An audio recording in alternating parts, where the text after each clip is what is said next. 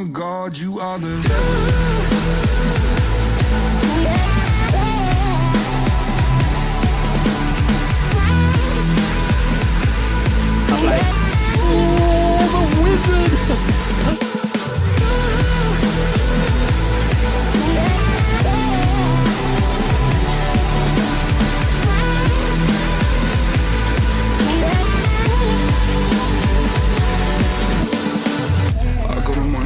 In the back of my head in the dirt.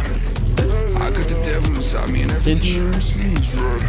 Vision is blurry, I'm in a hurry. My skin is starting to shade quick. Call up the doctor, swallow some pills. Maybe I'll wake up in bed. I'm a disaster, can't move faster. Honey, I'm off the edge. No point in stopping me, I'm not your property. Gotta take care of my ledge.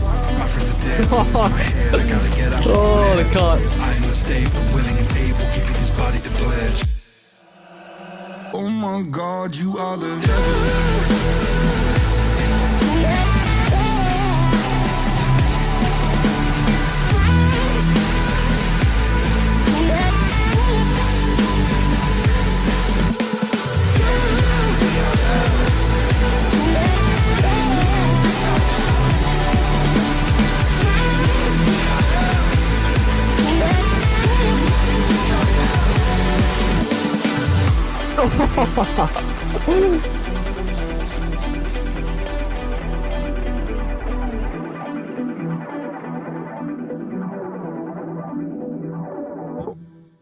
Oh, go in!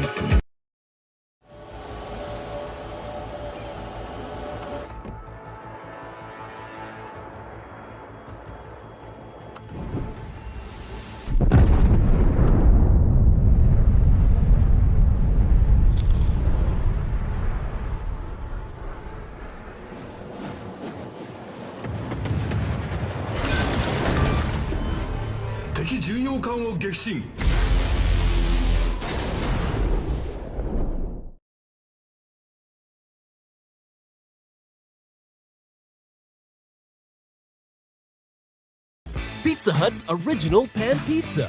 Crispy on the outside, fluffy on the inside. And now enjoy the original taste with any 2 medium pizzas for less with our new deal. Pizza Hut. Order today.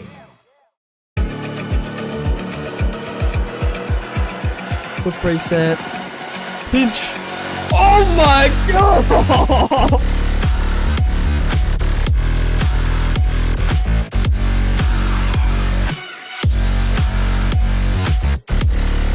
Little cocks. Oh my God!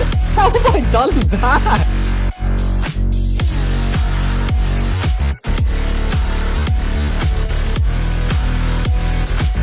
Crazy!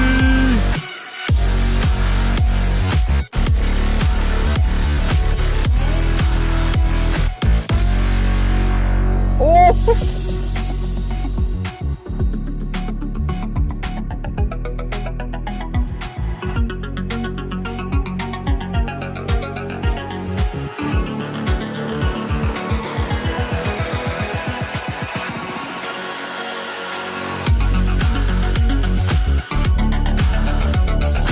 Mein Internet.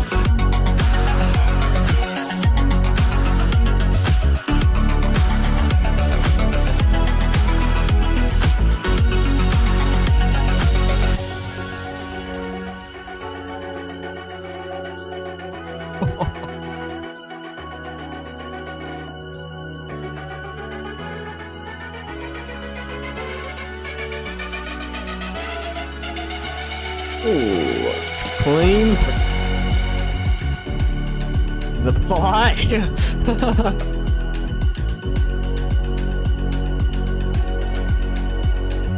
Oh!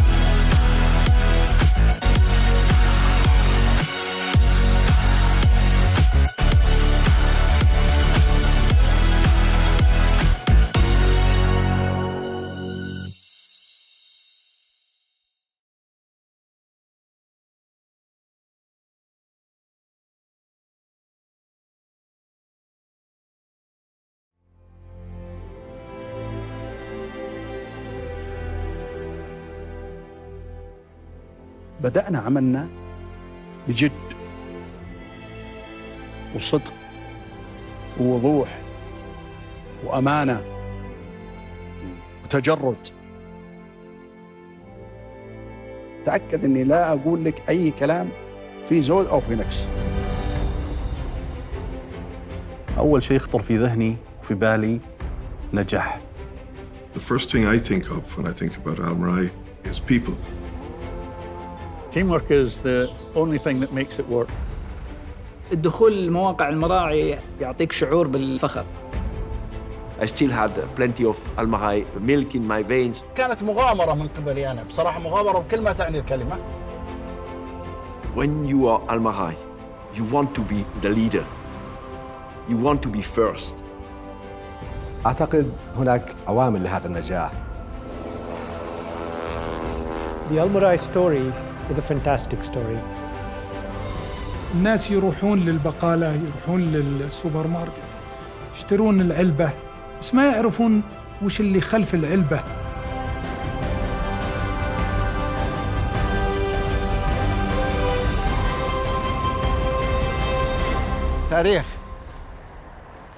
تاريخ اللي حصل. Let's see. It looks like we're about ready to get started with game one. Yes, we are indeed. Game one of a 15, maybe even 16 if we have a tiebreak game match here. Had to think about that for a while. Starting off with Chronic in Beast Mode against First Killer and Daniel. This is going to be an incredible series of games. We've also got LJ waiting his turn to join in. He'll be joining for game two. First of all, let me introduce the players for those of you who are not familiar with them. Daniel and Beast Mode and First Killer I think have been long regarded as the top three guys in North America, just for Rocket League in general. Now's a chance for them to prove that that is in fact true. But also joining them in the field right now is Chronic, who has had a banger of a season so far for Gen G and has a pretty good 2v2 tournament record as well, mostly teaming with LJ, who's on the bench right now. So yeah, a lot of people saying, you know, LJ doesn't deserve to be here, so-and-so should be in instead of him. I think, you know, the fact that LJ's broken the 2v2 MMR world record at the end of last season, beating Monkey Moon, proves that he does belong in this lobby. And yeah, him and Chronic have got a great tournament record against the best players in North America. Pretty much the second most successful 2v2 team as of late, after Beast Mode Daniel. First Killer didn't really have it. As far as I'm aware, one solid twos teammate for the past year. He's been, you know, playing with a bunch of different players.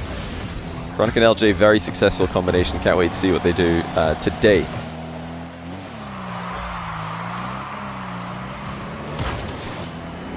Yeah, Chronic LJ versus Dan Beast Mode is going to be a cool game. That's going to be one of the most anticipated games, I think. Apologies, just 1 second. Let me move. I've got something blocking my alert box. I can't see you guys.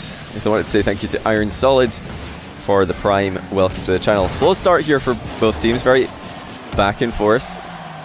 Now, if you watch the KSA 2v2 the other day, the little 2v2 version of this that I did with the KSA players recently, you'll already notice big playstyle differences between KSA and USA players, just as we saw between KSA and French players. The KSA players were just absolutely booming the ball around the field with every touch, it would seem. And then the French players were playing a lot more tight-knit Rocket League, lots of 50-50s, lots of passing plays. And I expect from USA, these guys that are on the field right now, to see not quite as much boomer ball, but exactly what we're seeing right here. Lots of solo plays, lots of air dribbling. So a different type of play style again seems to be the preference. None of them really, I think, has the reign over the other. They're just preferences. But yeah, the US players tend to prefer to solo play to force the defenders out of position or force them to lose boost. And then the other player will come in and make a solo play of their own, or maybe clean up the scraps. Of course, that's just the overall tendencies. You're going to see, passing plays. You're going to see demos. You're going to see lots of booming clears from these guys as well, just as you do from any top-tier players. I'm very curious to see if the tendencies that we are often hearing about from pros who talk about the differences in ranked between the EU and the NA server are going to make an appearance in these games. Now, just like I did for games 6 through 10 in the France version of this, I will choose one player's POV to watch for the entirety of each of those games. So we'll go one player POV for 5 games in a row, one different player every time. Really try to get inside their heads and see what they're doing. But for the first 5 games, this being game 1, we're just going to be switching POVs, seeing who can get the best start. It's looking good for Beast Mode. That's the second goal for him. Chronic has played great defense this game. Beast Mode has torn First Killer and Daniel apart. With a minute and 44 left, they're up 2-0. Keeping Daniel and First Killer scoreless. Very impressive stuff. Are they in comms for this? I believe that they are. I say I believe because, well, actually, I don't know if this will still show for you. If there's a goal in, I can show you why I think they're in comms. You guys might enjoy some behind the scenes here, but I won't interrupt the gameplay for now. Let's see if there's going to be another goal first. You didn't know Beast Mode is popping up. Beast Mode has been one of the absolute best 2v2 players in North America for a good while now. He's a monster. In 2s ranked, he's been the highest rated North American 2s player several times. So has LJ, First Killer and Daniel. Whenever they feel like it, they can get very high rated. And honestly, same with Chronic. These guys are all ladder beasts. They're all ranked monsters. We'll find out today who's the best at just adapting to their teammates. We're not going to get any same teammates 2 games in a row. You might see the same teammates in 2 games that are sandwiched by a different game, but never twice in a row if I've done this format correctly. First Killer trying to get the opening goal. Oh my goodness, Chronic almost own goal off the back of this. He got quite lucky there. They might still get a goal here, First Killer. Daniel, no, it's not going to sit nicely for them. They're really pressing at the end of the game. Ball just not sitting low enough as it bounced off the crossbar. First Killer wanting Daniel to boom the ball across. Daniel incapable with the momentum that he had. First Killer trying to launch it down the line, but it's gone more straightforward. Conceded possession. End-to-end stuff here. Now Beast Mode's going to try for a ceiling double. Ceiling reset. Backboard double, I should say, but it's really not necessary at this point. They just have to let the clock win this. They'll start off with 1s next to their name, leaving Daniel and First Killer with 0s. Early days yet, but as we saw in the France 2v2 version of this, the players that get a strong start are often the players who finish strong as well. Zen and Monkey Moon who got the best start in France. They were the players who finished the strongest also. Okay, let me see if I can show you guys why I think these guys are in comms. So I was telling them about the rules here. I was just explaining the format to any of them who might not be familiar. And I said, any questions? And then at the exact same time, Daniel, Beast Mode, and First Killer all replied, okay, comma, no. These messages they were all boom, boom, boom, like at the same time. So I was like, right, they're in comms. Okay, fair enough. Now, there's no rules about this. They're allowed to be in comms if they want to be. But I thought that was quite funny. They've not told me if they are or if they're not. But yeah, I've got a sneaky suspicion that they are. So game 2, Beast Mode, LJ against Chronic and Daniel. Let's just jump straight into it. Maybe a coincidence. If they all said no, it could be a coincidence, but the okay, comma, no, I doubt it. I doubt that that's a coincidence. Let me update the scores on the screen here. I wanted to get this second game up and running as quickly as possible. Nice and easy here, just the 2 players at the top with 1 next to their name. And let's see if Beast Mode or Chronic will be the first player to get a 2 next to their name. Guaranteed to have someone on 2 wins at the end of this one, as their 2 game 1 winners are now playing against each other. But welcome LJ to the lobby now. Oh my goodness, Daniel's demoed everybody. Chronic's got a wide open backboard. Not a wide open goal though, he needed to slot that and he did. Daniel getting physical here. Didn't need to play the ball, just clapped Beast Mode. Even bumped LJ on the recovery as well. Brilliant stuff by Daniel. Yeah, LJ, a lot of people are questioning this guy on Twitter and even in my live chat as we went live here. Great save by Beast Mode there, just rolling it up the back wall. Needed a very precise touch. But yeah, I just want to double down and say LJ absolutely is one of the top 5 2v2 players in North America. I think he's probably being a bit underrated right now by the casual Rocket League esports audience because of Space Station Gaming's recent struggles. You know, they got rid of Rettles, who's a fan favorite, replaced him with a relatively newer player to the scene in LJ. So obviously he's under a ton of pressure there to deliver, and Space Station Gaming as a whole have not delivered. I don't really think that's on LJ personally though. When they made that move, I did call it a short-term, a lateral move. I expected kind of the same results from them, and that's mostly because I rate Rettles very highly, not because I don't think LJ has what it takes to be on a top team. But long-term, I think that's a great pickup for Space Station. I think LJ's got immense potential, and I think he's only going to improve the longer he's in the pro scene. And I think Space Station Gaming's recent struggles are, the full team struggling to synergize, definitely not LJ as an individual. Yeah, when it comes to 2v2, I mean, he recently broke the world record for ranked 2's MMR. That is exactly, what you need to be doing to get into a lobby like this. Because what we're looking at here is basically just a faster, more high-level version of ranked 2's. If all these guys queued up at the same time in ranked right now, solo queuing, they would maybe run into each other a few times. Maybe they would get the same teammate twice in a row. Maybe they get the same opponent twice in a row. Maybe the queue times would take a long time. Maybe there would be some random players that they're not sure about in the lobbies. But right now we're just getting instant game after game, same 5 players in different combinations every single time. Hopefully these guys enjoy it as much as the French players did, who didn't seem to want to stop playing even after 16 games, over 2 hours of non-stop 2v2. I think the intermittent breaks do help with that though. Right now, First Killer's sitting this game out. LJ sat out the last game. After this, it will be Chronic, I believe. No, sorry, it will be Daniel sitting out. Then Chronic, and then lastly Beast Mode, who could win his first 4 games if he gets a comeback here. Right now, it's Chronic the guy to beat, who's trying to make a solo play on Beast Mode and LJ. LJ stops him. Yeah, type 1 in chat if you think so far this has been playstyle wise what you've expected. I know a lot of you in chat are going to be very familiar with these guys' gameplay and ranked because they're often making appearances on the streamers who do stream high ranked 2v2 from North America. For me, this is exactly what I expected. Lots of high flying air dribble plays. These aren't expected to go into the goal, but what they're trying to do is just force bad recoveries, force boosts to be wasted, and then give their teammates behind them a chance to follow up. It's exactly the playstyle that Jan and Lost dominated the NA2's playlist with when they first came over. Of course, that didn't translate too well to 2's show matches, but at least when it comes to rank, that seems like the way to go in the US East server. Trying to air dribbling past one, or attempting to. He got shut down, actually. LJ, he's got a 0 next to his name now, but he is undefeated. He's not trying to pre-jump Daniel, who just stays grounded.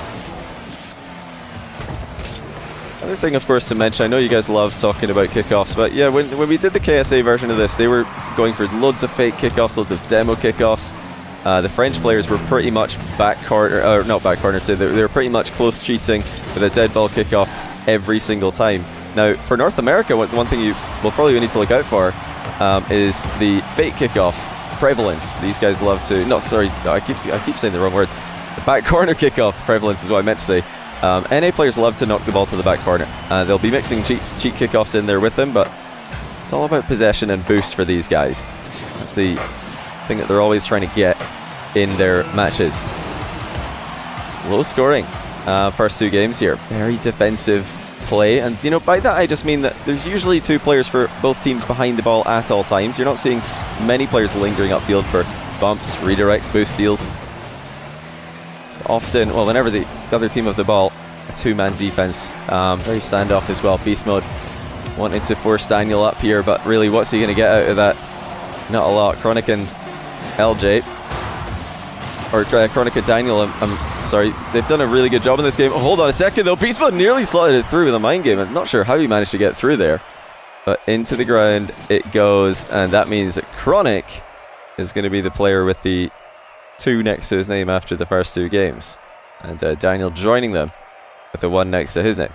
Okay, game 3 now. We've got Beast Mode staying on for the first 4. He's going to be with First Killer. I think I can't fit First Killer's full name in, it's too long. So I'll just write First. Goodbye to Daniel for now. Yeah, Daniel's going to be sitting out. It's Chronic and LJ. Well, look at this. This is interesting. The first of the Chronic LJ games. There's going to be 3 of them. They've definitely been given a chance to prove themselves early here, because a lot of people asking what are these guys doing in the lobby with the 3 best players in North America. Not me, mind you. I think they belong here. That's why I invited them. But a lot of people are asking why are these guys here. Let's see if they can show everyone why they're here.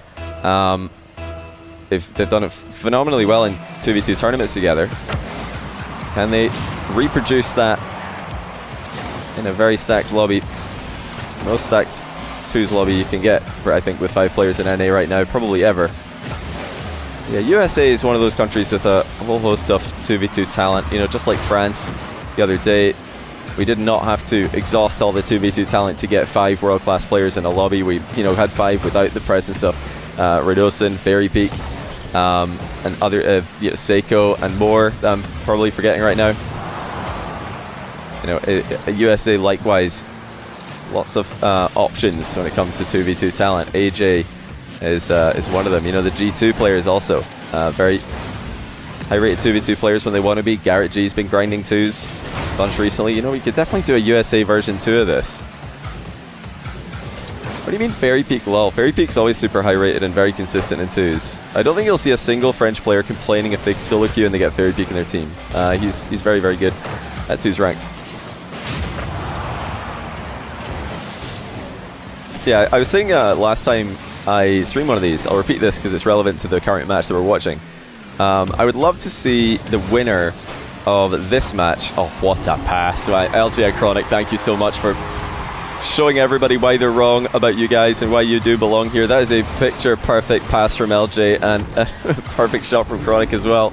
Absolutely gorgeous. Like I was saying, last time I streamed I was talking about how I want to get the winner of today's USA lobby, perhaps, if they want to, into another 2s lobby against all of the import talent who are best at 2s in North America. Of course, I'm thinking of players like Appjack, Jan when he's back in America, Raise Bull, CRR.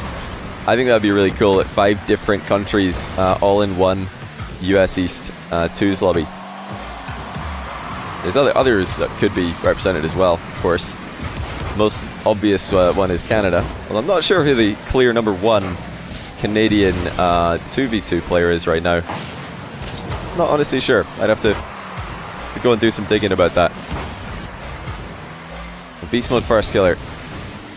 2 of the absolute best players in NA for the past year in RLCS. I think probably the 2 best players in NA. Up against it, but now equalizing against their newer opponents to the NA scene. Key bump there from First Killer. Not sure if LJ would have made it back, but still important that he gave Beast Mode as much time as possible. Where's First Killer from? I believe he's from Florida, I think. Well, yeah, I think he lives in Florida if he's not from there. Pretty sure he lives there. Johnny Boy not an Atomic believer. I mean, I literally said the G2 players. I know Atomic's pretty high rated in 2s Chicago. Not sure about JNaps. Probably is, but I don't know. First Killer's actually got a long shot second goal here. That's a really good shot, actually. I'm glad that we waited to see that again, because he got so much power at the end of that short air dribble. Get the ball way over the top of his opponent. Now Chronic forces the ball left. Beast Mode's up first, but he doesn't get the best touch here. That's going to be free reign for LJ. A lot of boosts being used here. Not able to get a reset. The first touch appeared to be a bit too heavy. Now Chronic, very importantly, did not use any of his 100 boost there. That allowed LJ to pick up the boost that Chronic was actually driving over. Of course, a little pro tip there for anyone new to Rocket League. If you have 100 boost, you're not going to actually pick up any of the boost pads that you drive over, so you can leave them for a teammate, even if you are pathing straight over it. It's great awareness by Chronic to dodge the bump blind. He's a bit further away from First Killer from the play here. First Killer and Beast Mode have wrestled back control of game 3. We want to... Well, First Killer, he wants to get on the board. Beast Mode wants to join Chronic on 2 points at the moment. They've really boost starved them well here. LJ gluing himself to the ball as best as he can. Looks like Chronic found time to grab the back corner boost. Oh no, he didn't. He still doesn't have it, but he's managed to outplay one. Fakes it middle, attempting to fake it middle for LJ. Boost has been a real struggle for Chronic and LJ in this second half of this game. See if they can make something happen. They finally have it. No, they can't. First killer demos Chronic mid-air. LJ has to buy time. Now, the ball's just bounced up there, but that reminds me of something. I want to ask you guys a quick question. This might just be me with a placebo, or maybe I've just gotten worse at Rocket League. But I've been playing a bit of Rocket League recently myself. And since the new patch, I swear the ball like just bounces off the wall when it's supposed to roll now. I don't know if that's just me. I could show you a replay later as soon as we're done watching the replay of Chronic's goal. But is that, type 1 in chat, this is happening to you after the recent patch? I swear this is happening to me. Like the ball's, it looks like it's going to roll up the sidewall. You know what I mean? When it's rolling in the ground, curves up, and then it bounces way more than it should. You guys are all saying 2. I swear it's happening. It's just the new map. Is it the new map? Interesting, very interesting. Scottish Copium. Yeah, maybe it's just Scottish Copium. Great speed by Beast Mode here. The awareness as well. He's left ball cam off there so he can see exactly where his opponents are. And he's still managed to get back to the ball the quickest. Stream's lag spiking, by the way. I don't think it is. If it's lagging for you, it's probably on your end. Or it might be on Twitch's end, but it's fine on my end. Maybe give the stream a quick refresh. So far, deserved lead from Beast Mode and First Killer, who have out-pressured Chronic and LJ. Chronic and LJ synergized really well at the start of this game, but they've been outpaced and kind of bullied into submission for the rest of it. Now they're just playing survival mode as they try to make a comeback happen. LJ launches it up to Chronic, who's going to need to try a corner double at this rate, but that's well out of reach. Too easy for First Killer in Beast Mode. This just looks like more likely to be another goal for First and B Mode at this rate. They don't even want to keep it up to try intelligent play, of course, and a 1-goal advantage. I'm sure in ranked most of you guys would have just kept that up for the memes, but these guys don't want to be the player losing this lobby, who right now, unfortunately for LJ, he is him. He's him who's losing the lobby, but that's just 2 games in for him. This will be his 3rd. This time he gets to play with Beast Mode against First and Daniel. LJ gonna do an alpha? He needs to lose 2 more if he's gonna pull an alpha 54 off. He's gonna need to lose 2 more games in a row.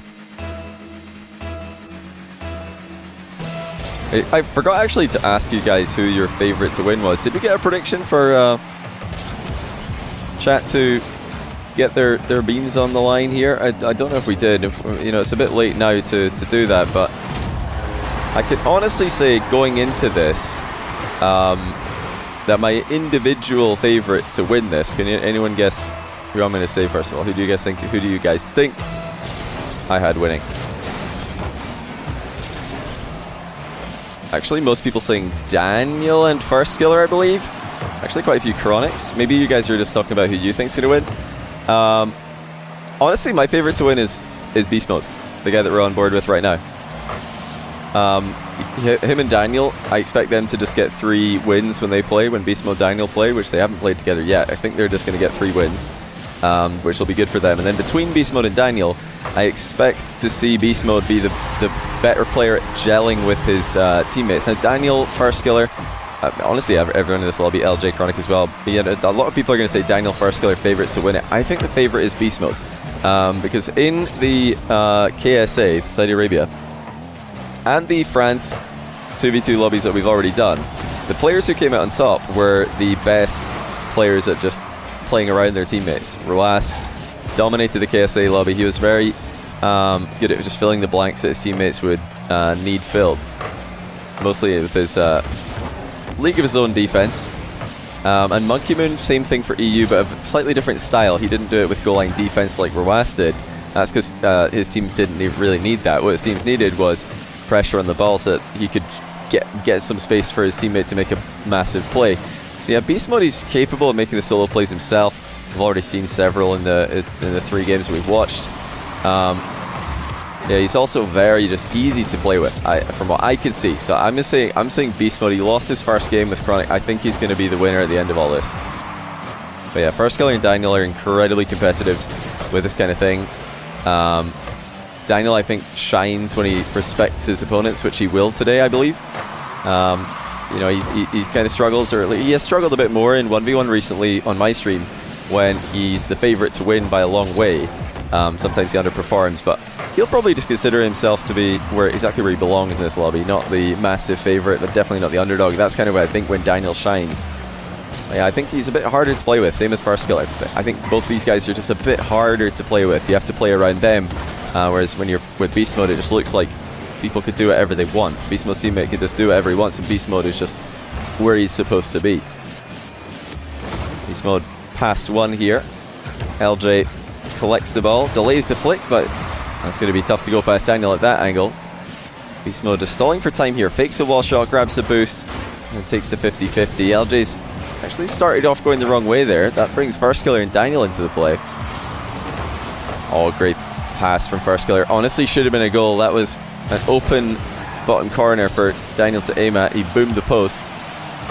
Beast Mode's out of the game again. LJ's got some time to buy. First Killer loves it high up to Daniel. Looks like I mean, this, again, it might just be me, but it really does look like the rotations compared to both the Saudi lobby that we did and the French lobby that we did. The rotations are much, much wider from our NA players or USA players today. The boost totals tend to be a lot higher as well because everybody's just leaving to get boosted a lot. And this is something I've talked about many times on my channel, not just for 2s, but for 3v3 as well. And that's, you know, the players in the US servers, I think they just like to go and get boost more than some of the EU server players. Of course, KSA players do play on the EU servers. It's not a rule, that's more just a standard that you expect. Yeah, right now we seem to be following that pretty accurately, which makes for a very exciting gameplay. We're going to get a lot of high-flying aerial play. These guys are starting to pass the ball with big lobs to right and left quite often. LJ, 2 games in a row now, he just can't find boost for extended periods of time. Beast Mode challenges solidly, leaves the back corner. LJ didn't need it, he went the other way. Beast Mode always has a recovery off the back of these plays. LJ scoops it the entire length of the pitch. Not sure if he meant to catch that one on the back wall, but I don't think he'll be too sad about the outcome. They are both ready to defend. LJ running back to the goal there, identifying the fact that Beast Mode is not going to recover quickly. For once. Usually does. Daniel down the line to First Killer. What a pass. First Killer's hit the post. The double blocked by LJ. Well, Daniel and First Killer have had the better chances. That same post has denied them twice. And LJ with a very speculative flight path for this goal. That's not going to work. Daniel and First Killer connect, and this time they do hit the target. Well, that was extremely aggressive for LJ. He's got to think that he's never going to get there. Perfect pass from Daniel. Offloads into the bottom corner it goes.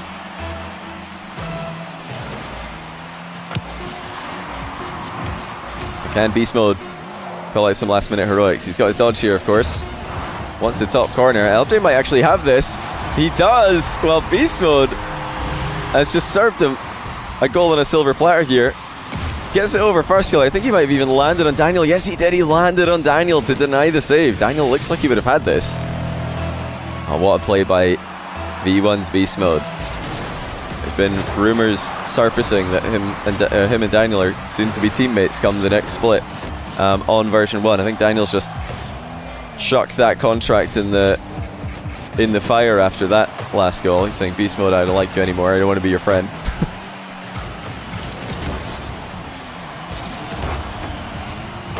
Can he finish the job though? This is for number 1. Beast Mode chain dashes the entire length of the pitch. He's left LJ very alone here. LJ does well, but he had to take a very wide line to avoid the bump there. Now First Killer steals the boost away. This is a pretty tricky situation for LJ and Beast Mode. They're both trying to chain dash to keep pace up in the position. But they've lost control, and now here comes First Killer again. Aerial shot denied. Beast Mode 7 boost. LJ with no boost, but somehow he's nearly scored. He almost scores off a 50-50. Daniel lurking upfield. He's intercepted by LJ. Beast Mode booms at the full length of the pitch. Wanted a redirect, but wasn't able to get the glancing blow that he went for. Deceptive reset there from Daniel. Read well by LJ. Beast Mode air dribbles to the ceiling. Delays his dodge. Gets a piece of the ball that Farskiller was trying to clear. LJ had an option of a mid pass there. Decided it would be a bit too obvious. Instead just shoots it directly. You don't always have to go for that mid pass just because it's available. Sometimes it's better just to leave it as a distraction. Leave it as a threat that the goalkeeper has to think about. Big bounce infield here. LJ beats his man. Daniel looks like he might be running out of boost a little bit here. Farskiller is also running dry. Beast Mode has 100. And he's stolen away the back corner. This is Farskiller and Daniel getting a taste of their own medicine. And then once again, Beast Mode brings his teammate into the play with perfection after crushing Farskiller at a 50-50. That was disgusting. It just drove right through him. What a game by Beast Mode. Perfectly timed as well. Really making my prediction look as accurate as possible.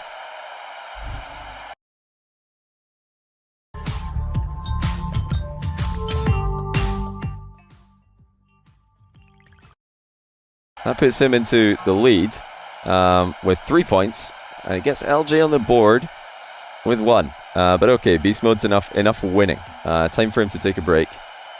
He's going to get his first game from the spectate slot in the lobby. Let's bring back everyone else. First and LJ teaming up for, I believe, the first time against Chronic and Daniel, who have played and won earlier on against Beast Mode and LJ. Chance for Chronic to tie Beast Mode with 3 points out of a possible 4.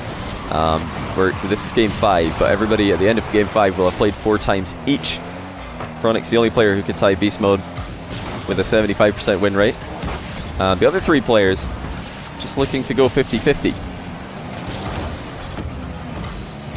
A couple of shout outs here before we get back into the action here. Daniel scoring an open net meanwhile. It's a very nice half flip challenge. Outplays diving LJ as well. Iron Solid and XXOC. Not sure if that's supposed to be Roman numerals, but thanks for the primes, guys. Absolute Trash IRL, thanks for 31-month tier 1.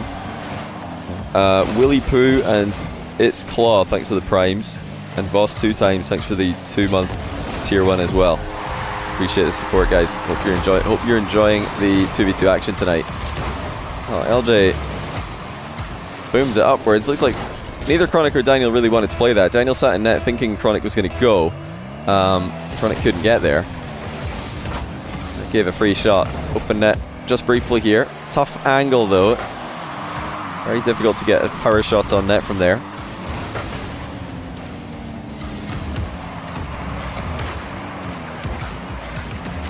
This is kind of a must-win for Farskiller and LJ if they want to keep up with Chronic and Beast Mode. It's bad news if you fall, a couple of points behind 2 different players. If you fall behind 1 player, it's a little bit easier to come back.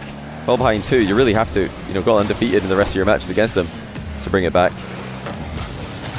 Oh dear, that's not the read that the blue team needed.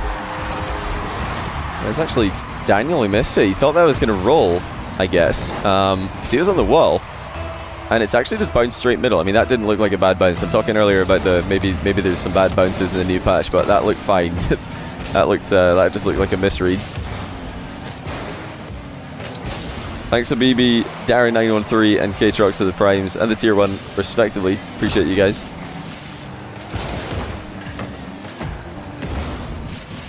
The France lobby that we did. Oh my, what is going on here? Can I talk about something for a second without being rudely interrupted by another bad goal? Oh no, LJ just couldn't find any boost. What a disaster. Yeah, you went for a back corner that's not spawning. I mean, that boost is gone for a while. That was just a bad flip from LJ. I think he should have probably known that boost wasn't coming back.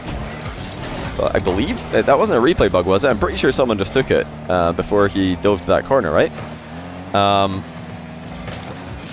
Yeah, like I was going to say, the the France version of this that we did the other day, the players did not seem to fall off in level at all throughout the 2 hours that we played, or had games being played.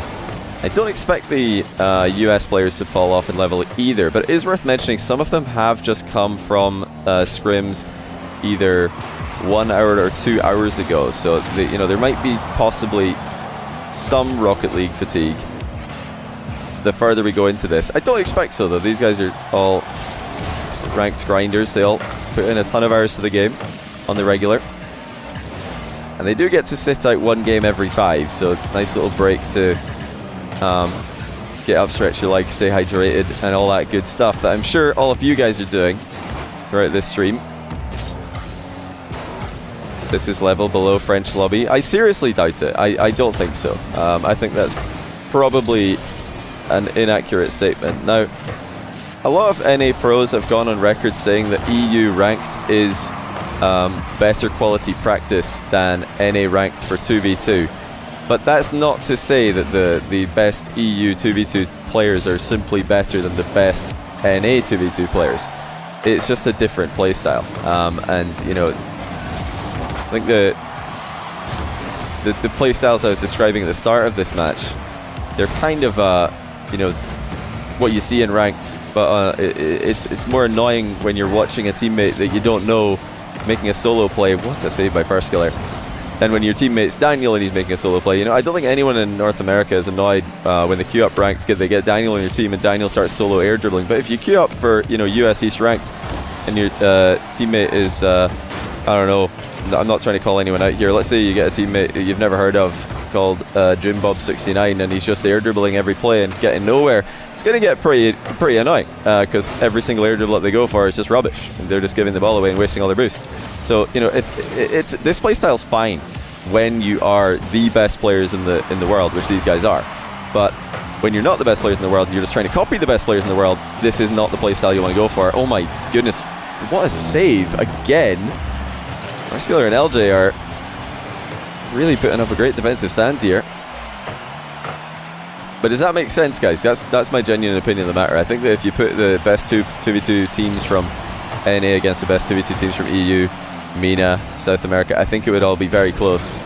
But I think playstyle wise, EU style of play for 2v2 ranked is just a more fun style to play when you're playing with a random teammate you don't know, because it's a bit of an easier style to synergize with.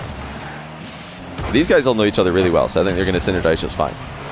This is not ranked. This is a 5-player stacked mixed up 2s lobby. Brilliant defensive read by LJ again. I'm very impressed by LJ and First Killer's defense in this game. Some unbelievable goal line saves. Daniel and Chronic still knocking at the door for a minute here. Actually, it's First Killer who decides to keep the ball up. For a second I thought somebody disconnected, but it's just Beast Mode joining the match again, making me panic. Is this our first overtime? I think it's our first overtime of the day. Correct me if I'm wrong. Daniel and Chronic will feel like they should have won this. They've been absolutely scammed by some world-class saves. It's the second one? Okay, you guys keep me right. Thank you very much. Have to forgive me if I'm a little bit more forgetful tonight. It is 1 in the morning. I'm not quite as aware of what's going on when I'm casting at 1 in the morning as opposed to what time was the other day that we did the French version of this? It was much earlier. I was feeling a lot more focused for that one. Much more normal time to be casting Rocket League. That's a read by Daniel.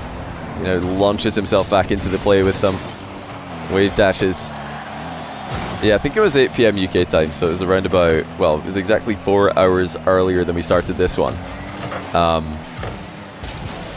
feeling pretty fresh though. I'm on a late sleep schedule right now. You might have spotted me a couple days ago on T-Bait's stream. If you missed it, yeah, me and Yummy Cheese Man were carrying T-Baits in US West 3v3, or trying to carry. I think we actually went overall even in matches. Wait, did Daniel just save Chronic's shot? I think the goalkeeper might have got there. We have to save the replay. I think the goalkeeper might have got there. Probably Daniel had to do something there.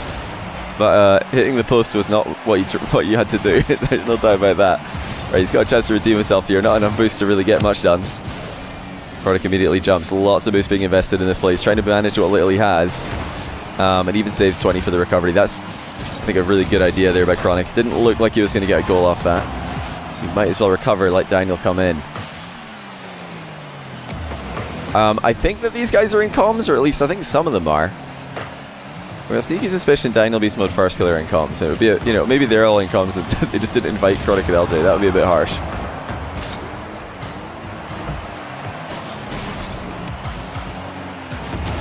Yeah, very sweaty overtime here. Daniel wants the reset double. LJ just camping on the back wall to deny him, but it looks like Chronic might have found an opening. Indeed he has. And he will join Beast Mode on 3 wins. After 5 games have been played, Beast Mode and Chronic are 75% wins. Daniel has split the games 50-50, and it's actually First Killer and LJ who are 1 out of 4. I think we did it just in time. Okay, for this game we're going to spectate Beast Mode for the whole game. We're going to take 1 player at a time and spectate only their POV for a whole game. He didn't bean it. I don't think he beaned it either, but it's interesting to look back and see, you know, his POV, see exactly what he was. I think he was just trying to redirect it in because he knew the goalkeeper was going to save it. He needed to do something, but just not exactly what he did. Okay, Beast Mode POV for Game 6. We've got Beast Mode against Chronic. Somebody's going to be on 4 out of 5 after this game. Guaranteed. One of Beast Mode and Chronic guaranteed to be 4 wins out of 5, which is a ridiculously good start, given how stacked this lobby is. Looks like one of First Killer Daniels. Well, we're either going to have both of them on 2 or First Killer on 1 out of 5. This is a disaster for First Killer in this game. Not because he's got Chronic as his teammate. Chronic's actually doing really well, in fact, first equal at the moment, but because he's up against arguably the best 2v2 combination in North America, Daniel and Beast Mode. These guys have won, I think, every, or at least every recent 2v2 tournament in North America that they've played together, beating the likes of Chronic and First Killer along the way, if I'm not mistaken. Now they're going to be teaming up for the first time today to try and put Beast Mode into first place, get Daniel into second equal. Really, you know, give First Killer a nightmare because he's on 1 out of 3 right now. It could be 1 out of 4 unless he can, with the help of Chronic, take down the #1 team in the minds of most of you guys watching, and me as well. Yeah, Chronic and LJ are the #2 team that we expect to do quite well. But didn't Chronic and LJ lose earlier? Yeah, Chronic and LJ lost their first game. This is Daniel and Beast Mode's first game together. Chronic and Daniel are actually the king combination so far. They've won both of the games that they've played together, beating Beast Mode LJ and First Killer LJ. So yeah, Chronic Daniel might be able to go 3-0. It's a great bounce for Beast Mode to start something. He's not able to get much height in the air dribble though. You can see that Beast Mode's just always trying to be ready for anything that comes towards his team's net. He's rarely all in, if ever all in. You know, even now when he's pre-jumping to the ceiling, look, he's got a recovery plan so that he can get back into the play. And that recovery plan involved ceiling reset, landing on the sidewall, using what boost he had left to get back. It's so important to do this, especially in 2v2. Don't use all your boost for something that might not work. Of course, if you've got an open net or you've got a chance on net and you're losing late in a game, yeah, you can use all your boost to go and try and make that happen. But yeah, Beast Mode is always just trying to keep his boost nice and high, and he always has a recovery plan. Fake challenge there on the wall, bring Daniel into the play. Big space in between Beast Mode and Daniel here. Daniel, yeah, he will cut. So Daniel turned there, noticed that Beast Mode was all the way back, and that's why he breaks rotation. If Beast Mode is closer, Daniel would have rotated in behind him, but instead Beast Mode just waits, lets Daniel cut in front of him, surprises the dribbling opponent with the challenge, and immediately scores. That's something else you guys absolutely want to try in your own games in 2v2. When you're rotating away, don't go back post, go straight back towards the ball and challenge from an awkward angle that the attacker won't see coming. And First Killer equalizes immediately. Beast Mode trying to predict where he's going with this, but First Killer managed to find a way through. Great shot, honestly. That's a difficult one to stop. Nick Lee and 2-3-2-1 thanks to the Prime. Okay, Ice next to the 60-month tier 1. He says, have we had a Rawas versus Zen rematch yet? The answer is no. Now, that might not happen soon, because at the moment there's a really big LAN in Saudi Arabia that all of the top Saudi Arabian teams are playing in. And that's, I think, what Rawas is dedicating his full focus to, since they're not making it to, since they didn't qualify for either of the international majors so far this season. They really want to do well. Oh, that's a gorgeous shot. What a pass from Daniel to Beast Mode. What's the LAN called? It's not Gamers 8, it's another one. What's it called again? Somebody in chat must know. But yeah, there's a big LAN in Saudi. I think the prize pool is 6 figures. Saudi E-League, I think it might be. Something similar, something like that. So yeah, I think Rawas might be just dedicating his full focus to that tournament. It's a tournament that goes on until the end of March, so possibly April we'll get a Zen Rawas rematch. I mean, until then, is there anyone else that you guys want to see Zen rematch? He's kind of beaten everybody in the top 10 apart from Rawas. All the other active players, at least. First Killer told me that he's kind of not playing ones at the moment. That, of course, means that Zen's beaten Daniel, Chronic, and AJ, the other 3 top players in the US. Daniel. Yeah, I think Daniel's the guy who probably deserves... I think the 3 players who deserve a rematch with Zen the most are probably Daniel,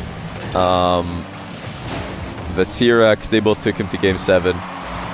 And probably Moxie, to be honest, because, yeah, Moxie's... He's been grinding. He's been putting in work. Yeah, Jorias gave him a great game as well. Yeah, that's another good shout. He took him to Game 5. I know Jorias was actually the closest to beating him. Zen had to equalize with 4 seconds left in Game 3 to avoid being swept. So Jorias definitely the closest to beating him. Yeah, add him to the list for sure. Toxic as well, another great match for him. You know, there's lots of players who were very close to Zen. I know Zen just wants to rematch Rawas, but Rawas is busy at the moment, so we might have to try and give him some other targets to feast on until April, when well, it's not actually too long until April's upon us. I think that's when Rawas is going to be available to rematch him, just over a couple of weeks from now. Has Zen been working on his kickoffs? Yeah, definitely. I mean, he's shown better kickoffs in his more recent show matches. So I would say yes, he has. You know, the early matches, he didn't have a second kickoff to go to, but now he's got several that he's quite comfortable with. Still a long way to go, though, in my opinion. Still a long way to go for Zen and Vatira, the new guys in ones, but okay. Let's update the scores here before I forget to. Beast Mode 4, Daniel gonna join Chronic on 3.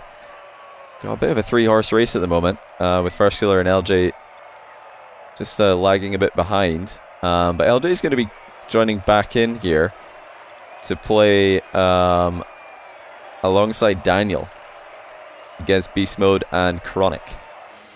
Okay, this game we're gonna spectate LJ for the whole game. Let's see what LJ's getting up to. He's fresh off his break. Every player in this game and the next 3 that comes fresh off a break, we're gonna spectate them for the whole game. Try and get inside their heads a little bit, see what they're doing differently from the others in the lobby. Now, Beast Mode in the last game, yeah, never out of the play, ever. Every single moment of the game, he was in the play. Whenever he's first man, he's thinking about how do I go for the ball, maybe win it, definitely pressure it, and definitely, with a capital D, recover and get ready to make another play. Yeah, LJ's not in this play. Already we're seeing more aggression from LJ. Leaves his teammate, of course his teammate's Daniel, so he's quite happy to leave him solo for a bit. But he leaves his teammate Daniel to go and hunt for a demo. That's, you know, a little bit more rolling the dice from LJ. Something we didn't see a lot from Beast Mode, if at all from Beast Mode, was rolling the dice, just leaving his teammate in a 1v1. But what LJ's doing there is he's going for a demo, knowing that if he lands it and his teammate does 1v1 the other player, it might just be an open net. So, you know, it's a gamble, but there's a massive upside to the risk that's being taken. It's a great save by LJ. Ran out of boost again. His boost management has not been, I think, as good as some of the other players in the lobby, but definitely Beast Mode. I mean, again, got to compare him to Beast Mode, who we just watched for a whole game.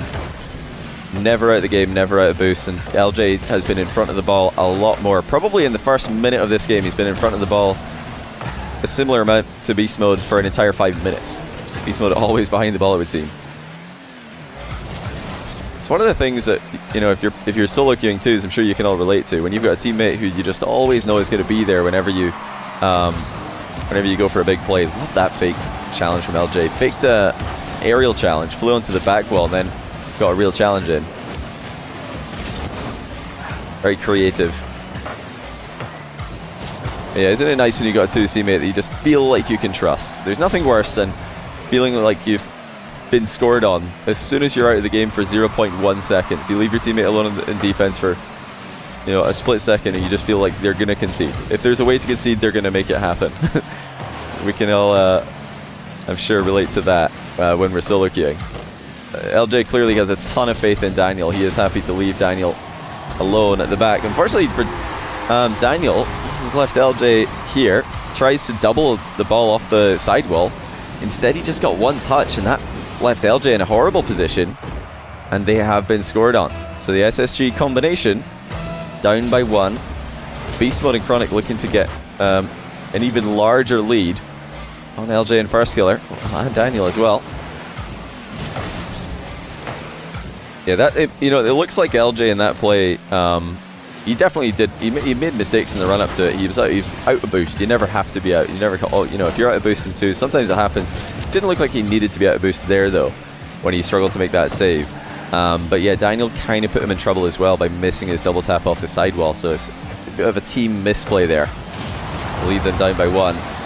Oh my goodness, what a save by Beast Mode. Well, we're going to watch it again. I don't know how Beast Mode's managed to roll that ball wide of the net, but LJ did enough to knock it into the post. Look at this from Beast Mode. He just half flipped with the ball to save LJ's shot. And luckily for LJ, Daniel was there to help him out. Beast Mode was not going to make that easy. Beast Mode wins the kickoff against Chronic, who takes 1 touch, flicks it just over LJ. Beast Mode's bumped Daniel as well. Beast Mode missed... No, Chronic's bumped Daniel, I mean to say. Beast Mode missed the double.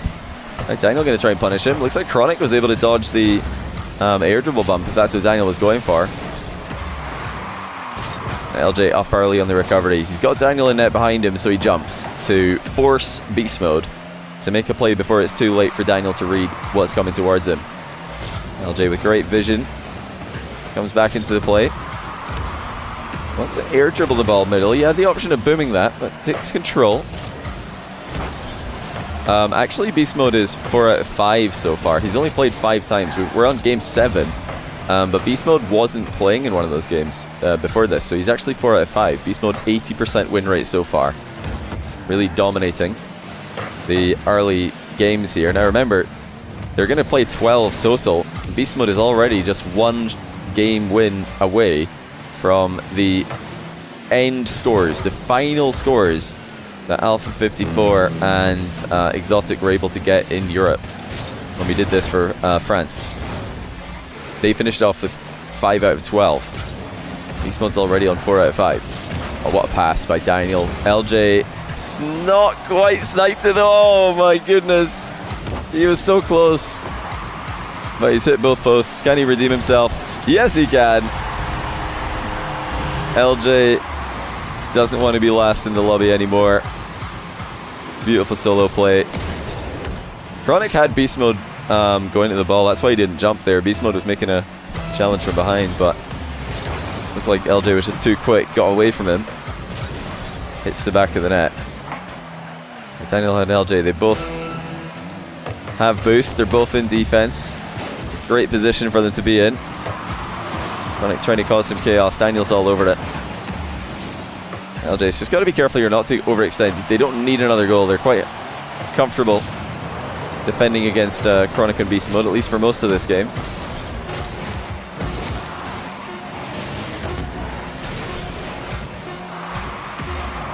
This is looking great for them, looking great for the current Space Station Gaming combination. Might even be 3. No, it's going to be another post for LJ, in fact. Misses his bump on Chronic, but surely Daniel can grind it. Indeed he can. That gives Daniel first equal. They're going to be 4 out of 6. Himself and Beast Mode now. 4 wins out of 6 games each. Okay, game 8 coming up. Let's see who we've got this time. It's Beast Mode and LJ. LJ just getting his second win of the day there. Let's see if he can keep up the momentum. Daniel sitting out. First Killer coming back in. And you know what that means. We're going to be on First Killer POV for this game. Can I sort by highest? I'm not going to do that right now, no. I'll have to just keep changing it if I do that. Let's just leave it. It's only 5 numbers. It's not that hard to understand. Where's First Killer? I'm trying to find him. There he is. I swear First Killer started in the Octane today, didn't he? I swear he started in the Octane. Now he's in the Fennec. Yeah, so he's trying to get a little bit of a switch up here. This is something Monkey Moon did in Europe as well. He started in the Octane, switched to the Fennec for the end when it started to go all wrong for him, then back in the Octane for the tiebreaker. But yeah, I'm pretty sure he was in the Octane earlier. Now he's the Fennec. He's way out of the game here though. He's left Chronic completely alone. Luckily for First Killer, Chronic has done very well. Now I think he accidentally pinged that the entire length of the pitch. Wait a minute, it's going to work though. Beast Mode and LJ have failed to take the free ball. Now double demo. It's a brief 1v1 here, which Beast Mode has won. First Killer knew that he had time on the respawn to grab the boost before sticking a challenge in. What challenge it is? Put LJ way out of position. That's a very speculative jump by First Killer. I mean, it works out for Chronic. Did First Killer try and scare LJ here? I mean, he jumped way later than LJ. I'm not sure if First Killer was going for there, I'll be completely honest. It didn't look like it made LJ panic. I think LJ just straight up mishit the double. He tried to double it sideways, hit it into the ceiling. So definitely a misplay from LJ there. Yeah, First Killer jumping, also not really something that made a lot of sense. I'm not sure what he was trying to do. The only thing I can think of is he's trying to make LJ panic. But playing the miss there seems like a very low percentage play. I don't think LJ's missing the ball completely, like ever, in that position. Have to think he's hitting it. I think you got to respect him hitting it. But yeah, he didn't have a lot of boost, that's why.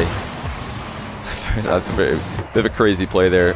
First Killer defending the air double bump by bumping Beast Mode into a save. I think Chronic dove too high for the saving the shot. We didn't just have First Killer Chronic last game. We had it 2 games ago. There will be a couple of times throughout these games where you'll see the same teammates playing, you know, in 2 games that are separated by one other one. You'll just never see the same teammates playing twice, like 2 consecutive games. They will be at least separated by one other game. Chronic is scuffed today. What do you mean? Yeah, I think he's on 3 wins out of 5, isn't he? Yeah, I think Chronic's already... No, he's on 3 wins out of 7, sorry. No, it's 3 out of 6, 3 out of 6. He's 50% win. That's pretty good in a lobby like this.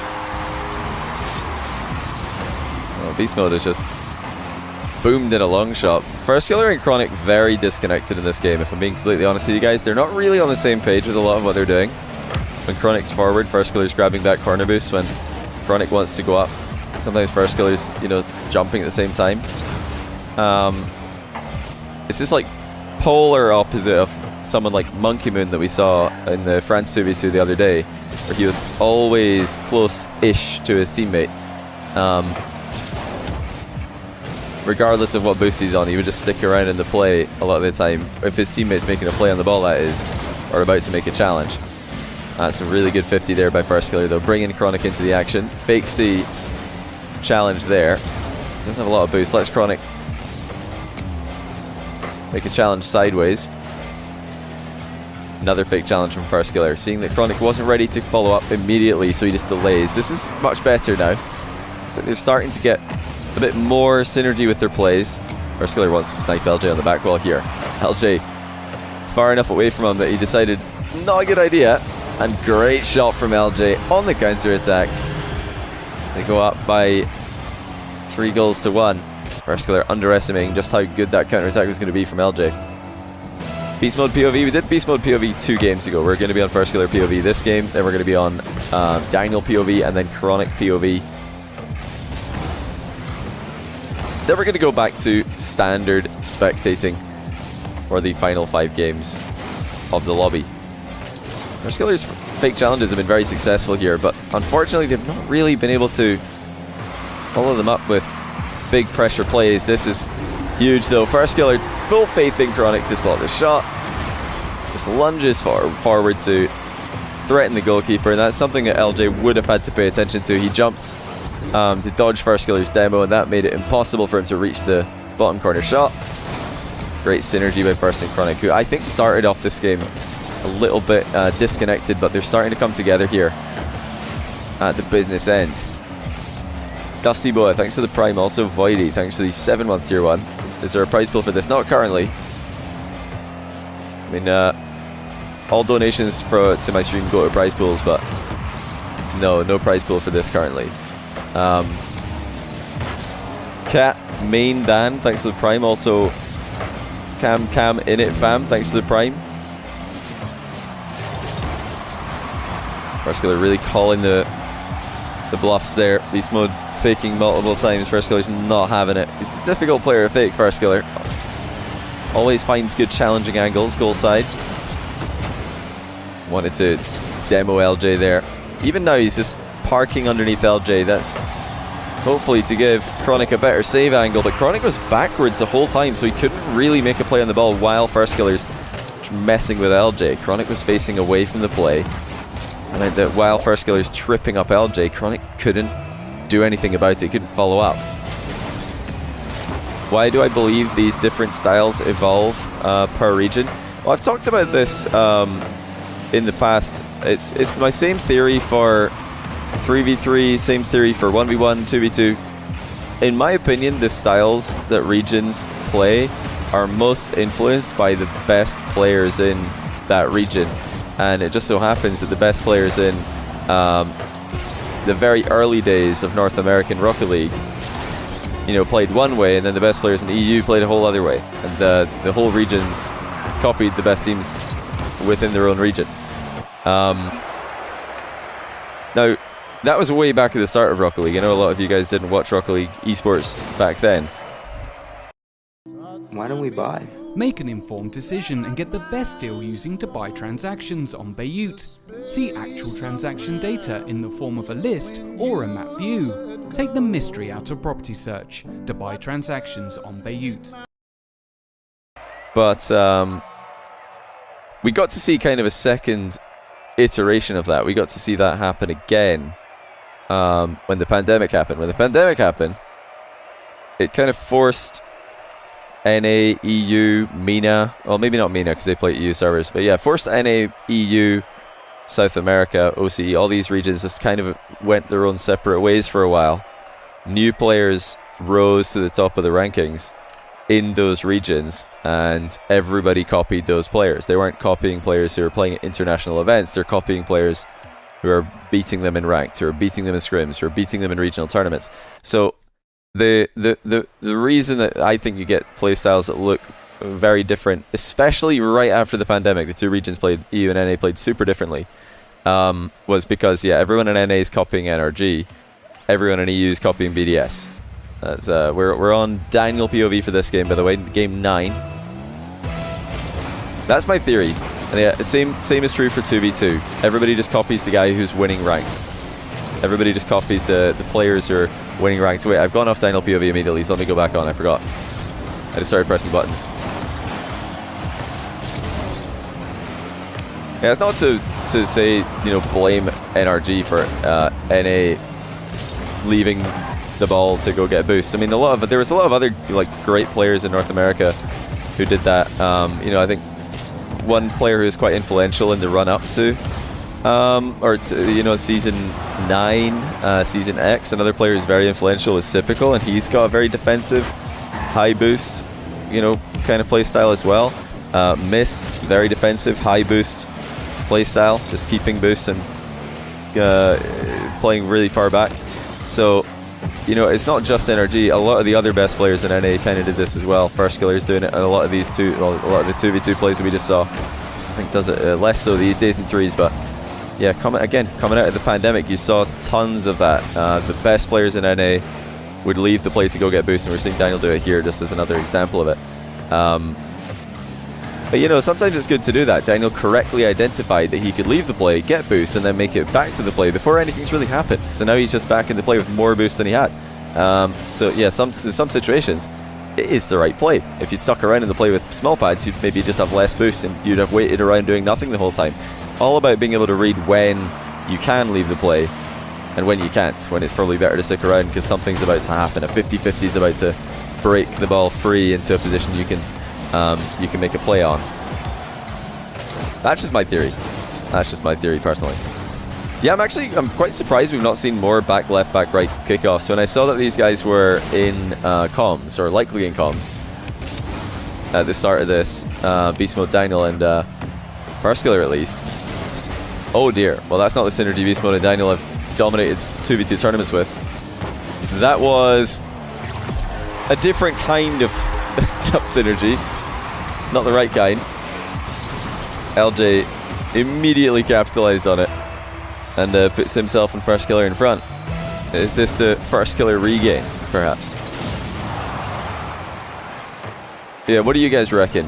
Would you think I'm onto something? One in chat if you think I'm onto something with the playstyles. I think it's pretty simple. People just copy the players and the teams who are winning.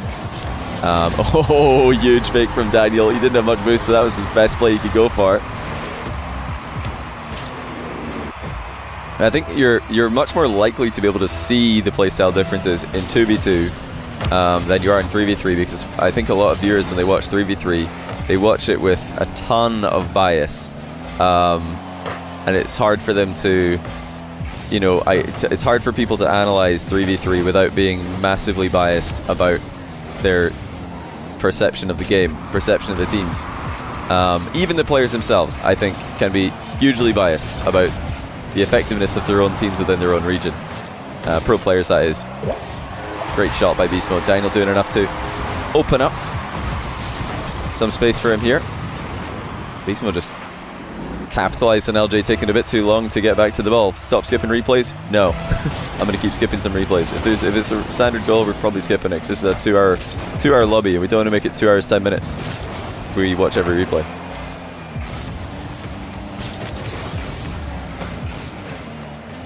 Yeah, like I said at the start, even there's probably some people tuned in now who weren't here for the very start of this. At the very start, I said you're likely to see a very different style of play in these games compared to the French 2v2 games we saw the other day, and that's not to say that one playstyle is better than the other, it's just differences in styles. Interesting comparison. Type 1 in chat if you were here to watch Vatira versus Daniel 1v1 the other day. I think it's a very interesting playstyle comparison that you'll know about if you watch Vatira versus Daniel. Now, Vatira said in my chat after losing to Daniel, I asked him, why do you always turn, regardless of what your boost is, why do you always turn to challenge on low boost? And he said it's because he's scared to go for boost and then have to defend a shot. He'd rather just go challenge immediately, because then he doesn't have to defend a shot from a player who's coming at him. He just goes at the player and kind of takes control of the situation.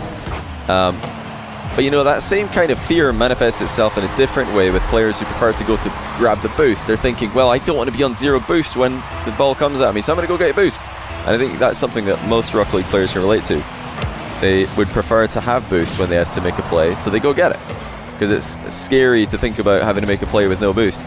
Yeah, some players, they don't really have that same thought. They're more scared of leaving the ball than they are of not having boost. So it's just a preference thing. Daniel was able to beat Vatira, who was doing that. Yeah, Daniel played a much more boost-centric style than Vatira's heavy ball pressure style. It doesn't. It's one of the, not necessarily one is better than the other. It's just preferences. And it's really cool, in my opinion, to see those differences in playstyles. Ooh. LJ and Farskiller are having a great game here. It seemed like we were on the POV curse. Didn't we curse? Yeah, we cursed Farskiller with the POV. And then we cursed Daniel with the POV as well, even though he's got Beast Mode in his team. Beast Mode and Daniel, are they really going to take an L here? You got to think surely not. Has Daniel got it in him to solo play Farskiller and LJ? Farskiller, again, so hard to mind game. Just plays the ball from a safe angle. Very difficult to get the ball past him like this. You kind of, if you're going to go past Farskiller, you kind of have to outplay him. You're not going to get a free pass by just faking him. Daniel leaves it middle for Beast Mode. Trying to get the ball behind LJ there. No such luck. LJ positions brilliantly, and look at the regain for LJ, by the way. He was down on 1 point, I think 3 games ago, and now with 3 straight wins, he's on 4. And First Skiller is going to be getting a bit closer to the pack as well. He's on 2. And Chronic, who started off first equal, he's coming back in now to see if he can stop the regain that's currently occurring. This will be the last solo POV game we're going to look at here. Chronic and First. We're going to go on Chronic POV for this and see what Chronic's getting up to. I mean, so far I think LJ has been the most aggressive player. I don't know if you guys would agree with that. I think for me LJ's been the most aggressive player in the lobby. He's the guy who's just sending it with low boosts a lot. Beast Mode and Daniel comparatively quite defensive. First Skiller a little bit in between. I think maybe 50-50. I think LJ most aggressive, First Skiller second most aggressive, and then Beast Mode and Daniel the more defensive players. Rather have someone in front of them while they're playing. Chronic and Daniel are actually the combination with the best record so far. So are Beast Mode and LJ. Beast Mode and LJ, Chronic and Daniel, they've won both of the games that they've played as teammates. Now we've got Chronic First Skiller. This is a combination that is yet to win a game. We've also got Daniel Beast Mode, or sorry, Daniel and LJ, who have won one game. So Daniel and LJ, the Space Station Gaming combination, probably the favourites here against Chronic and First Skiller. We actually watched Chronic and First Skiller from First Skiller's POV, and they started off a bit awkward together. Kind of grew into the match as it went on, but there was too much work to do. Let's see if they can synergize more in this second game. Well, they don't even need to in the opening few seconds. Just a free shot for First Skiller. Yeah, LJ back pass to Daniel. Daniel wanted to drive down the wall there and then half volley the ball full length of the pitch. First Skiller saw what he was doing and just beat him to it. Oh, key touch there by Chronic. Great reflex. LJ was about to be through on goal. First Skiller and Chronic, similar idea of what to do there. Chronic bails. Trying to buy time for First Skiller to get back here. He's done well, my goodness. Oh, First Skiller couldn't get there though. Chronic's done very well. Okay, says First Skiller. Well, let's go in First Skiller POV for a second here and see what happens. Sorry, First Skiller, but we have to know. Oh, he just beamed it. He just speed flipped. He thought he needed to hurry, but he actually had so much time. He just didn't know how much time he had. He assumed that it was going to be an immediate follow-up goal or follow-up shot from Daniel and LJ. Yeah, Daniel and LJ were just stuck in the mud. There was no way they were going to get back to the ball. Okay, back in Chronic POV. Keeps the ball near post. Does not want to center it. Back past Daniel to LJ. Actually just booms it along. First Skiller and Chronic, I don't think they're in comms based on that one play we just saw there, because that was a big hesitation from both players. If they're in comms, somebody's saying, I've got it in that situation. The other one would not jump. That wasn't a double commit. Some double commits happen even in comms, and it's a panic scenario and two players are coming at the ball from different angles trying to block different shots that are happening at the same time. That wasn't one of them. That was probably a no comms play, if I were to guess. I'll have to ask at the end. Remind me to ask chat who's been using comms, if anyone. So, some of these players prefer to just in these situations, these ranked sort of games where it's just mix up twos, different teammates, different opponents every game. They prefer to just do it with no comms, music, just vibing, just trying to get into the zone. Chronic definitely in his zone right now. Perfect control. Look how little boost he had, but he was able to keep control of the ball the entire way. Maybe about to break the POV curse. Get another point on the board for himself and First Skiller. This is going to be very close, by the way. If you guys look at the score in the left of your screen for a second. We went into these POV games with Beast Mode way in front. Since then, we've actually seen a resurgence of First Skiller and LJ, players who are trailing with only one game win between, or two between them. Oh, double reset, Daniel. You gotta give him that much time on the ball. I mean, the first challenge here from Chronic, what he's trying to do is get Daniel to lose control. Did he do it? No, because Daniel's Daniel, and he just scored an absolute worldie. We'll have to save the replay on that. That's unreal. Look at the angle change he was able to get on that first reset as well. First Skiller was no doubt queuing up behind Chronic to jump as soon as Chronic forces Daniel to make a play. Daniel just went around him and put First Killer on the back foot. Kind of similar to what Atto did the other day to Zen in the 1v1 they played against each other. Yeah, I'll see a lot of you guys in chat also noticing the similarity. First Killer and Chronic both getting in each other's way a little bit there. Chronic's left the mid boost just in case First Killer needs it on the exit. He's noticed that First Killer's probably going to be on low boost there, and there is First Killer picking up that mid boost. It's not the first time today that Chronic's left a big boost somewhere for a teammate to go back and get. Love that from a 2's teammate. Chronic going to try and get back to the play before he's needed after running the whole pitch to get 100 boost. That does give Daniel time to get behind the ball. Chronic ball chasing on the recovery as First Killer wants him to. First Killer's hoping that entire time that Chronic ball chases and put some pressure on LJ. That way he doesn't have to defend a solo play. Oh, beautiful synergy. Well, they're coming together well. Definitely one of the combos that struggled in the very first few minutes of playing together, but they've just gotten better and better with every minute that's passed. They're taking down an already successful combination of players. Yeah, I've clicked to save the replay here. If you guys remind me, I can watch that from Daniel's POV later. I wanted to talk about Chronic POV on the first replay through, because that's what we're doing this game. I accidentally clicked off him again. I'm so bad for this. I keep clicking off the POV that we're supposed to be on. Chronic and First Killer in a horrendous spot here. Their boost is running low. First Killer's managed to get a soft clear towards LJ. That's going to be 2 Space Station Gaming players in the play. LJ trying to take a leap out of Daniel's playbook with the reset change on the flip reset. The angle change, I meant to say. Chronic's got First Killer as an option. Decides to just backboard the ball instead. Chronic in that situation knows that an infield pass could be risky. Instead just fires it long. It's a great read from Chronic here though. Confirms the win. And we have got an incredibly close score tally. Now, what are we? We're 10 games in, so we've got 5 more games. Look at the scores. How has this happened? Right, we got Tired of the breathlessness, fatigue and the coughing? Take the first step towards quitting. Your willpower combined with Nicorette can get you there. Nicorette helps you quit smoking by reducing anxiety, irritability, restlessness, appetite and cravings, as well as improving mood and concentration. Be a quitter with Nicorette. Visit nicorette-me.com to know more.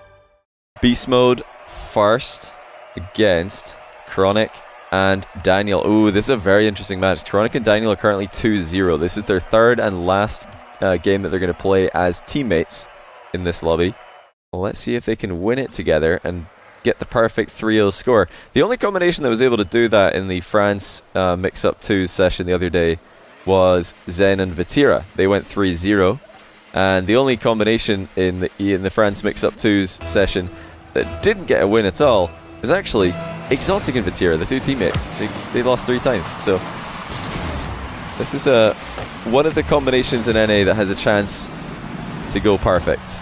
Daniel and Chronic. Nobody really talking about this combination coming in today. A lot of talk about Beast Mode Dan. A lot of talk from those in the know about LJ Chronic. Honestly, a lot of talk about any combination of Beast Mode Daniel First Killer. Daniel's just scored a beautiful Dandroid goal. Love me some Dandroid. Sits on the ball and forces it in. Yeah, sorry, the bracket command is not real. I don't know if there is a bracket for this. If there is a Wikipedia page. Which NA2's player would you say slots into teams the most like Monkey Moon? I said Beast Mode was going to be the easiest to play with. That was my prediction to win this. I think I predicted Beast Mode to win when he was first equal earlier on 2 wins. Now he's on 5. But I don't think any of these guys play anything like Monkey Moon in 2s, to be honest. I don't think any of the players in this lobby play at all like Monkey Moon. Monkey Moon is very much about, staying close to the play at all times, regardless of his boost, and, trying to win little engagements with, small touches, 50-50s. Just makes life, he's a horrible player to play against and a great player to play with. I think everyone in this lobby is more NA style.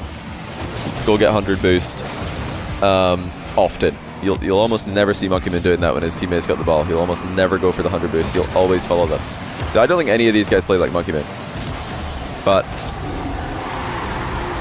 you know, some of these guys are incredibly effective. Great at noticing moments where they can leave the play and make it back. Great shot there by Chronic. Beast Mode with no boost. Was worried about the high shot. Chronic just shoots it low. Something I've heard Chronic and apparently Jack talking about is that they like to just shoot the ball low a lot of the time because so many players pre-jump. So many players are scared of the high shot that actually just shooting it low is a good idea these days in the pre-jump meta. Daniel noticed Chronic wasn't really going anywhere with that play, just comes in to help him out. He's one of First Killer getting very close to each other, but First Killer takes charge. That looked like a comms play to me. I don't know about you guys, that looked like they were in comms because Beast Mode was right next to the ball, right next to First Killer, and he knew what was happening, so I think these guys might be in comms. Oh, that's just in. What a dunk by Daniel. Chronic and Daniel, what a combination. Are they about to go perfect? Like, they've already beaten First Killer LJ, they've already beaten Beast Mode LJ. Now they're looking to take down Beast Mode First Killer. Probably the trickiest combination in the minds of most. Oh, what a pass still. Well, First Killer, Beast Mode not done yet. Absolute banger of a pass from First Killer. Beast Mode, subtle air roll into the ball to make sure that there's no chance Daniel's making it back to save it. Sam Stewart 69, thanks for the 5-month prime, by the way. Really appreciate the sub. The resub, I should say. Oh, they've conceded another kickoff though. Well, what went wrong here? What did Beast Mode try to do? Let's see. It's a very weird kickoff. I said that I thought they were in comms earlier. Now I'm not so sure because Beast Mode just killed the ball dead on the kickoff and First Killer's waiting in net. Maybe they've lost so many kickoffs, he's playing more defensively, but I don't think that even works really. Waiting in net against a team who are killing the ball repeatedly against you is not the play. Then you just have a free shot against you. The play, if they're really trying to do that, the play from Beast Mode would be not to kill the ball dead on the kickoff. You should probably try and get it into a back corner if they're going to go down that route. Yeah, like I said during the France match, I've been far more impressed with the KSA players' kickoffs than the French players' kickoffs or the USA players' kickoffs. I think these guys are very one-dimensional compared to the KSA players, who are a lot more tricky and difficult to play against with their plethora of kickoff strategies. Daniel going to just run in front of the ball here. Has the redirect if needed. Beast Mode has to be worried about two things here. We'll watch Beast Mode's POV on this, because while Daniel's in the area, he's actually in front of the ball. Makes it look like he's going to bump Beast Mode, so Beast Mode doesn't go for the ball. But then Daniel actually does get a redirect on the ball while faking a bump. That's incredible. Incredibly high level play there from Daniel. Chronic and Daniel are utterly dominating here. They've been easily, for me, the best combination of players today. What a save by Chronic as well. I mean, it's individual brilliance from them, but they're also synergizing incredibly well. Yeah, I didn't work out the records live for the France match, but somebody posted it on the Reddit. Matira Zen had the best record. Matira Exotic had the worst record overall. Whoops, that's not the button I meant to press. But First Killer and Beast Mode do still have time here. Beast Mode getting a bit of revenge on Daniel now with the bump at the other end of the field. Thought it was one POV. We just did one POV from games 6 through 10. With the 5 at the start and the 5 at the end of today's matches being multi-POV.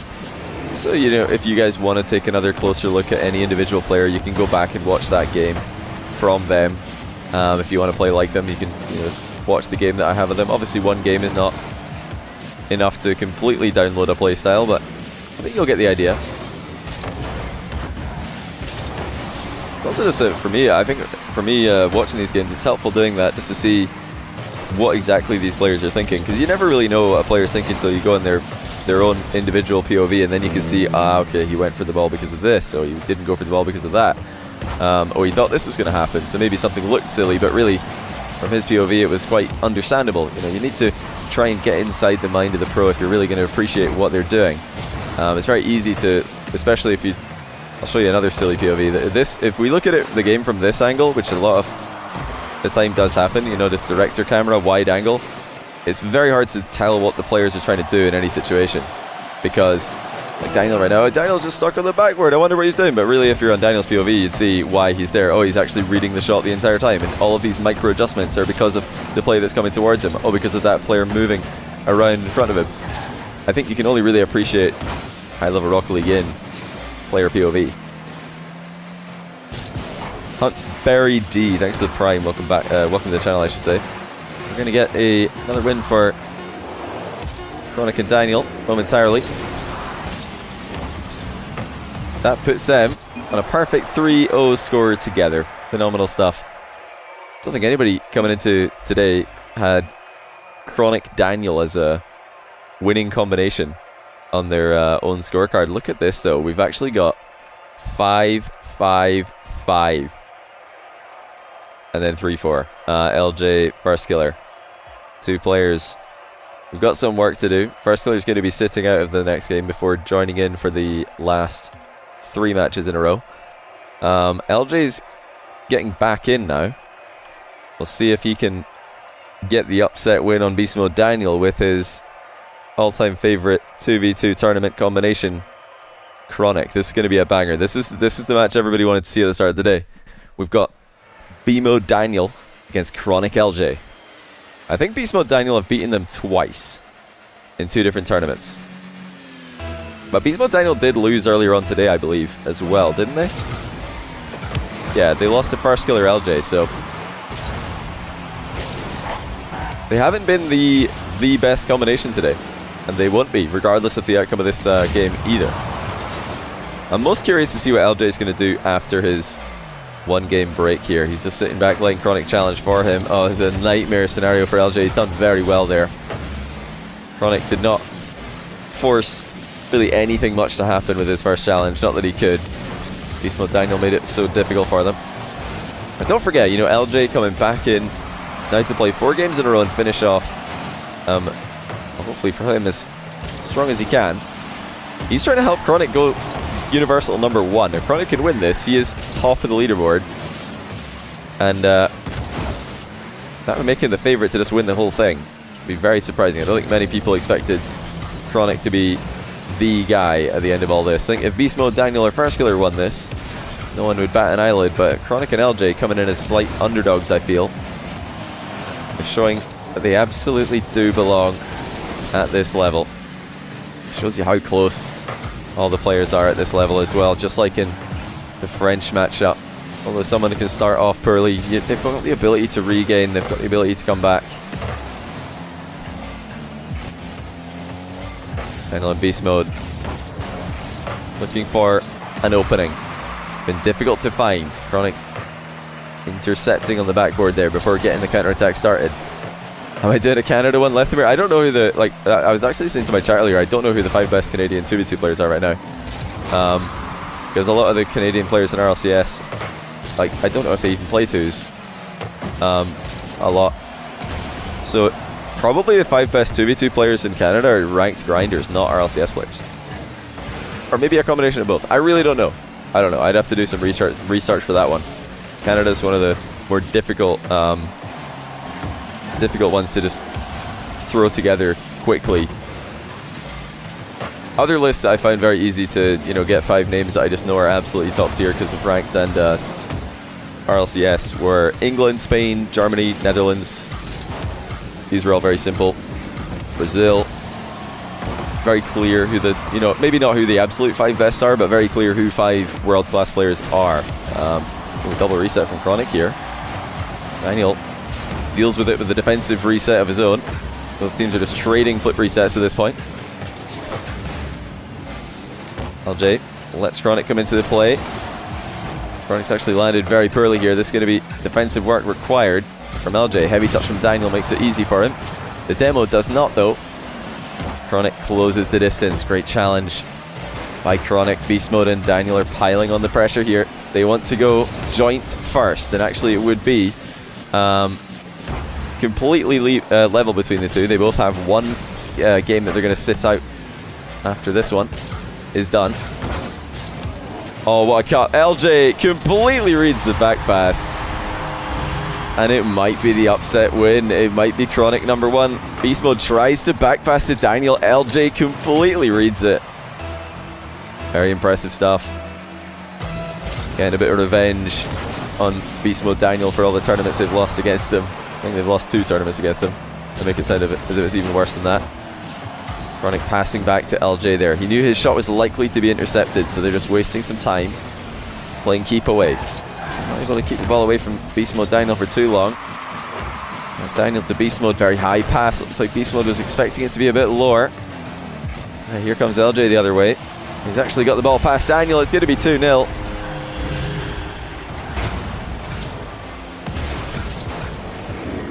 Let's see Daniel's POV on this one. Yeah, he tried to jump upside down and then catch the ball on the goal line. Couldn't keep it out.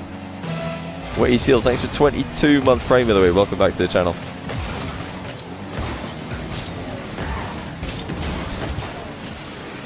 At this rate, we are about to have a 3-way tie for second place, and Chronic in the lead. Chronic's pre-jumped LJ here. LJ's going to follow up as well. They're feeling confident.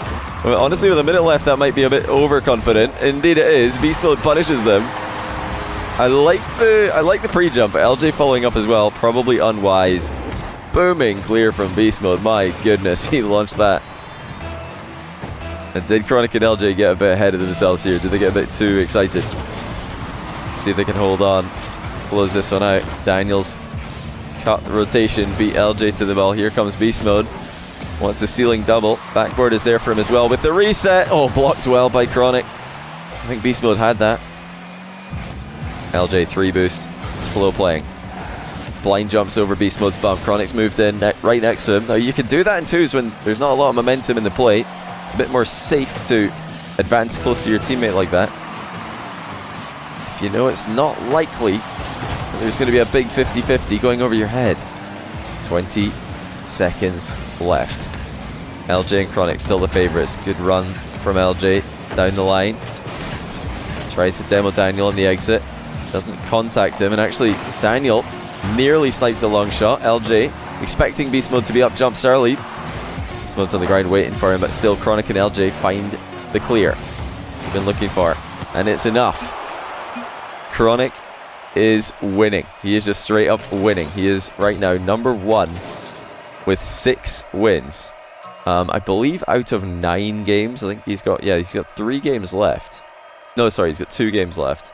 That's actually 6 out of 10, my mistake. And LJ gonna join Beast Mode and Daniel on 5. Well, this is getting very close. Up next, Beast Mode's only got 2 more games. The only player who has got 3 games left, everybody's got 2 games, apart from 2 players, LJ and First Killer. Beast Mode, Chronic and Daniel all have 2 each. So this is massive for First Killer and LJ, who are about to be teaming together, because they can close the gap. Well, they can get LJ first equal and get First Killer within 2 together. They can do this together, keeping Beast Mode and Chronic on 5 and 6. It's a huge game for First Killer LJ. They need to win here. Well, I missed Lethamir's comment. Down for Canada, mix up the ironic grinding top 10 leaderboard this season. Very determined. I'd love to see that, man. I'd love to see it. I'll put it on the list. There's a lot of countries I'm trying to get through, but yeah, I'm thinking that the next one of these is actually going to be on Thursday. So we're getting through them. Just need to confirm one more player for England this Thursday. I think it's going to happen. England mix up 2v2 this Thursday, early in the afternoon. Well, actually late in the afternoon, but much earlier in the day than this stream right now. But yeah, since I know a lot of people are going to ask, are Jack and Nully going to play high ping? No, I didn't ask them. I think that would be silly to get high ping players in when you don't need high ping players. So no, I did not ask Jack and Nully to play on high ping. There's tons of England 2v2 talent in Europe right now. Yeah, Rise is currently injured, so he's out of the picture as well. But yeah, Archie, Oski, Joyo, and Cash all confirmed. Just waiting on a reply from one more. And then we'll have confirmed start time. Oh dear, well that was an absolute disaster for Beast Mode and Chronic. They've double committed at the near post. They both thought that they had the better shot. That's a rare mistake for a team with Beast Mode. He's usually like staying away from his team. There's tons of 2v2 talent in England. I mean, yeah, like I said, Nolly Jack, who are currently in America, they could be in England, one of those. Rise when he's not injured. Also got, yeah, Ixo, Relating Wave, Toxic, Noasaki. There's tons and tons of players. Even some more like players outside of the RLCS who just grind ranks. Yeah, you could easily do 2 or 3 England mix-up 2s. Same as America, same as KSA. Just a super, super deep talent pool right now. Same as France. I think France, KSA, USA, England, yeah, Brazil as well. Like they're just the deepest talent pools right now with just plethora of players. But like I say all the time, if you want to know exactly when that's going live, give me a follow on Twitter, enable notifications. I've been tweeting out all of these big streams recently as soon as I can to give you guys as much of a heads up as I can, so you can tune in for the start of it. So yeah, I'll let you know exactly when that's going to happen and exactly who the 5th player is going to be. Probably tomorrow. Yeah, just head to my Twitter, give me a follow, and I'll let you know when that's confirmed. Getting another KSA one. I'd love to do another KSA one. I'd love to do a complete KSA one. We only did 11 games of a KSA one. It's a little bit scuffed with delays, but yeah, I'd love to do one. Proper one.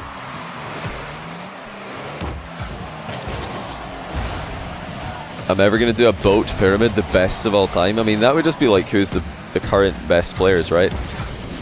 That would be kind of, I think, pointless.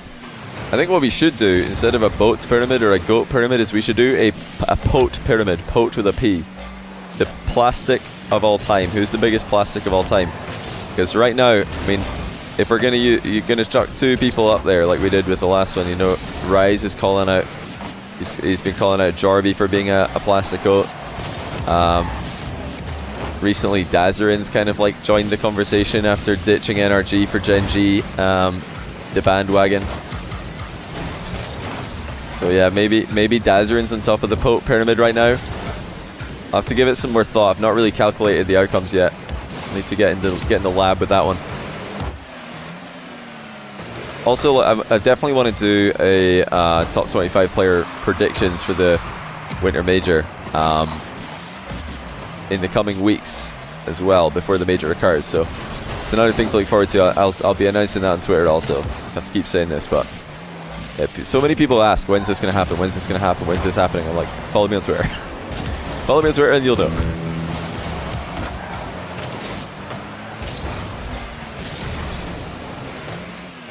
How does this work? Pretty simple. 15 games, everybody plays 12 games. Every permutation that is possible with 5 players in 2v2 will be played once. We're currently on game 12, I believe. Oh no, sorry, we're in game 13. We're actually just 3 games away from being done here. Unless we have any tie breaks and the players actually want to do them. I'm not going to force them to play them. The French players wanted to do it, but I'm quite happy with the first sequel if they are. I don't mind. It's just been the regain. The regain of First Killer and LJ has been the real story. We did the regain of Alpha 54 in EU, but LJ and First Killer both regaining. Now together, getting a big win against 2 players who have already put 5 wins on the board. Beast Mode, who started off as the #1 player, struggling to get a win now. I think that's 3 losses in a row. Unless we can get one past First Killer here. Doesn't look likely. Chronic's actually made this very difficult for LJ in first, but Beast Mode's got a long way to travel. Love that he's even got time to see what's happening behind him there. Double tap infield, Chronic going to pop it high. Beast Mode looking for the backboard here. He only gets LJ mid-air. His defense has improved significantly throughout today. He's really looking like he's found his feet in the lobby, found his wheels. Chronic and Beast Mode still combine for another shots on net, and Beast Mode's going to try and start this one again. This is the longest 0-second play we've had by a long way. Once again, Beast Mode off the backboard. First Killer's up early. Reads the infield pass. Phenomenal read there by First Killer. A lot of players would have fallen for Beast Mode's fake reset. Oh my days, they're still putting shots on net. Beast Mode somehow with a double on target. Chronic followed up with a shot that needed to be saved. They might even keep this one up. Beast Mode has done exactly that. Oh, Chronic couldn't get there, but that was a heroic effort. End-to-end stuff, but Beast Mode and Chronic do fall. And that will give LJ the tie with Chronic for the lead. Now, where's everybody who's saying what's Chronic and LJ doing in this lobby now? Where are they all gone? I swear there was a lot of you before this stream started saying LJ and Chronic. Somebody even posted when I announced the lineup for this. You know that meme about the meme with the 4 soldiers and the clown? Yeah, somebody replied with that when I announced the lineup here. I was like, what is that about? Like, LJ and Chronic are absolutely insane in this format. Don't see a lot of don't see a lot of LJ and Chronic hate now. Well, let's see. This is going to be, by the way, Beast Mode's last game. Beast Mode from first place can now only, at best, go 50-50. He's currently 5 wins out of 11 games. This is his 12th and last game, and he can only go first equal. The problem is, if he does that, in the next game, Chronic and LJ are going to be playing together against Daniel and First Killer. So let's do a quick calculation here. If Beast Mode wins this game with First Killer, that'll put him on 6, First Killer on 5, and then he would need Daniel and First Killer to beat Chronic and LJ in the last game for a complete 5-way tie. I believe a 5-way tie is on the cards, ladies and gentlemen. We might have everyone on 6. It's possible. It's possible. We just need Beast Mode and First Killer to beat Daniel and LJ in this game, and then the last game we would need Daniel and First Killer to beat Chronic and LJ, and we have a 5-way tie. Incredible. Absolutely incredible. Yeah, we have a one. Even if you like random those outcomes, it's a 1/4 chance of a 5-way tie. And honestly, looking at the scores, the halfway point, no one would have ever guessed that this is heading towards a 5-way tie. Well, Beast Mode he's been in a bit of a losing streak though. He was doing so well, but he's lost the last 3 games that he's played. It has all gone downhill from. Actually, he's lost the last 4 games that he's played. I just realized it's worse than that. Yeah, Beast Mode definitely had a very bad end to this. Can he regain and get to 50-50? I mean, that's always the break point, isn't it, when you're in a ranked-ish session, which this is, like I keep saying, it's kind of a ranked session for these guys, just with good teammates all the time. Whenever you're in a ranked session and you go negative, you just feel like it was a waste of time. So if Beast Mode could at least go even, I'm sure he'll think, okay, that's fine. At least I didn't lose more than I won. Didn't win more than I lost, but at least I didn't lose more than I won. They're looking good in this position here. Beast Mode and First Killer. LJ and Chronic in a bind for a second there before Chronic rips, or LJ, sorry, rips a pinch into the ceiling. First Killer bumps him now, leaving Beast Mode Daniel 1v1. Beast Mode trying to fake out Daniel, no luck there. Daniel comes away with the play. He's got LJ 100 boost behind him. Daniel trying to pogo, pop the ball over the last man. Speed of First Killer and Beast Mode. They're feeling confident here. You can tell that this is their game. Playing for the win. Playing for the comeback. Oh, if First Killer's a little bit closer to LJ, he might have gone for the bump. Ball's hardly left the orange half this game. Daniel almost, well, just briefly for a second there, did manage to get the ball into the blue half. Big block for Beast Mode. Decides to play the ball. A lot of players would have gone for the boost there, but Beast Mode spotted the shot opportunity. Crushes the challenge. Tries to pre-jump First Killer's pass, and then parks up next to Daniel. Oh, Daniel's recovered and saved the point-blank range shot anyway.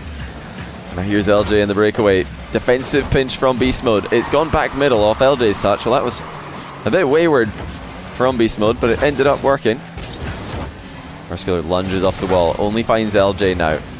Just doesn't have the boost to go for the redirect. He might not have to though. Daniel goes for it. LJ pops it middle to no one though. Where's the third man? He's thinking, where's Arsenal? Oh wait, we're not playing threes. Also, if they were playing threes, Arsenal would probably be demoing the goalie, let's be honest. He's not going to be back there. What was LJ thinking? Oh, he's gone past one here. First Killer manages to connect the challenge before LJ could regain control of the ball. Verskiller. A lot more of his touches have been very effective in this game. Wants to solo play on Dan. Daniel actually makes a 1v2 play on them. That's somewhat open. Beast Mode's going to spawn, but not in time. It might be LJ who comes out on top. I remember Daniel plays against LJ in the very next game, so if he wins this game with LJ goes to 7. Daniel does have a chance of going to 7 as well if he beats him in the final game. Could be Daniel and LJ joint victors. What do you mean catching strays? What's wrong with demoing the goalkeeper? Like, that's a perfectly good play. There's nothing stray about that. That's a compliment. Arsenal catching compliments. Keep demoing goalkeepers, king. Beast Mode loses control, and it's an immediate punish from Daniel and LJ. LJ happy to lurk upfield, and even with no boost, he's easily able to generate enough power thanks to Daniel's accurate pass. A minute left for Verskiller and Beast Mode. They've had so many chances this game. So much time in the orange half, but a frustrating time it was for the most part. They just could not get the ball past Daniel and LJ. They're going to need to do it now to avoid the worst possible end to this series. Verskiller's flick's gone high. Beast Mode prioritizing the bump there. Daniel bumping Verskiller on the recovery. And LJ's clamped the goal shut. No way through for Beast Mode at first.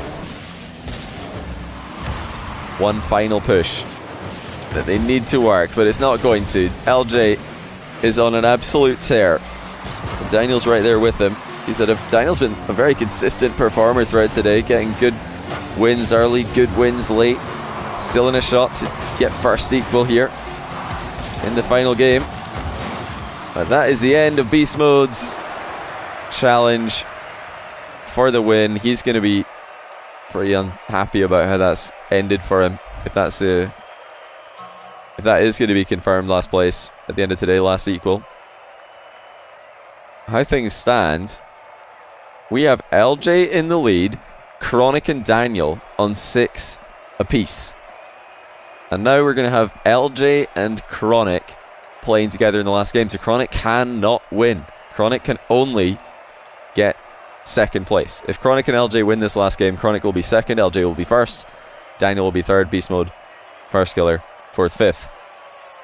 Daniel, however, he can tie for the win if he beats LJ Chronic with Verskiller in his team. That would mean Verskiller ties last place with Beast Mode, and Daniel would tie first place with LJ, which is actually exactly what happened in that's the exact same score distribution as we had in the France version of this. So let's see who it's going to be. Are we going to have a unanimous winner, or are we going to have a two-way tie?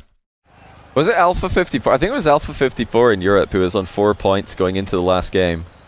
Or no, it was Exotic. So Verskiller is Exotic, isn't he? Because Exotic had to play for his honor in the last game. He was on 4 points out of 11, and then he managed to win the last game to go 5 out of 12, and that had him finishing last equal as opposed to unanimous last. So Verskiller in the exact same position that Exotic was in going into the last game in the French matchup. It looks like I think Daniel is in the same position Zen was in, and LJ is Monkey Moon. If we're looking at the comparison to French players, LJ is Monkey Moon trying to win outright. Daniel is Zen trying to tie for the win. Verskiller is Exotic trying to not finish last solo. Who's Chronic then? Chronic must be Vatira, I believe. Is he Vatira? I think he's Vatira. Yeah. We followed a very different script throughout the day, but we've ended up in a similar place with very close scores. Possibly the same scores. Yeah, LJ Chronic looking to finish strong. They actually do not have the ability to go 3-0 today. There's only one combination today that has gone 3-0 in all their games. That was Chronic Daniel, the best combination of players in the NA lobby. Well, Chronic's pogoing here. I can't imagine for the life of me that that's a good idea. Now that might be the signs of desperation. He's thinking, oh, this is just rubbish. I can't win. I'm just helping LJ win. I don't want to help LJ win. It looks like he is trying to help LJ win because they are winning. LJ might not need any help. He's in an absolute tear at the tail end of these games. Insane comeback after a slow start. I think he went 1 out of 4 at the start here. That's not the defensive synergy they were looking for. Daniel with a little pass inwards, but Chronic's the one who finished it off. He tried to back pass to LJ. It's actually just First Killer waiting in the middle. I've ever asked LJ about ones. I'm pretty sure LJ doesn't play ones. No, I've never asked him. FK looks tilted. I wouldn't say so. I mean, First Killer is trying not to be last. He wants to be last equal, not last. The last equal is, 5 out of 12. A lot better than 4 out of 12. Just looks a lot better, at least.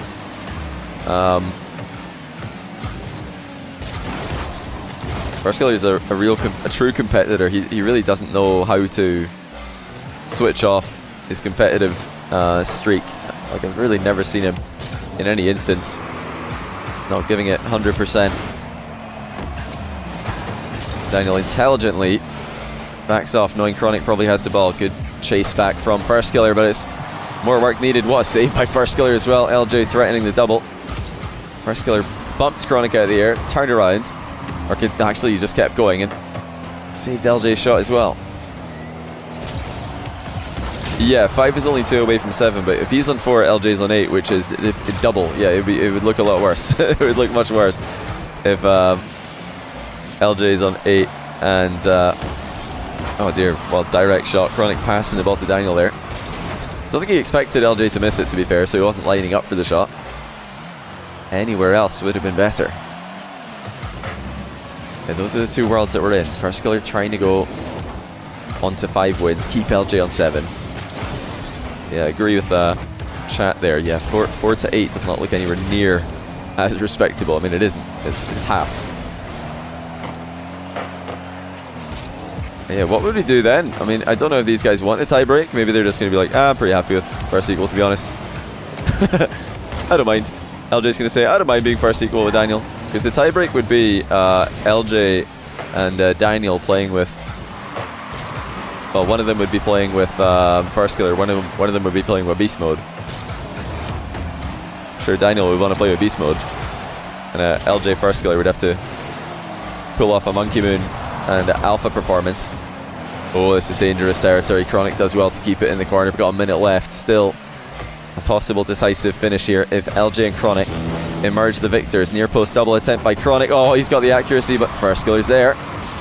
Chronic diving back to the play. Again, notice, not rotating back post. He's going straight back towards the ball to try and help LJ out a little bit in some way. Chronic dropping the ball backwards. LJ's ready for it.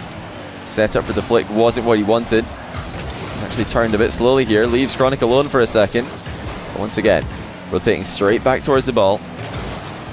Making it a bit easier for his goalkeeper to know what to do. LJ going way up the field looking for boost here. Thought better of it, and now he goes back. First Killer not for the first time this game. Denies Chronic. Close range air dribble. Here comes Daniel with a reset double. Oh, it's an own goal from Chronic. I think it might have been going in, or own goal from LJ actually. I think it might have been going in anyway, but that is a terrible ending for them. I'm not sure, to be honest. It might have hit the bar. Chronic was in the area. But what can you do? I mean, what are you supposed to do? Just not jump and let Daniel reset double? I mean, he's got to jump, so unfortunate scenario there for LJ. First Killer's tried to pinch this wide. It's gone nowhere. Oh, what a play. Chronic and LJ connect a 1-2 pass after First Killer's pinch fails. Brilliant awareness, and look at the accuracy of LJ's return pass. Overtime, 8 seconds away. Can we avoid a kickoff goal? It's a double 50-50. Cringe. Not going to have any follow-up power on the flick, though. Chronic wants a little bit more here, though. Calls for the back pass. They're not going to be punished for it, but into overtime we go. Why am I calling it cringe? Because double 50-50 is like the most cringe outcome you can possibly get from a 2v2 kickoff. It's just random, isn't it? The worst possible outcome. Oh, big dunk from Daniel. He might give a go. He might have a go at this. No, the bounce wasn't what he wanted. If that bounced flat, he was going to send it. He's waiting to see. Farskiller off the ceiling. He's got Daniel in front of him here. He's got the entire enemy team jumping and actually making a great play after panicking in the first instance. So Chronic and LJ both flew up in the air there. Chronic got a piece of the first touch. LJ landed to block Daniel's follow-up. That looked like the end. But we actually continue. LJ has to be very careful with his boost here. He actually got underneath the ball, invited the dunk, and Daniel obliged. Again, LJ and Chronic both in the air. Surely they're conceding. No, LJ recovers and gets the ball clear. This is still a very bad position for them. A hard clear is needed. A hard clear is what they get to buy some more time. LJ sealing recovery into a challenge. Chronic and LJ fighting for the midfield. Don't want to get stuck in goal against players like First and Daniel. Now Chronic's left LJ with a lot to do. LJ catches the ball well on the backboard. He's done pretty much all you can ask for there. Now he's bumped Farskiller a mile. Chronic flicks it in, and we have a unanimous winner. And it's LJ. He's proven all the doubters wrong. I'm calling you all out one more time. I saw so many people asking, what's this guy doing in the lobby? He's not on the same level. But you don't break the world record for 2v2 MMR without knowing how to play 2v2. LJ wins with 8 out of 12. Chronic in second, Daniel in third, Beast Mode in fourth. I was really wrong. I thought Beast Mode was going to win this. It looked like I would be on the money with that early, but then terrible end for Beast Mode. He won 5 of his first 7 games, and he lost 5 in a row. He just fell off at the end here, unfortunately. But LJ, what a win streak he went on. He won 1, 2, 3, 4 of his last games. He won the last 4 games he played. He went on a break in game 11, came back and won 4 games.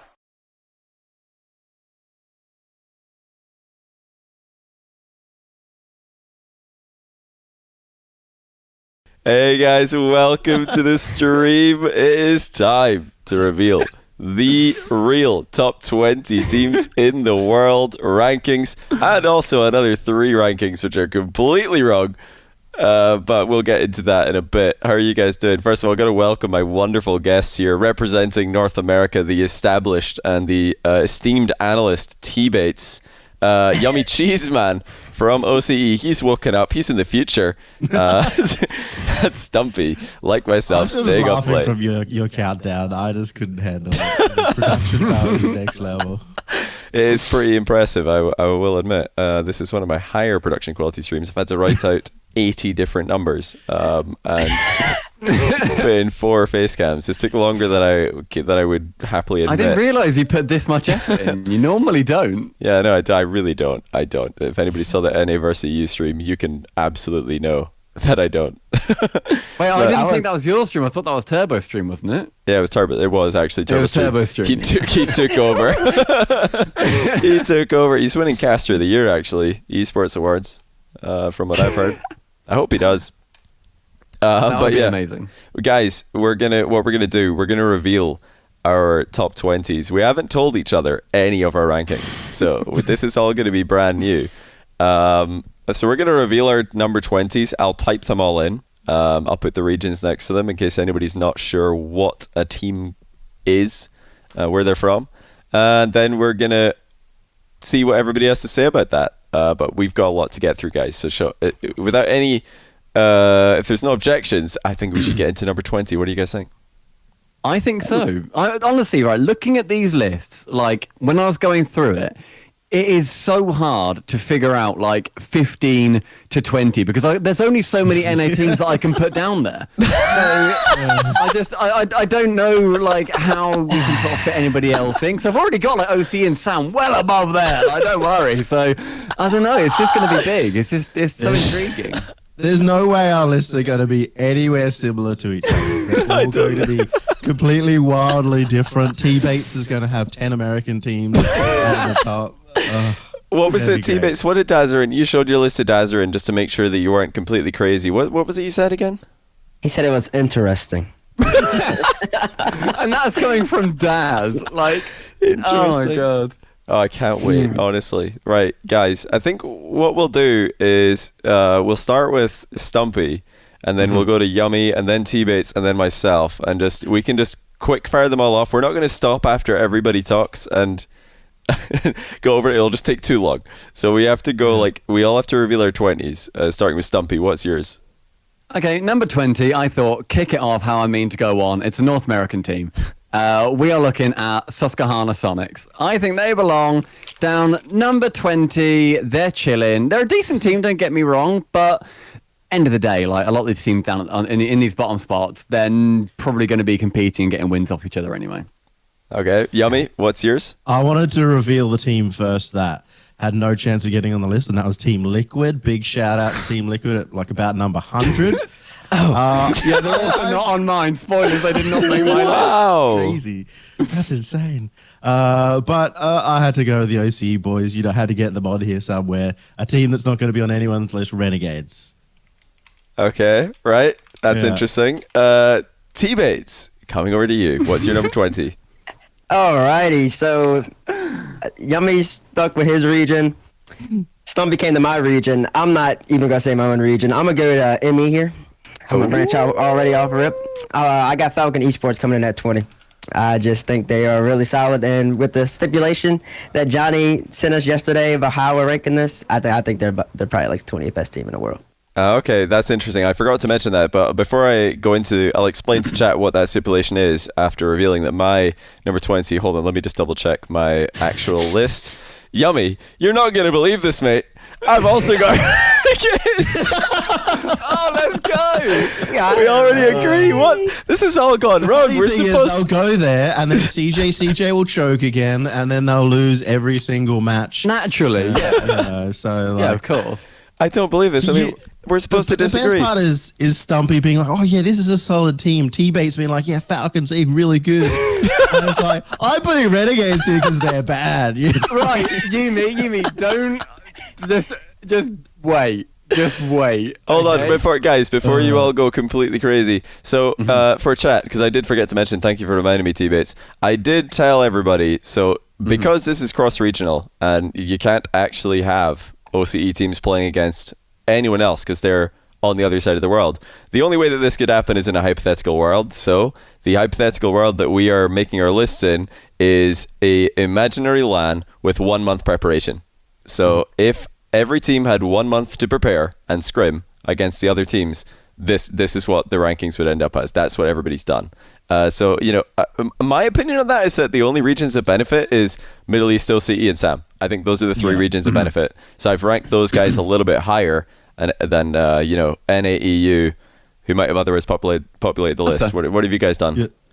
Yeah, I think too. Like, I've gone. Teams, they never really seem to gain anything really from boot camps because some of them don't even worry about they'll go and do the boot camp only to acclimatize to the time zone rather than anything else because they've already got high quality scrims. Yeah. I mean, OCE, they go hard on their scrims as well and their boot camping. Like we've seen before where it lands. OCT. Oh, is that me or Stumpy who cut out there? Which I love. I really admire it a lot because they can't do it at any other point. So yeah, I've gone for a similar thing. But did I cut out there or was that Stumpy? Just for everybody else. Ooh. Yeah, I think it was Discord. Yeah, Discord for me. Randomly doing that. Okay. Yeah, Johnny, you were cutting out for me earlier as well, so I presume it's something on my end, maybe. Yeah, it might be Discord. But yeah, okay. Any objections to the? I mean, we probably have to reveal more before we see what really is going on here. The real spice. I don't want to reveal too much early on with my opinions in your guys' rankings. Obviously, Yummy, you've nailed it, mate. So well done. Spot on. You two calm down. Spot on. Let's go ahead and reveal number 19, starting Stumpy again. Ooh, you guys haven't given Renegades enough credit here. Renegades, my number 19th team. You're joking. Yeah, Renegades. They are my number 19th team. This is a team down near the bottom, and I just quite like CJ. That doesn't. Okay. You know, I just quite like CJ. Do you guys not like CJ? Is that your issue? I like him, but He could be the best human in the world. It doesn't mean he deserves to be 19 and you like him. CJ is better than Sonics. You heard it here first. Yeah, valid. All right, Yummy Cheese Man, who's your 19? I just gotta say, T-Bates, you have the most gorgeous smile. Anyway, number 19, Cringe Society. I figured since they didn't choke, I would put them here since they actually would have made it to a Worlds. But, you know, they haven't had a very consistent split. They had one really good performance. I'm not giving them too much credit, realistically. Okay. Right, T-Bates, on to you. All right, my 19. I'm going EU already. I don't like. I don't want to give OCE teams too much credit because they just get dominated by a particular team. So I have the Galaxy Racer at my 19 just off of their consistency across. A lack of consistency. They've had consistency, but then they've also had lack of consistency. They're up there. They're not consistent. They're consistently inconsistent, and they made that last split swap to Bluey. It didn't work out the second regional. I don't think the second spring regional, I don't think they even made it, but they performed decently in the other two, so I have them 19. Okay. You must have T-Bates must have 10 EU teams ahead of the Galaxy Racer here. Yeah. Massively stacked list. I never expected this. That is Galaxy Racer down low, I think. I mean, they're in my list as well, and they're not crazy far past that point, but that is low. If that's your bottom bar for EU as well, jeez.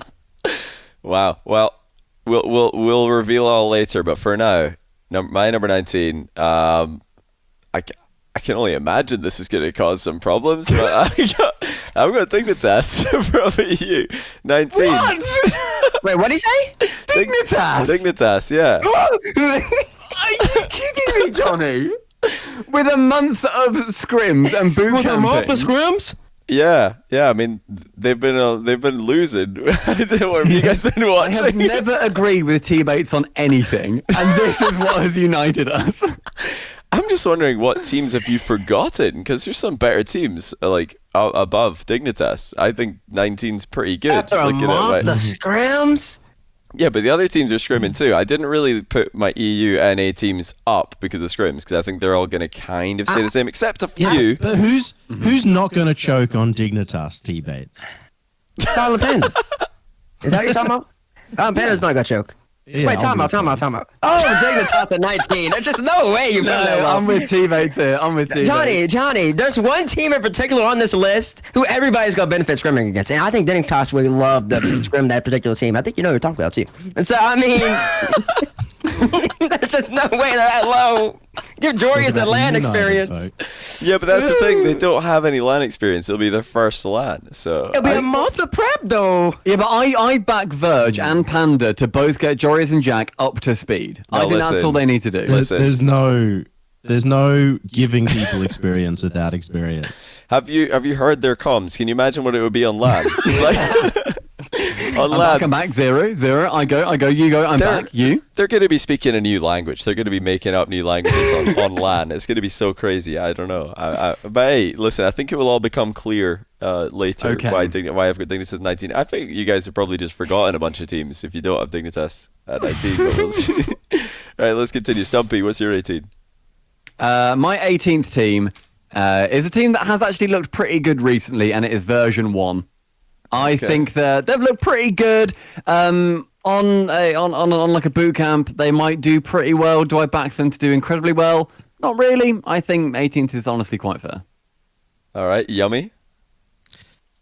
I have somebody that might surprise, but I have one other team. I only had 2 teams that didn't really qualify for Worlds. Obviously, other teams are unable to. I had Vodafone Giants coming in here. What? Had a really, really bad split. They're sucking right now, but I still back them. Yummy. I still personally They back don't even them. have 3 players. Zamwe's LFT. True. They're LF. They don't have a third. What are you talking about? You think a team with 2 players is better than Cringe Society and Renegades? Wait, hang on. I've just thought. Sorry, Discord just cut out for me. Oh, yeah, Discord cut out. Yeah, sorry, I said. Do you think that Vodafone Giants with 2 players because they only have 2 players right now are better than. Yeah, so I Cringe kind of Society forgot Renegades. that, and they're also in my list. I'm going off. Let's say they hadn't broken up. Let's just go. No, they broke I it just up. assumed they broke up because they didn't make the major, didn't make the man, so. Yeah, that's fair. Good on Teammates, them. don't tell me. I don't have those issues. I believe Stumpy just said my team. You said V1, right? V1, 18? yeah. Yeah, I think V1. They have Tommy. They got What? Gimmick and then Calm with the like. Wow. Just getting Calm up to speed and really getting like his confidence up and trying to find their game because they start off slow. A lot of their points you have to take into account. That whole entire first split was with AXB, and it took them a little while to get used to Calm. And after that, now they're decently producing. So with a full like month under the belt on like a land boot camp or one other, I think they could probably be the 18 team. I think they'd be higher than A right now if they start with Calm initially. I just can't believe that T-Bates and Stumpy have agreed with each other so much. I never expected this. I never didn't in my want this. life. Eventually, it will change soon. It's not gonna be long. No. I reckon we both definitely got the number 1 team. I reckon we're both locked in together, right? No, definitely not. No, Definitely. okay, fair enough. Then I tried. I've got a good one. I've got a good one, guys, for number 17. I think you guys, or sorry, number 18. I think you guys are gonna like this. So Okay. for number 18, sorry, I'm gonna go to NA and put in. I mean, the only team that really makes sense at 18. To be honest, I don't know why you guys are gonna be shocked about this, but it's FaZe, obviously, at 18. T-Bates is mad. I think that's a genuinely fair pick. I don't know why teammates are shocked. you must have some Sam teams in at 9. I don't know what Johnny. Oh my God, I gotta see Johnny. We gotta get to 15 before I get on you. I gotta see the bottom 5 for you first before I get on you. I'm not trolling. Nah, FaZe have they won anything recently? Have they beaten anybody? I don't think they have. FaZe are one of the most overrated teams in North America. They scraped into the last major. They scraped in. They barely made it in on like 0 points, I think. But they are like so that. overrated. Yeah, but hey, they could be good. But I think the teams above them could be better. So that's why I've got them 18. You know, Both Sam teams, 3 OCE teams. So wait, with your guys' list, did you like? What I did was I put down just a load of teams, and then I dragged them about then to see, okay, would this team beat this team, and sort of went through it like that. Did you guys go through it in a different way at all?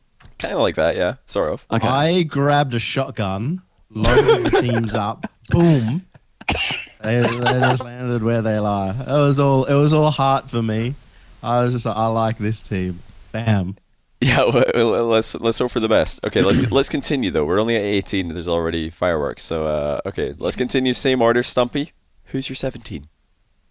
I thought that OCE did not have enough representation, and I thought I'll get in another OCE team, and the only one that literally makes sense to be in this top 20, Ground Zero. They're top of OCE. They're a genuinely good team, and they're better than V1. Okay, Ground Zero 17. Interesting. Yummy. My 17 is also going to make chat mold, but it's also FaZe Clan. Love it. Whoa! Bring it. Oh, nice! Bit of a fan of the team, so got to throw him in there. Wow, Yummy. I'm loving your rating so far. I love that. Such good ratings, except you don't like Chat are crying so hard at the face. Wow, that's crazy. Okay, well, it's actually weird. Don't tell me FaZe. Imagine. This is weird because me and Stumpy have agreed again. What? This is weird. What is going on? Ground Zero. They cracked my list because of their OCE domination. But even with a month of prep, they still have so much speed. I would feel like they would have to gain and more knowledge. They get away with a lot of mistakes that those OCE, their respective peers, Cringe Society, Renegades, those teams, they give them, and that's just something that you can't get used to when you're playing these very clinical teams. I mean, they're a top 20 team. There's nothing wrong with being 17 on this list, Ground Zero, but you still have room to grow. And I just don't see you. It's not like a super high potential, in my opinion, to crack like a top 12 or something like that. But hey, T-Bates, you guys said on the First Touch podcast that, you know, when EU ended up being faster statistically than NA, that it didn't matter. So why does speed all of a sudden matter, bro? What's going on? No, not like speed, but in terms of like just like the like touches. Like for example, that one play where what's his face pre-flipped. Amphis, I believe he pre-flipped, and then so whoever they were playing just threw himself at the ball for no particular reason. They scored off it. And that was like the entire series they played. That just does not like these teams on this list that have above them, and maybe even some teams alone. Like that just wouldn't happen. That would be so limited. They would have to legit like work for their goals. And I don't feel like they work for anything over there. There's a reason they have 200 points.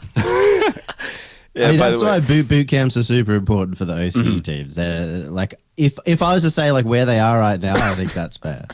I'd say 100% fair. But those guys gain a lot from boot camps. Like they even boot camped for like 5-6 weeks when they got that top four, that fourth place spot. Yeah. Even then, that was like a long time ago, and I feel like their confidence would go downhill, especially Season if they play. 5? Was that when it was Chiefs? They were like in London for ages, right? No, season 6. Season 6 was it? Okay. And then the region died because Drippe got snaked, and then everybody started the roster shuffle. Oh, no! Don't remind us. No, but no. By the way, just really quickly, chat. T-Bate's camera sometimes does this. Don't worry, he's fine. He's okay. He's not a monster. Yeah, he's all right. Oh, actually, I just realized. So I didn't reveal my number 17, but I better go ahead and do that. But I don't think. I mean, I don't think it's my anywhere near as surprising as my last one. So you guys are gonna be fine with this, I'm sure. So Okay. 17. I've got top blokes from Europe. Top blokes at 17. That's pretty low. I feel That's like. incredibly low. Yeah, but I mean, they should probably rebrand. They're more bottom blokes than top blokes these days. But Johnny, right? Why are they near the bottom? they haven't won anything. They keep losing. They won a major. No, they won a regional, and then since then they've not really won anything. They just keep losing. They lost to Wes. They got reverse swept by Wes. Yeah, they got reverse swept by Wes. They just keep losing. So I don't know. I can't put the power. Plus, the teams that I've got 16 and above are really good. So, I mean, there's no shame being 17. Like T-Base said, 17 is a great rank. So For top blokes who are currently third in Europe, I don't think they're going to think, yeah, you know what, lads, we're locked in 17th on Johnny's list. That's cracking work. Yeah, but they started off like peaking, absolutely top 3 Europe, and then have been a bit downhill. And I think the other teams are going to, who are already above them, currently above them, would stay above them. So I mean, if that's the case, all of Europe has gone downhill because that place is a shit show right now. Nobody knows who's going to win. Like Freaky won came second in the last one. Like, what are you going to do about it? Why are you going to do Freaky like that? Well, I don't know. Godsmiller then. Oh, yeah, that's better. The real powerhouse of Europe. Top bloke so low. Johnny's list, man. Ooh. That's the first. That's the second one I disagree with, Johnny. You're on a 50% hit rate with me. Hey, listen, that's better than your list. I agree with one. I think Renegade's 19 is good. The others are not good. What? Not in the right place, God. mate. They're not in the right place. God. I think I'm a solid 0% on T-Bate's list right now. Our lists aren't going to be the same. They're going off of what you're going. What you're doing? No way. No chance. Johnny, no I chance. was so close to straight up agreeing with you, saying, yeah, T-Bate's list is silly, but 2 of his are the same as mine. It's because you came in here like, oh, I can't wait to disagree with T-Bates, and then you actually ended up having the same list as him. It doesn't make any sense. If you guys have more of the same, I'll be so surprised. Let's find out. Stumpy, 16. FaZe. That what? You were making fun of me? Wait, do you really? You were talking all that nonsense 2 seconds ago, and now you have FaZe J 2 spots above him.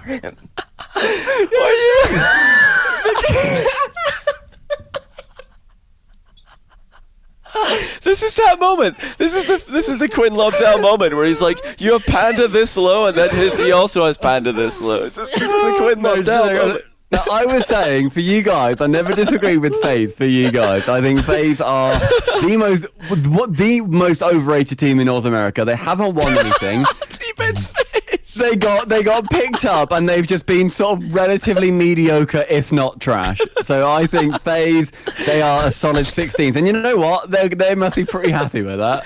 Yeah, it's a bit too high, to be honest. Yeah, a bit high. I'm giving them the benefit of the doubt. T-Bate's thoughts. That's how you go, mate. This list is annoying me. Go ahead, Yummy. Go ahead, Yummy.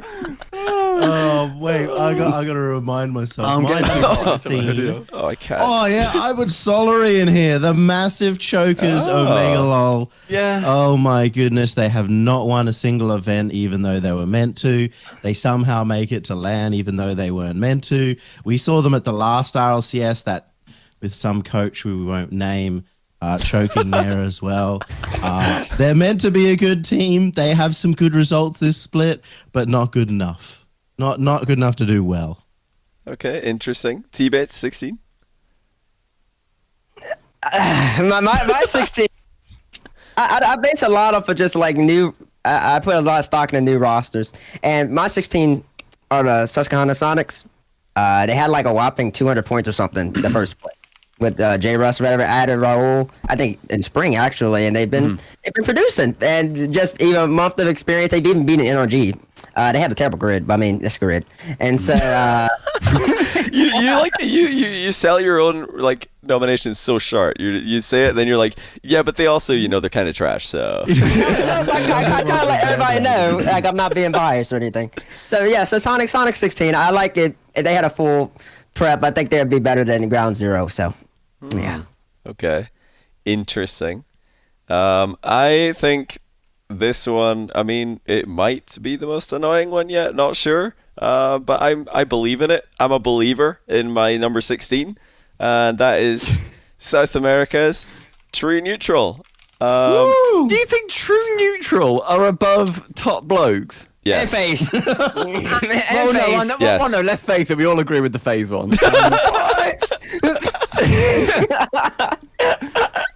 These guys are good. Hey, these guys are pretty good. And also, they, like I said, right now, if it was like current skill, I'd have them lower. But I've put all SAM, OCE, and Middle East teams up because of the stipulation we added: 1 month prep for a LAN, imaginary LAN. So, yeah, I think they would gain more from boot camping scrimming than Top Blokes phase Dignitas would. And I have them above Renegades going in, so I think they're better. They've also been more consistent than any NA team, let alone any EU team. I think they're good. I think these guys could be competitive in NARLCS with 120 ping or whatever it is they play with. I think they could be competitive. They'd beat Alpine. Come on, they'd beat Alpine. Oh, Christ, yeah. 120 ping True Neutral. They'd smash Alpine. That's Alpine. They beat them. And Alpine's like the 13th best team in NA. No, so Alpine's like rank 8. They're 8. They start off hot and they've cooled down. They're cooled down tremendously. You're looking at current rankings. That's kind of like misconstrued. Looking at the entire season. It's the most representative number to go. Giants are 4 and they disbanded. Like, you can only put too much stock into that. True Neutral of a phase. Ooh, and Dignitas.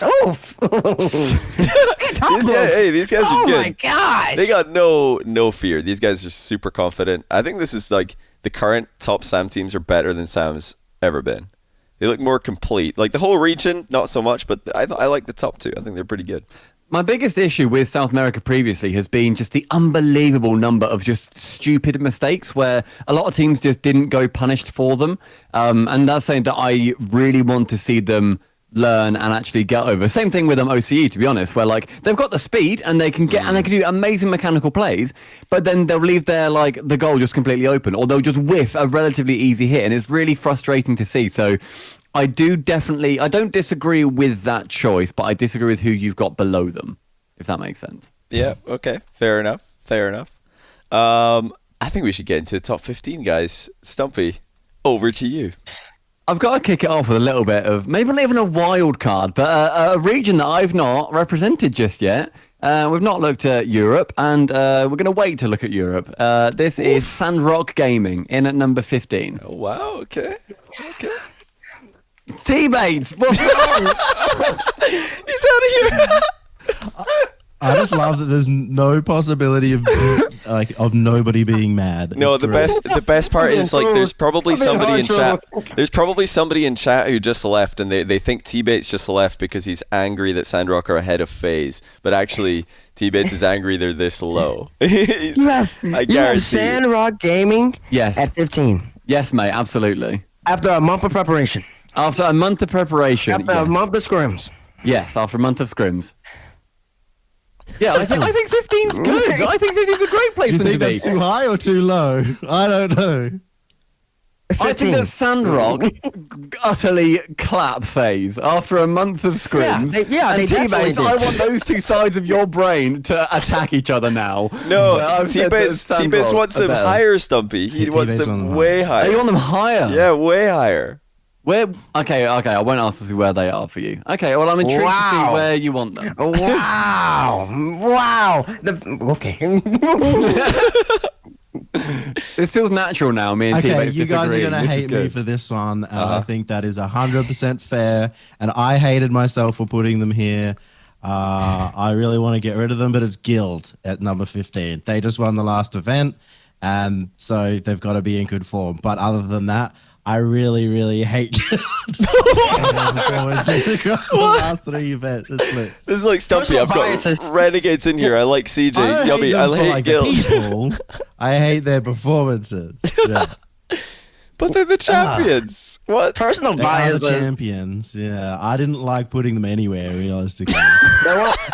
There weren't a few EU teams besides BDS to actually win a regional, and you just have them so low. Okay. Alrighty then. And they did realistically pretty good against North America in the show match. And they beat BDS twice, by the way, to make it to that point. Yeah, I'm true, say that too. Oh, also, bear in mind. Sorry, quickly. Bear in mind. Gregan, genuinely, he on a LAN when he has got a month with his players, he has done so well previously, coaching wise. Guild have got a really, really good backing behind them, not just like when they're playing, but like he's bringing them just the so much, psychological so much everything. water. Like those guys are going to be hydrated. So much water. They're going to be practically swimming. But Oh, they're gonna, the holistic approach out the arsehole. They're going to be having a great time. Okay. Well, basically, guys, we just confirmed that Stumpy has Guild in his top 5 somehow. But Not quite. all right. My 15 is Dignitas. I just feel like after a month of preparation and a month of great coaching and leadership from Panda, and Jory is getting comfortable, and Jack hopefully getting comfortable with them. I just like they're just too talented. I just don't see how Johnny had him at 19 or whatever he had him at. hey, that's not so far away. 15, 19 isn't all that far apart. It's respectable, but yeah, they're inconsistent at the moment. But even with the month, I think they're probably slotted about 15. I'm confident in the black and yellow right there. Okay, right. I think this will probably be fine. So, I've got True Neutral 16. It only makes sense that I have their Sam brethren Furia at 15. I think they edge them just. But these guys are practically the same team. They're super close in the standings. But hey, Furia got LAN experience, and they did win the last matchup against these two, so I had to put them ahead. But yeah, I probably like. If I just came in here with Furia 15, you guys would be furious, but since I set it up with True Neutral 16, it's fine. I now don't know what to believe, John. I don't know what to expect on your list, so I mean, I just Hey, Furia. Okay. What was it? Noble, beat Rogue. Entirely different teams. Doesn't matter. Same name. They beat Rogue at Montreal. One of the most recent lands. So, Furia is better than Noble. I most recent. What the 2019 LAN? That was 2019 LAN, completely different roster. Don't put it like that. It's one of the most recent. Boy, the last Don't worry. LAN was 2019. What Don't are you worry, gonna we do had to about make it? sure that like the chat knew, just in case I got confused, that Johnny tries to wordplay his way into explaining Furia 15. I mean, Furia at the last LAN, at the last Worlds, was absolutely dominating scrims. Like they were smashing. That's amazing. everybody. They're nuts. What happened then? What actually mattered though? Hey, first time. They lost First time for OCE. everything. Let's go, boys. It's the first time for everything. Those guys are But going they to also only get better. beat a team called E-United or some terrible North American team. I don't know. Anybody got a United in I their don't list? know. Lol? No? I don't know anything about United. Anybody get any E-United players in their list? I think, actually, Stumpy and T-Bates do. I do, yeah. SQ, yeah. Yeah, lost to Furia, lol. Because Roldes is genuinely brilliant. But not quite as brilliant as Furia, though. Oh, fuck no. Yeah, but the chat's asking what Furia over True Neutral. I know there's a massive rivalry between these two teams. I think they're almost the same. Furia's got LAN experience. That's why I put them above. Simple as that. No real other reason. They're basically identical to me. But okay, right. Let's keep going. Stumpy, 14. What you got? T-Bates, please stay sitting down for this one.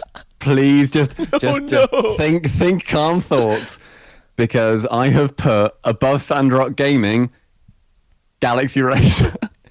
Okay? I think that Galaxy Racer with Bluey are going through an issue phase. They've not done well. They clearly did terribly in spring, right? They did not do well. They were not having a good time. But I back them. They did so well with the exam previously. Spring has been their only split with Bluey. Yeah, and it's been a bit of a rough patch. But you believe in the Bluey. I believe in them. I do. In their honeymoon period, they were trash. But let's put them 14 best team in the world. Stumpy, what are you doing? Not all honeymoons are good. All right, I'm telling you. I don't have any personal experience. I don't know. I mean, your list is going to be really like suspect the rest of the way because you have Sandrock so low. But regardless of that, I mean, Galaxy Racer above them. Oof. If you've got Sandrock in your top 10 T-Bates, you're mad. You are. It's all right. They're going to be T-Bates going to be more mad. I've got number 14, Rebellion. That's all I need to say. Hey, why would I be mad about that? I got 14. Rebellion. You are joking. What are you on about? Shut up. I actually can't believe this. I actually can't believe this. I have 14 Rebellion. Wow, Stumpy, empirically wrong. It seems like you don't know what you're talking about. Right. I don't believe this. Rebellion aren't even in my top 20. What? Stumpy, you gotta go. You gotta go. What? How are they not in your top 20?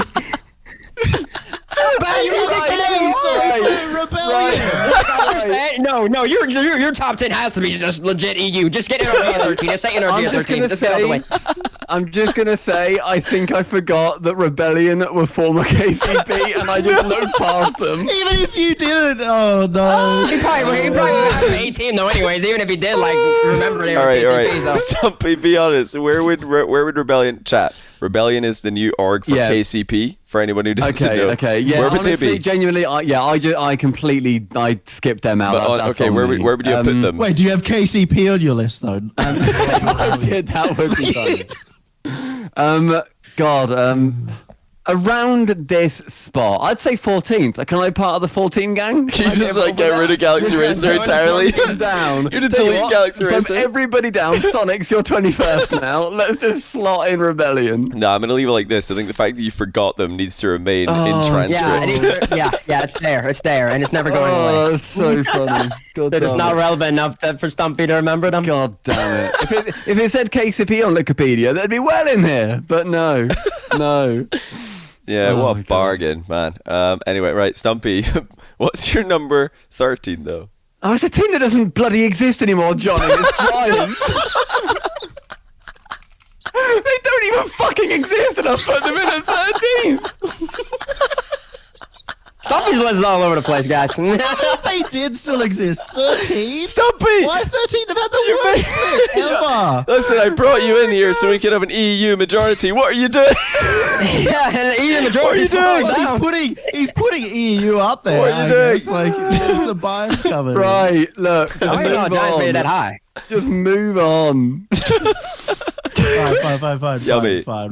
We'll let him. 13. I have something that might make Stumpy mad. Queso. Team Queso. I think they're either going to be awesome at LAN or terrible. They have like a really aggressive play style, which either really works really well because people poop their pants at LAN, or they'll poop the pants themselves and they won't be able to play. So Interesting. Team Queso. Has he said Ground Zero yet? I don't think he has he? Oh, Ground Zero better than Queso. Okay. Okay. My 13. I think Case is a very dodgy choice in 13th. Personally. Okay. My 13. I'm gonna go with Solary. Astro. I feel like carries them, and then their land. Charles said in the recent land performance. Charles said it's just been iffy. It's been iffy, and I don't know if I can trust them anymore. But Astro is amazing, so I put him at 13. I don't believe this. I do not believe this. I also have Solary 13. What is happening? Oh my god! Teammates, we have synced up I mean, you started a little bit off the rails, but you're back on. That's all that matters. You gotta keep it up. My best part is that I think that Stumpy thinks that Solary is not going to, crumble under the pressure. That's crazy. Well, don't speak too soon. Don't speak too soon. You did not omit Solary. No, Solary are in there. You forgot Solary. Are we going for my number 12? Yeah, go. Yeah, let's keep going. Solary number 12. Oh, okay. Yeah. Solary number 12. Because whenever the topic has come up on like a pre-show or whatever, I've always been down on them, and I've normally been right. Like, I've typically been correct on whenever I've said that they won't do well. Solary are the most crumbly team in the world, and I don't see a month doing them well. I think a month of those three being together in the same room will have the team break up before the LAN starts. No, they like each other. They like each other. That's not going to happen. Look at the player cams, Johnny. Look at the player cams. Look at the player cams. You're a Redditor. You're like super sleuthing. Oh, he was really annoyed at that goal. I can't believe yeah, that's literally Reddit. They're like, I watched one 15-minute video on YouTube about psychology, and I can tell you without a shadow of a doubt that the Solary hate playing together. No doubt. God. That's literally you right now. No doubt. But that's fine. 13, 13, 12. Start not going to bad. get mad from here. I've put G2 Esports playing with Drees. Has he still not said Ground Zero yet? He's not said Ground Zero. Oh, it's crazy. Where have you put Ground Zero? They also, G2 have the backup of Rizzo if it really required. But, he's going to be at home to the viewing party. He's going to be farming numbers. He's not good at the lot. I haven't said a lot of teams that you guys are going to be bad at, so it's great. I don't believe this. T-Bit? Man. All right, my 12 is, I like the top blokes. They're not really the toppest of the blokest, but they're decent. And I really like Archie. I think he's amazing at Rocket League. Superb, actually. And they're around that range. I can't see them like exceeding expectations per se and cracking like a top 10, top 8. But they're about middle of the pack in terms of like a little bit below middle of the pack in terms of like the top 20 range. I like the top blokes. I like them there. They're more like you've got the middle blokes actually. Middle blokes. Yeah, the middle blokes. They're in the middle, but. Well, I don't believe it. I feel like every time it reaches me, I'm just like, same. Like, yummy. Once again, we're on the same wavelength. Oh my God. G2 Esports, number 12. That's where they belong. I think a lot of ours are like going to be syncing up in the middle, I feel. I don't know about that. No? T-Bate's also molding because We're in the Ground middle. Zero still haven't been listed on list either. Oh, he hasn't, has he? That is crazy. Oh my God. Wow, that's love for Ground Zero. And But you guys also haven't said Sandrock. Where have you put Sandrock? What do you mean? Where have we put Sandrock? Where did you put it? You put it like 20. You put him at 20. Your disrespect for him is just actually incredible to me. Kyle literally sits at number 1 in every playlist when he just wakes up. He wakes up and gets number 1, and he gets off, doesn't play for a week, gets it back. Like, they all sweat for it. It's casual for him. Like, what do you mean 20 or 15, wherever you are? 15th. Okay. My 11th team, just above Solary, I've got Dignitas. I think this is where they make an appearance. Wow, you are not happy with that, Joyce. You're a believer in Dignitas that much? No, right. My logic is it's Panda and Verge in able to properly manage Jack and Jorias in a real life setting over the course of a month. I don't think that should be sniffed at. They're not going to manage them to, like, unless they start picking up the controller and literally give them LAN experience. What's going on there? They haven't even had a great split. Like, why are you dismissing boot camping and stuff? He's not dismissing it. Everything. He's got Ground Zero all the way in top 5. Well. He's got Ground Zero top 5. Obviously putting boot camp because Ground Zero's up here, but... Oh, no. Boot camping doesn't give experience, no matter what. Anyway, my number 11 is a team that's going to be boot camping their way up here. It's Furia. Let's go. Whoa. Sam, wow. When they were low-key smashing people, I thought they were going to have a really good run at Worlds. Fell just short in a Game 5. Whoa. And they're going to continue on. People going to be mad. There's Pogs. There's WTS. Let's go. They're going to hate the rest of my list. I love it.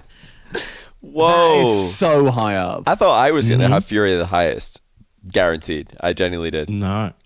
You've obliterated my 15th bracket. T-Bates' mind is blown right now. T-Bates hasn't frozen, just for chat. The power of the boot camp must be something that is just so astronomically strong. It can boost teams that like. Oh my gosh! Okay, I'm just gonna move on from that. Yummy, I can't believe you made a reaction to Stumpy and then you said that. That was worse than Stumpy's. 11, I have FaZe Clan, a team that y'all seem to despise a lot. I don't know why. I think it's because they have the label FaZe. Overrated. I think it's because they have the label FaZe. They're so overrated. Okay, that's just because you think FaZe. Okay, when you think of FaZe, think like a top 2 team or something. They're not a top 2 team. You think of the Peeps. The Peeps. No. FaZe are just like so iconic. It's like an Optic or like 100 Thieves now. You just expect them to be at the top, but it's just like they're not there yet. And if they picked a good team, they would be. The team's not even bad. They're gonna make championships probably. They're decent. They're decently enough. Like top 5, top 6 team in an A, and that's gotta be legit. Wait, top you think 12, they're gonna make the championships? I mean, it's either them, G2, or Rebellion. And I think they're gonna be one of the 2. Rebellion, right? No, I've never heard of it personally. I like FaZe. AJ just and he's got LAN experience. AJ has LAN experience. So and Gyro's won a LAN. So I think about you say you said 2019. You say so often. Oh, we're talking about prehistoric times, 2019. Then you come out with Gyro one LAN. No, time out. No, Johnny was saying Johnny said because the last LAN was 2 weeks ago. No, the last LAN was 2 years ago. I'm just saying Gyro's won a LAN. That's the same thing. It's the same LAN. T-Bates, it's the same LAN. The LAN I brought up was for Rogue Lost and Noble. That was DreamHack Montreal. The LAN that Gyro won, the one you're talking about, it's the same LAN. That was a Rogue team. All right, take my LAN thing out then. Yeah, I've been caught that way. FaZe is at 11, just comfy. I'm just gonna stay there. I'm not moving. No matter what y'all say. No, FaZe at 11. So stubborn. There's finally a round where Johnny will 100% not have the same as anyone else. Let's go. Guaranteed I do. Well, I mean, I know I don't, but yeah, this is probably the farthest away, like the team that I have ranked farthest away from all of you. Yeah, I can safely say that because we're into the top 10 now. So yeah, I have Falcons at number 11 from Middle East. Falcon Esports. Falcons Esports. I don't know. Are they Falcons or Falcon Esports? Then they're Falcon. TRK Venom. They got Ali as sub. These guys are absolutely insane. They took Sandrock Gaming down to the wire. They don't care about nameplates. They see Justin coming at them. They're like, "Who's that?" They don't care. They don't care. LAN doesn't matter. These guys are unbelievably confident, and they're doing all they're the same as Sandrock Gaming. These guys are competing for top ranks with 1 million ping. And we saw what happened to all the EU NA super teams with 1 million ping. They couldn't win anything. These guys win everything with 1 million ping. Falcon, no LAN experience. Yeah, but there's 1 month of scrimming. They're going to get all the experience that they need. These guys are legit. I want to see them perform in EU, against EU teams. First. Same, man. These guys are legit. Yeah, I've never seen that. That's why I had them low. Yeah. They had a good showing against SRG, but that's why they cracked the top 20. But I couldn't bring them any higher until I see them against other teams. Well, I'm just thinking, G2, they've choked a bunch of LANs. Solary, same thing. Rebellion, they're probably going to choke LAN. And then I was thinking, okay, do I put Falcons ahead of Furia, True Neutral? Yeah, I think I do. I think they're better. I think they're a better team. I watched them play. I'm like, yeah, I think these guys are probably they're definitely a little bit higher than Furia, True Neutral. So how much higher was the question? I'm thinking, okay, we'll put them ahead of the teams who consistently underperform on LAN, G2, Solary, Rebellion, who I think are basically going to be slightly worse than G2. So that's why I got them there. But yeah, I think Falcons are legit. I think a lot of other ME teams are legit as well, but the other teams all get swept by these guys. Falcons and Sandrock just destroy everybody. So that's why I got them up here. I think there's always that worry that any of the teams who haven't competed at LANs will... They are just such a massive question mark. And that is... It would be a massive shame if these teams did end up competing at LANs. Yeah, like somebody like Dignitas... No, but they've got an experience. Experience. I'm just saying, I would love to see them perform, but they are ultimately, and you guys wouldn't disagree, they are ultimately a question mark. So you just don't know what they're going to do. And I'd love for them to. Yeah, but they're like an exciting question mark. They're like the question mark that you pick up in Super Mario Kart. You're like, I can't wait to see what's inside here. This is going to be good. Johnny, do you think Falcons could win an entire event? Probably, yeah. I think they genuinely could. Like they could show up and completely blow everybody away. I think like there's only a couple of teams, maybe 2 or 3 teams that I would be confident would beat them. Even every though other they can't every beat other Sandro prediction I'd Gaming. be Sandro Gaming are one of the teams I wouldn't be confident to beat, but there's only a few teams I'd be confident could beat Falcons, and every other team I'd be worried. I'd genuinely be worried that these guys would beat them. Genuinely. I would be scared to bet my channel points. I wouldn't be like, I'd see the channel point prediction come up, I'd be like, oh, those odds are not that good. I'm gonna save my channel points for another day. I'm not betting against Falcons. Doesn't matter who they are. Not happening. That's respectable. I can see him getting 11. They're a mystery for me. I couldn't decide. I put him at 20. I could have had him like 15 though. I could. Ooh. Yeah, this is all pretty close. I'd say like 11 to 20, very close. Like I was buying some teams around here quite a lot. I was saying that to T-Bates as well. Like before we started, I was saying like my like 10 to 20, they could realistically just all beat each other. Like realistically, anybody could win out of that because there are so many good teams in there. And also, I don't have like the only ME team I've got in there is Sandrock because admittedly I don't watch enough of ME. So that's a team that I do definitely. Do you know whose style? Do you know whose style Falcons play? Actually, do you know whose play style they remind me of? Go on. Envy. Oh, okay. Envy. They defend and counterattack. Huh? They defend and they counterattack, and they're all ridiculously mechanical. Now they don't have turbo pulsar. It's probably their only weakness, but you know that's why I don't have them in the very top of the list. They're like that. If they're turbo joint Falcons, I'd have them probably number 1. Like that would be one easy one. Turbo's OP. Turbo's OP.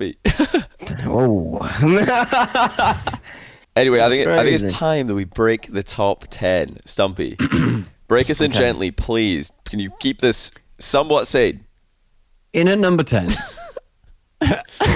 a team that. Why are you laughing? Because why are you laughing at your own book? At me regardless. I've been knocked down. I'm trying to claw back up. No, give it a higher than 10 for me. It's gonna be flip side, isn't it? I think that for me, top blokes haven't fallen too far behind just yet. They when it came down to them having to perform and them basically needing to have a good mindset, they proved they couldn't do it. And that really annoyed me. They essentially gave up. They looked really awful, and that frustrated me to no end. Give them a month of LAN, give them a bit of a kick up the arse, and I think that you will see top blokes genuinely do a pretty good job. Interesting.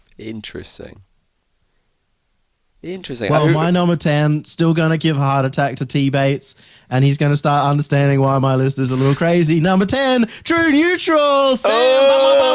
Still going to the Sam. They have been incredibly consistent, though. I will say I haven't watched the, there's the Prime series and the Grand series. I haven't watched the Prime series, so may not know too much about their performances there. But yeah, I see that. They're better than Furia, G2. so you got to give it to them. They're totally untested though. So wow. True Neutral last phase 2 or whatever lost to Team called Erased, by the way, who have a whopping 200 to the points. Prince PJ. Hey, wait, who plays for Erased though? Hold on. Erased. It's a new team and it's got It's PJ. and Pete and they have the Prince, literally the Prince. You can't. If anyone's allowed to lose to the Prince, he's flip resetting in defense for no reason. If you're gonna be the 10th best team in the world, you can't lose to PJ and Luke. Hey, anyone's allowed to lose to PJ. He's literally the Prince. PJ is the Prince.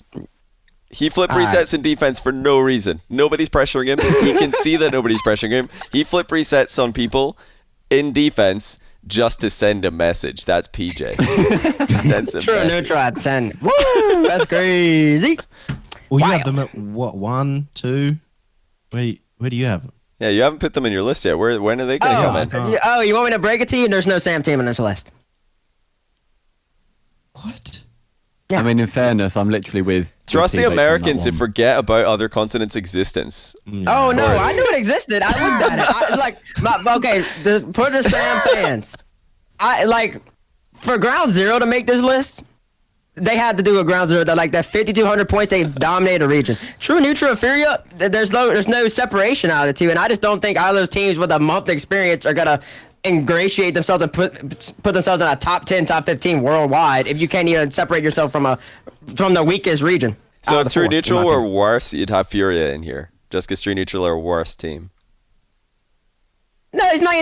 They could be the same level. They could be the same skill level, but Furia would just be better. No, I'm talking about like True Neutral and Fury could be the same skill level, but one of them would be like better. They take like the next step, like Ground Zero has compared to like Renegades and Cringe Society, and then they crack my list. But you can't just like they're losing to PJ, the Prince, who you guys are gassing for some reason. Oh my god, he is the Prince. Yeah. So yeah, there's no Sam team on this list. I don't think a month is gonna change that. You had a whole entire year to separate yourself in. It hasn't happened. So just have to let that be known. No Sam team on my list. Okay. Who's your number 10 though? My 10 is about to blow some minds. I have Vitality at 10. What? I think it's not out of the question. It's not out of the question. Let me explain. Stompy, while you're throwing your headset, I need you to relax. Take a deep breath. Deep breath. Okay, Vitality at 10. You want to know why? Yes.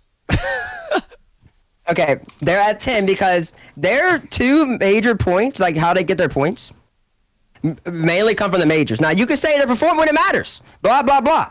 I mean, yes, they do.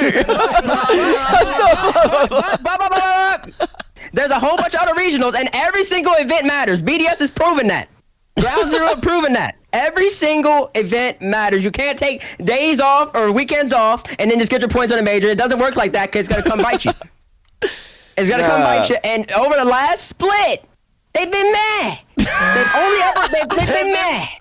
They've been mad. I have a couple EU teams above them who I think are just like better than them. Especially after a month of preparation and training and then like just scrimming against some of the best and like getting like that different feel. I got one team on this list from EU who I know would succeed exceptionally if they had NA scrims. If they got used to playing NA teams. And Vitality, I don't think is one of them. So I think I got them at 10. I got team EU teams above. I think there are a few EU teams that are better than Vitality right now. Right, I appreciate that my list isn't exactly logical, and I've forgotten a few teams. Can we all agree that might be the worst pick we've had so far? Vitality at 10th? Oh, we have to look back over everything at the end to be sure, but... Yeah. That is a truly mind-boggling pick. You have Sandrock Gaming at 15. Yours is the worst Vitality at 10. I don't... The thing is, I can understand it just based off like pure recent results. That if you just looked at that in a bubble, then I could see you putting him 10. And they've only won once.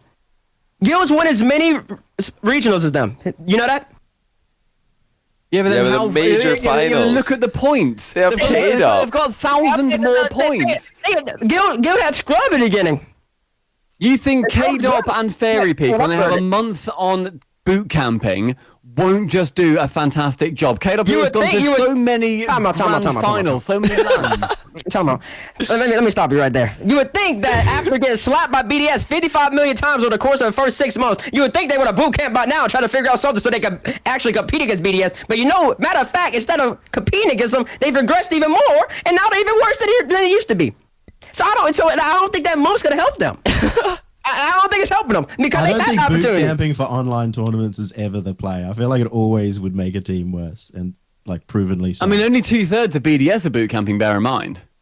Yeah, Mark's in the Spanish team house with who lives with him? Steak and Demensa or something. Yeah, did you guys know this? So Steak from Giants.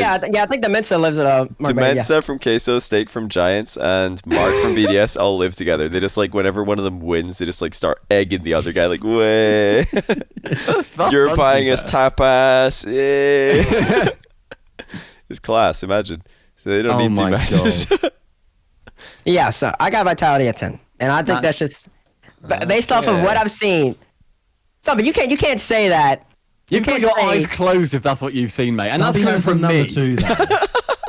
You probably have them like top 2 or something, which is actually ludicrous if you have them in the top 2. I just don't spoil my list. Let's not jump too like their consistency is so not like it's just not there. And then like you just I don't know. The record against BDS is atrocious. And granted, that's just everybody. But if you're, why are you just looking at them versus BDS though? Because that was what they've been compared with. They were the expected best team coming in, and they have been underperforming throughout. And they've started off at a level and it's been slowly declining. And while they're declining, other EU teams are slowly going up. And I won't disagree with that. I have frequently said that Vitality have been on a slump. I do not disagree with that. I've been completely on that train. I think they have slumped and they haven't done as well as they could have done. I completely agree. But the only reason they're second is because BDS are so goddamn good that if BDS weren't there, Vitality would be the #1 team in EU. Okay, you say that, but BDS is still performing in spring. Where's Vitality? I can't even find him anywhere. Right. Well, I'll wait till we get to the end of the list. This is the second best team in EU, and that's the kind of results that they get that I'm worried about. Then your region is terrible. You should be grateful to have Vitality this low. You are ludicrous, teammates. Well, you said that you have more EU teams ahead. You said, what, 2 EU teams ahead of them? I'm not going to give you the exact number. I'm just wondering, which EU team did you forget? Because there has to be another 3 EU teams on here. There has to be. I looked over. I didn't forget any EU teams. There has to be 3 more EU teams in your list. There's no way. The has is a very bold statement. There might be, there might not be. I cannot say. I'm so excited for my list to not be the worst. Sandrock Gaming 15. Your list is automatically disqualified the moment you say SRG 15.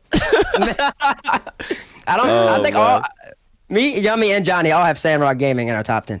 Well, let's see if Yummy. I don't know. Maybe. Maybe we'll see. I mean, maybe I don't have them at all. I'll tell you guys. I don't have them at 10 though. I got Team Queso at 10. That's who I got number 10. Okay. I see a Team Queso 13 for Yummy. Wait, okay. I'm the lowest. No one else has mentioned Team Queso yet. That's interesting. Not yet. Oh yeah, okay. That just means Stumpy has Team Queso next. Okay, he's smirking again like he did the last time when you said no. God, why do you think you know me? Does he? No. We all no, he doesn't, mate, because my number 9 team... Okay, so is his number 3? My number 9 team is G2 Esports. Whoa. Which I think it's a very respectable place for them to be. Respectable place. I think the G2 with Drees look unbelievable. They look really good. They look refreshed. They look great. Drees is just an incredible player. It's so exciting to see him play. On a boot camp, I think they'll just stick at a very good level. There's still a question mark, new player, all of that stuff. But yeah, I think 9th is good. 9th is respectful for G2. This isn't a grid though, Stumpies. You have to remember that. Yeah, that's what put me down for them. Is that, very fair. We're not doing grid rankings. My number 9, the highest that this team is on the list, it is Top Blokes. I don't know, I'm a believer. Whoa. That is high. Sorvalo, Che Atlan, Archie, I really rate him. It is high for their performance, though, this split. So my rankings are inconsistent in that I was like, oh, it's all about consistency. Well, that's fallen down at number 9, huh? I also just couldn't put them behind Sam. Really? I could easily. It was so easy to put them behind Sam. Yeah, Top Blokes, FaZe, Dignitas behind Sam. I was like, wait, who have Top Blokes, FaZe, and Dignitas beaten recently? That's right, nobody. Okay, I'll put them behind Sam. That was my thinking. Then who have Sam beaten recently in their own region? Everybody apart from these 2 teams. They beat everybody. Yeah, but then are those other teams better than Top Blokes and obviously FaZe, but like Dignitas? Yes. Well, I mean, with 1 month prep, yeah, these Sam teams are going to be popping off. They're legit. I think Joris will destroy that Sam region, but that's just me. No. I mean, you had them at 15. I have Fury at 15. They're literally the same. Like, you have the same power level. I know, no, but my Sam didn't crack my list, remember? Yeah, it's crazy. You had Galaxy Racer with a brand new player in your list. And I think the Galaxy Racer would. I don't think Sam's that good. That's just me. That's a story for another day. Did you get farmed by like Sam players in ranked yesterday or something? What's going on here? No. Matter of fact, when I play them, I'm just not impressed. They're just like, I'm just so confident in my plan. Like they play True Neutral plays ranked with their full team. And I grant they're on 150 ping, but I can have 2 1800s, and I just don't. I'm just not worried. You think you and 2 1800s could take down True Neutral? It's also like this is ranked though, so I don't. You gotta take it. But see, like their ranked might be different than our ranked, because we don't we party up ranked, like it's just a whatever. Their ranked might be they actually like want to get good work again against like 2K plus level players. There's no shot. Nah, they're pre-jumping everything. They do not care. No, they're not. He doesn't go for it. He just farm saves like he does in that region. So I mean, I don't know. I'm just not believers in them. Nah, they have to show me something. You gotta show me something. Good. Sam are gonna farm next land. They're actually good. I think they're good. I think Sam get unfortunately clapped. Yeah, they just got more to go.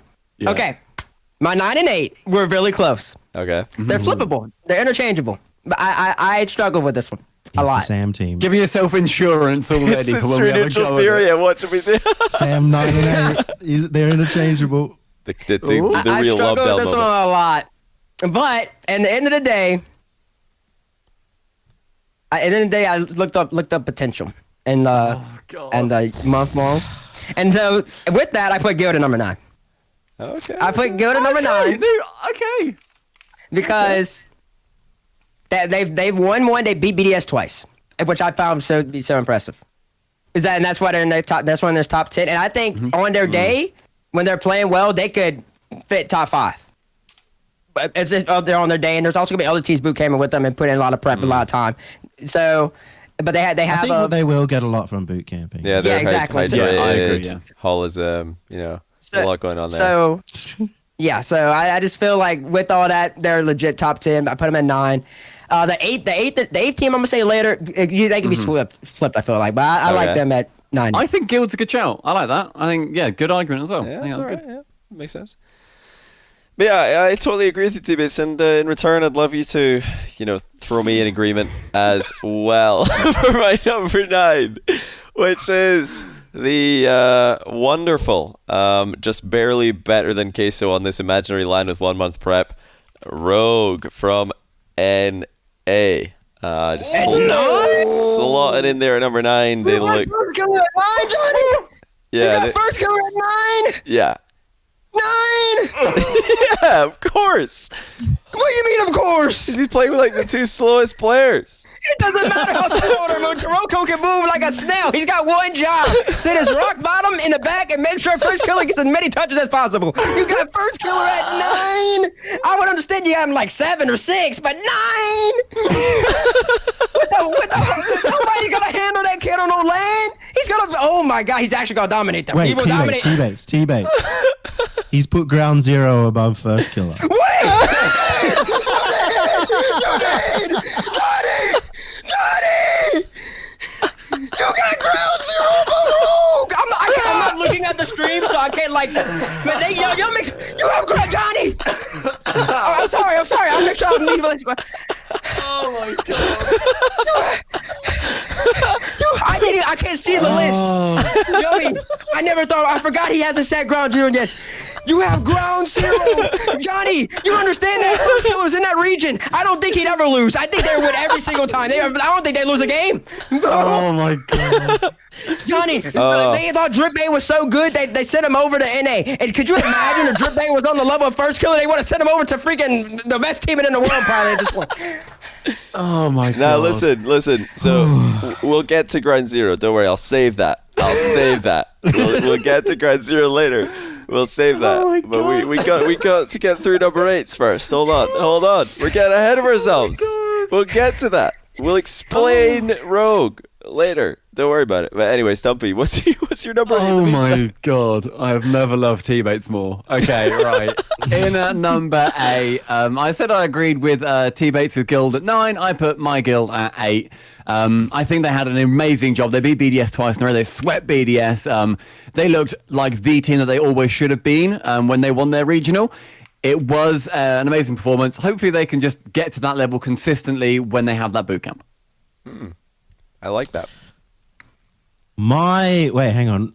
Number 9, right? Number 8. 8. My number 8. You guys have finally you're getting expecting it for a long time. It's ground 0. They finally come in, the best OC team. I think they're going to do a lot on a boot camp, especially. Obviously, they've been very dominant in OCE. They'll get a lot out of the boot camp. They have a lot of backing as well. Months and months ago, the org was already trying to get them vaccines as soon as they get into OCE, try to do as much as possible. They actually have a sleep psych as well, one of the probably only teams in the world. And they need those. They're waking up at 6 p.m. Very specific. Yeah, and in OCE, it's really necessary because you have 10 a.m. starts, and that's not gamer hours for sure.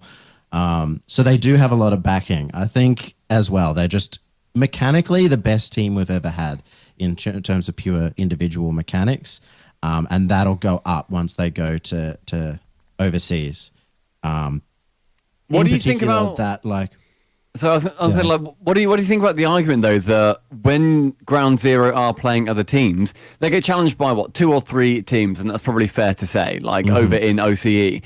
But then there are still those big gaps where they may think that they've got time on a ball, but then EU, NA would then challenge considerably sooner. Would that not completely scuff them up? That's basically how I was thinking. That's the point of the boot camp, is you do have to change your play style somewhat. Like, you can't just play the exact same way. And that's why does this sound like an honest 4 to 6 weeks. Why does it sound like too much of a disrespectful explanation? It's like, yeah, it's What's the point of the boot point, camp? Stumpy. Come on, Stumpy. Like, I mean, the point.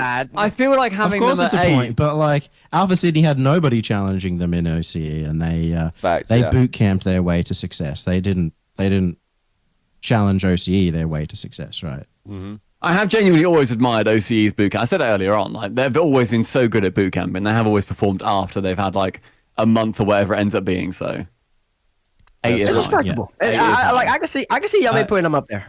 I will say that I find it difficult to believe that Ground Zero would win the entire event. And so, like, Ground Zero and below are all teams. Like, when I did my list, I kind of separated between teams that I felt could win the entire thing. And I think from above here, basically all the teams up here, I think could win it. There are a couple of teams below, or 8 or below here, that I think have like a 1% chance, like G2, for example. But outside of that, that's kind of how I separated top 8 to the rest. I can agree with that. I can agree with that, but that starts from my 7. Once my 7 comes in, that's the teams that like I expect to like actually contend. 9, 8. That's why I say these 8, 9. I had 9 Gil. I had 8 G2. Oh, I have 8 G2.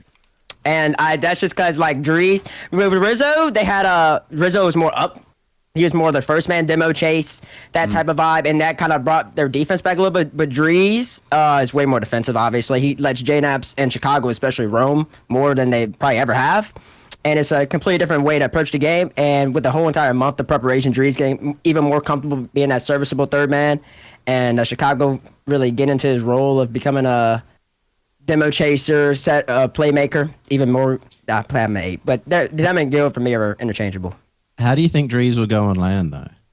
See, that's the thing. But I mean, Chicago and JNaps have both performed on land.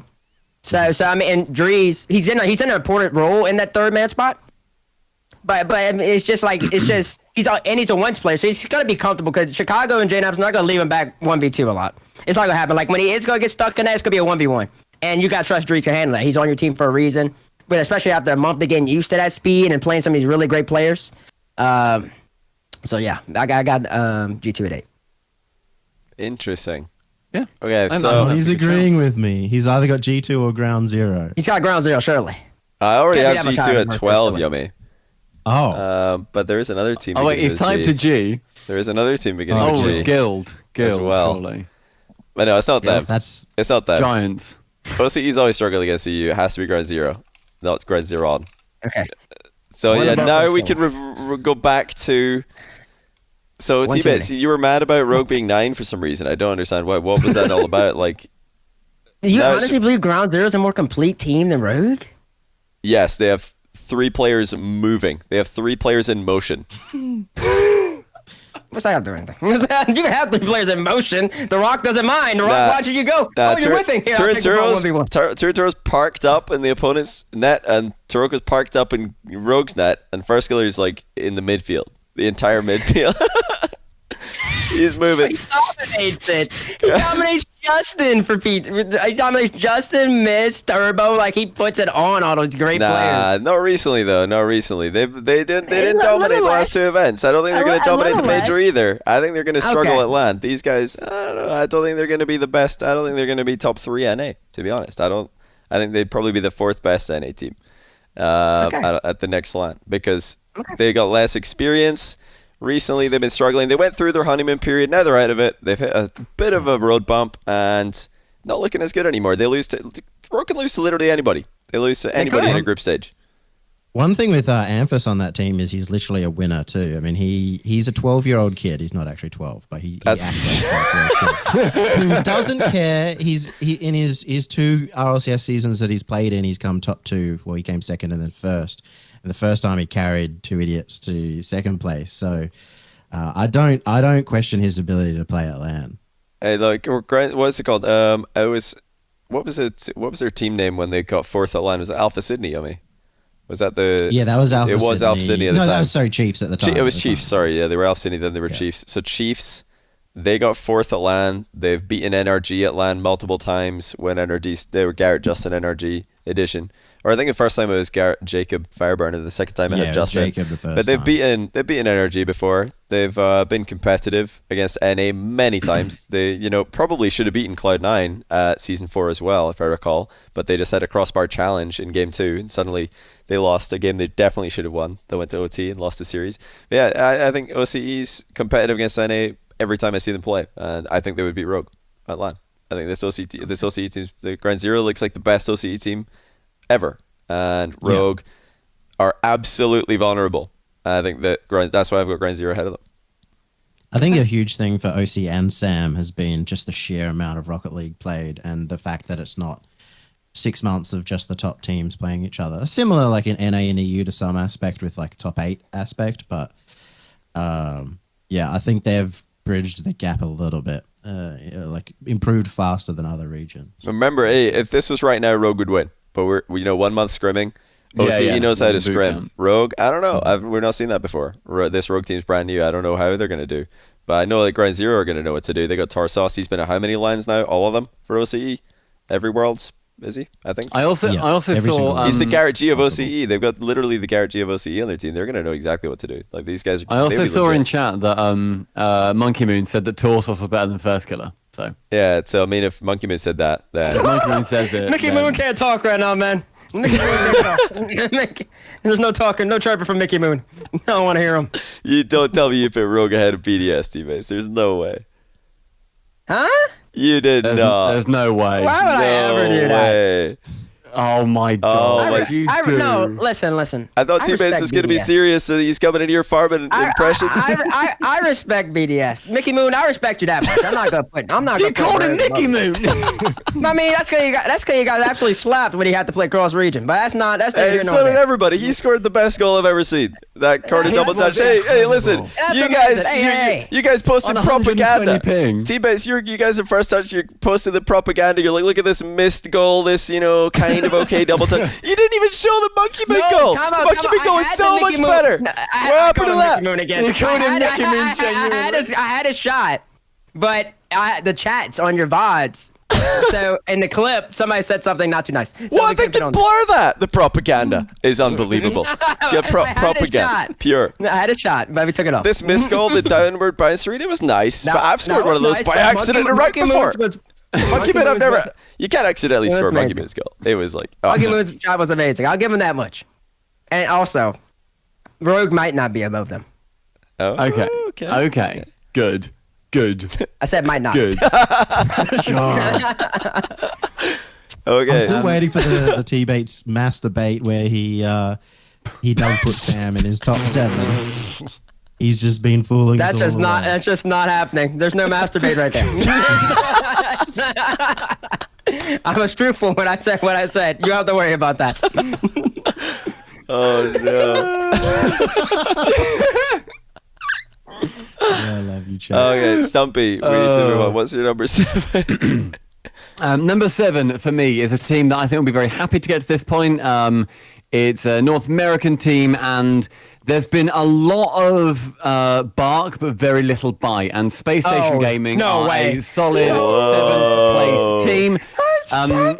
I think that when it comes down to actually performing on LAN, we need to see so much more from Space Station. Retals was relevant in 2019, but it comes to 2021, and you just got to ask questions of where they actually do exist.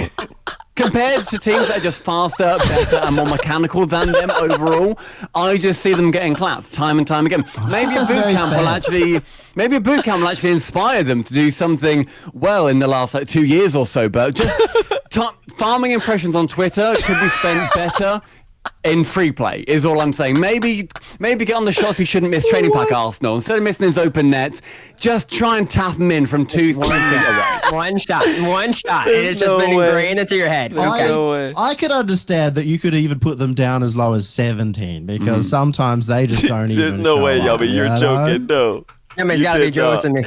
You're joking, right? You did not. I put in my number 7. Sandrock Gaming. That I felt was a little low even, but I just didn't quite know how they'd perform on LAN.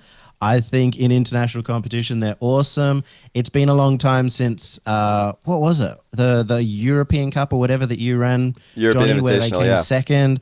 That was sick because that was, to me, the proof they could play under pressure because they were the only team who had pressure. It was like an RLCS season. Everybody's saying that RLCS teams don't care. Look at the pressure on Sandrock. Yes, their Yummy. performance in that tournament. Yes. And they performed really, really well. They threw in that tournament got to the second. Yeah, they could have won the entire thing. That was really impressive. I'd love to put them higher. I just want to see them at LAN.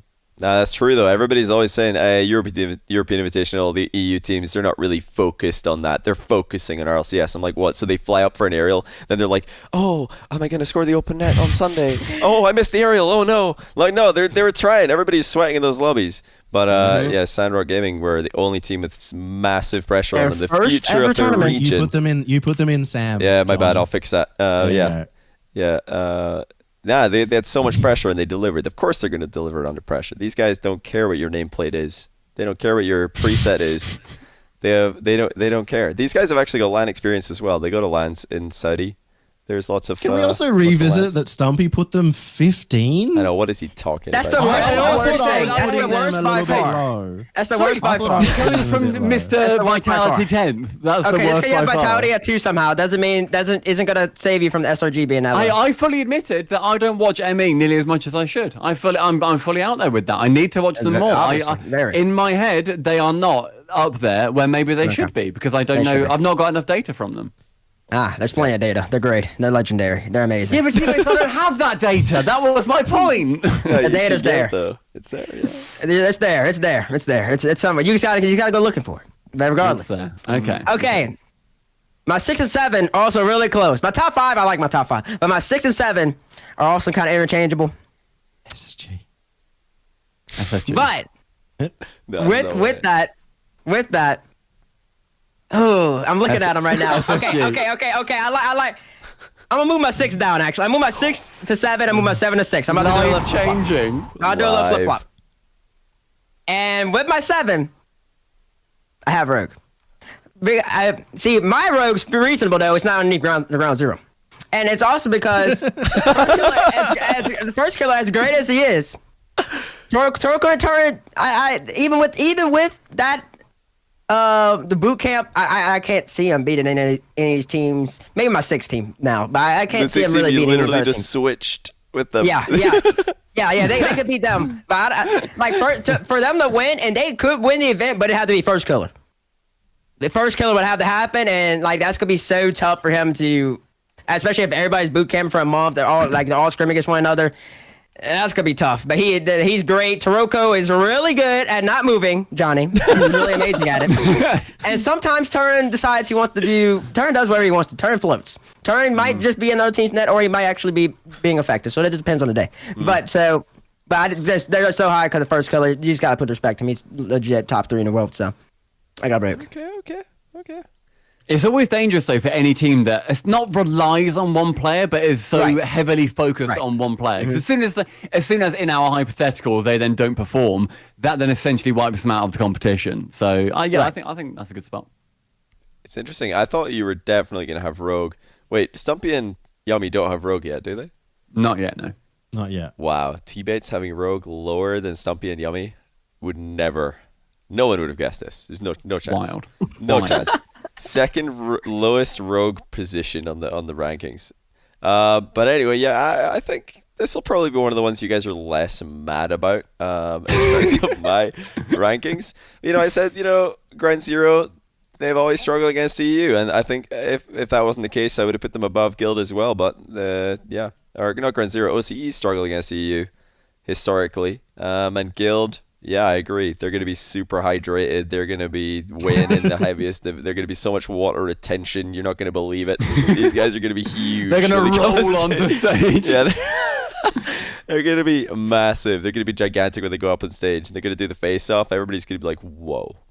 The Devo is like 7 foot tall. Like they're going to be unbelievable.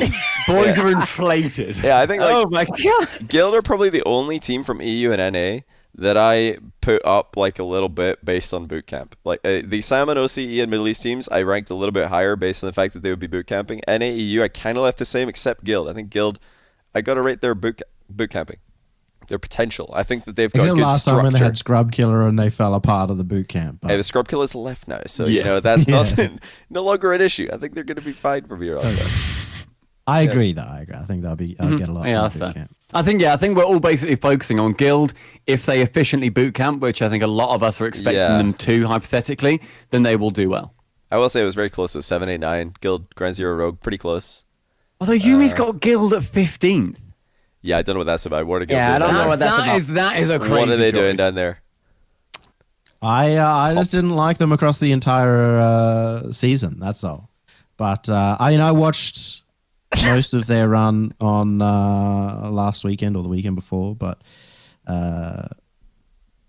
yeah, I kind of forgot about the fact that they beat BDS twice. Look at that response, by the way. Everybody else is malding on Twitter at the fact there's no land. Guild are like, let's go beat these guys. And they did.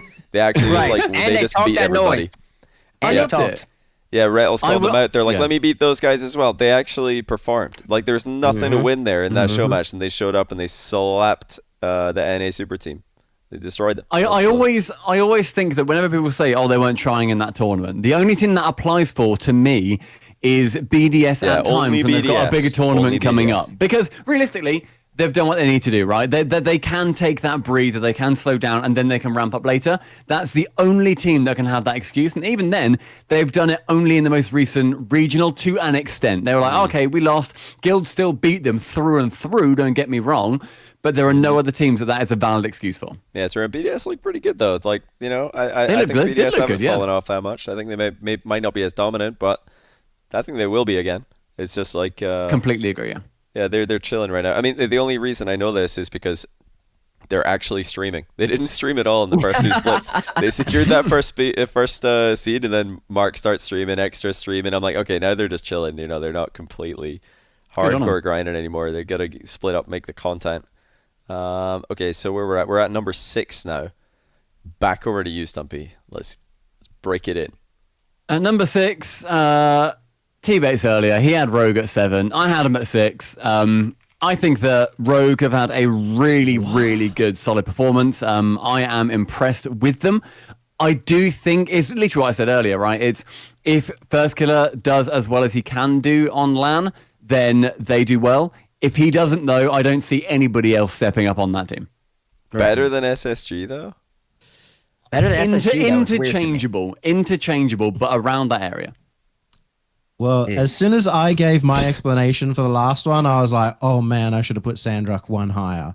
Because I have Rogue number 6 as well, and they both fit in the same category. For me, Sandrock and Rogue, and I would have preferred in the end to have Rogue below Sandrock. But yeah, as you said, if First Killer shows up, I think they can win LAN. Mm-hmm. Like it's so dependent. It's such a seesaw. It is very dependent. We didn't want to let Stumpy add in a team that he forgot existed. That was something we absolutely wanted to leave it. I'm not going back and switching it. I just regret. I was saying, T-Bit switched it before the reveal. Do we let Stumpy switch? It's no. Do we let Yummy switch? We'll leave it. No. It's fine. It's fine. For evidence. The evidence is there. Yeah. Yummy's just embarrassed. It's my fault for not prepping the list well enough. It's my fault for getting that Rebellion existed. Was that the first time you agreed with Stumpy you had the same team? I think that's why you want to change this. You're like, oh, mad. No, what do you mean? It is the first time. We've come close a couple of times, to be fair, with Renegades and FaZe and stuff.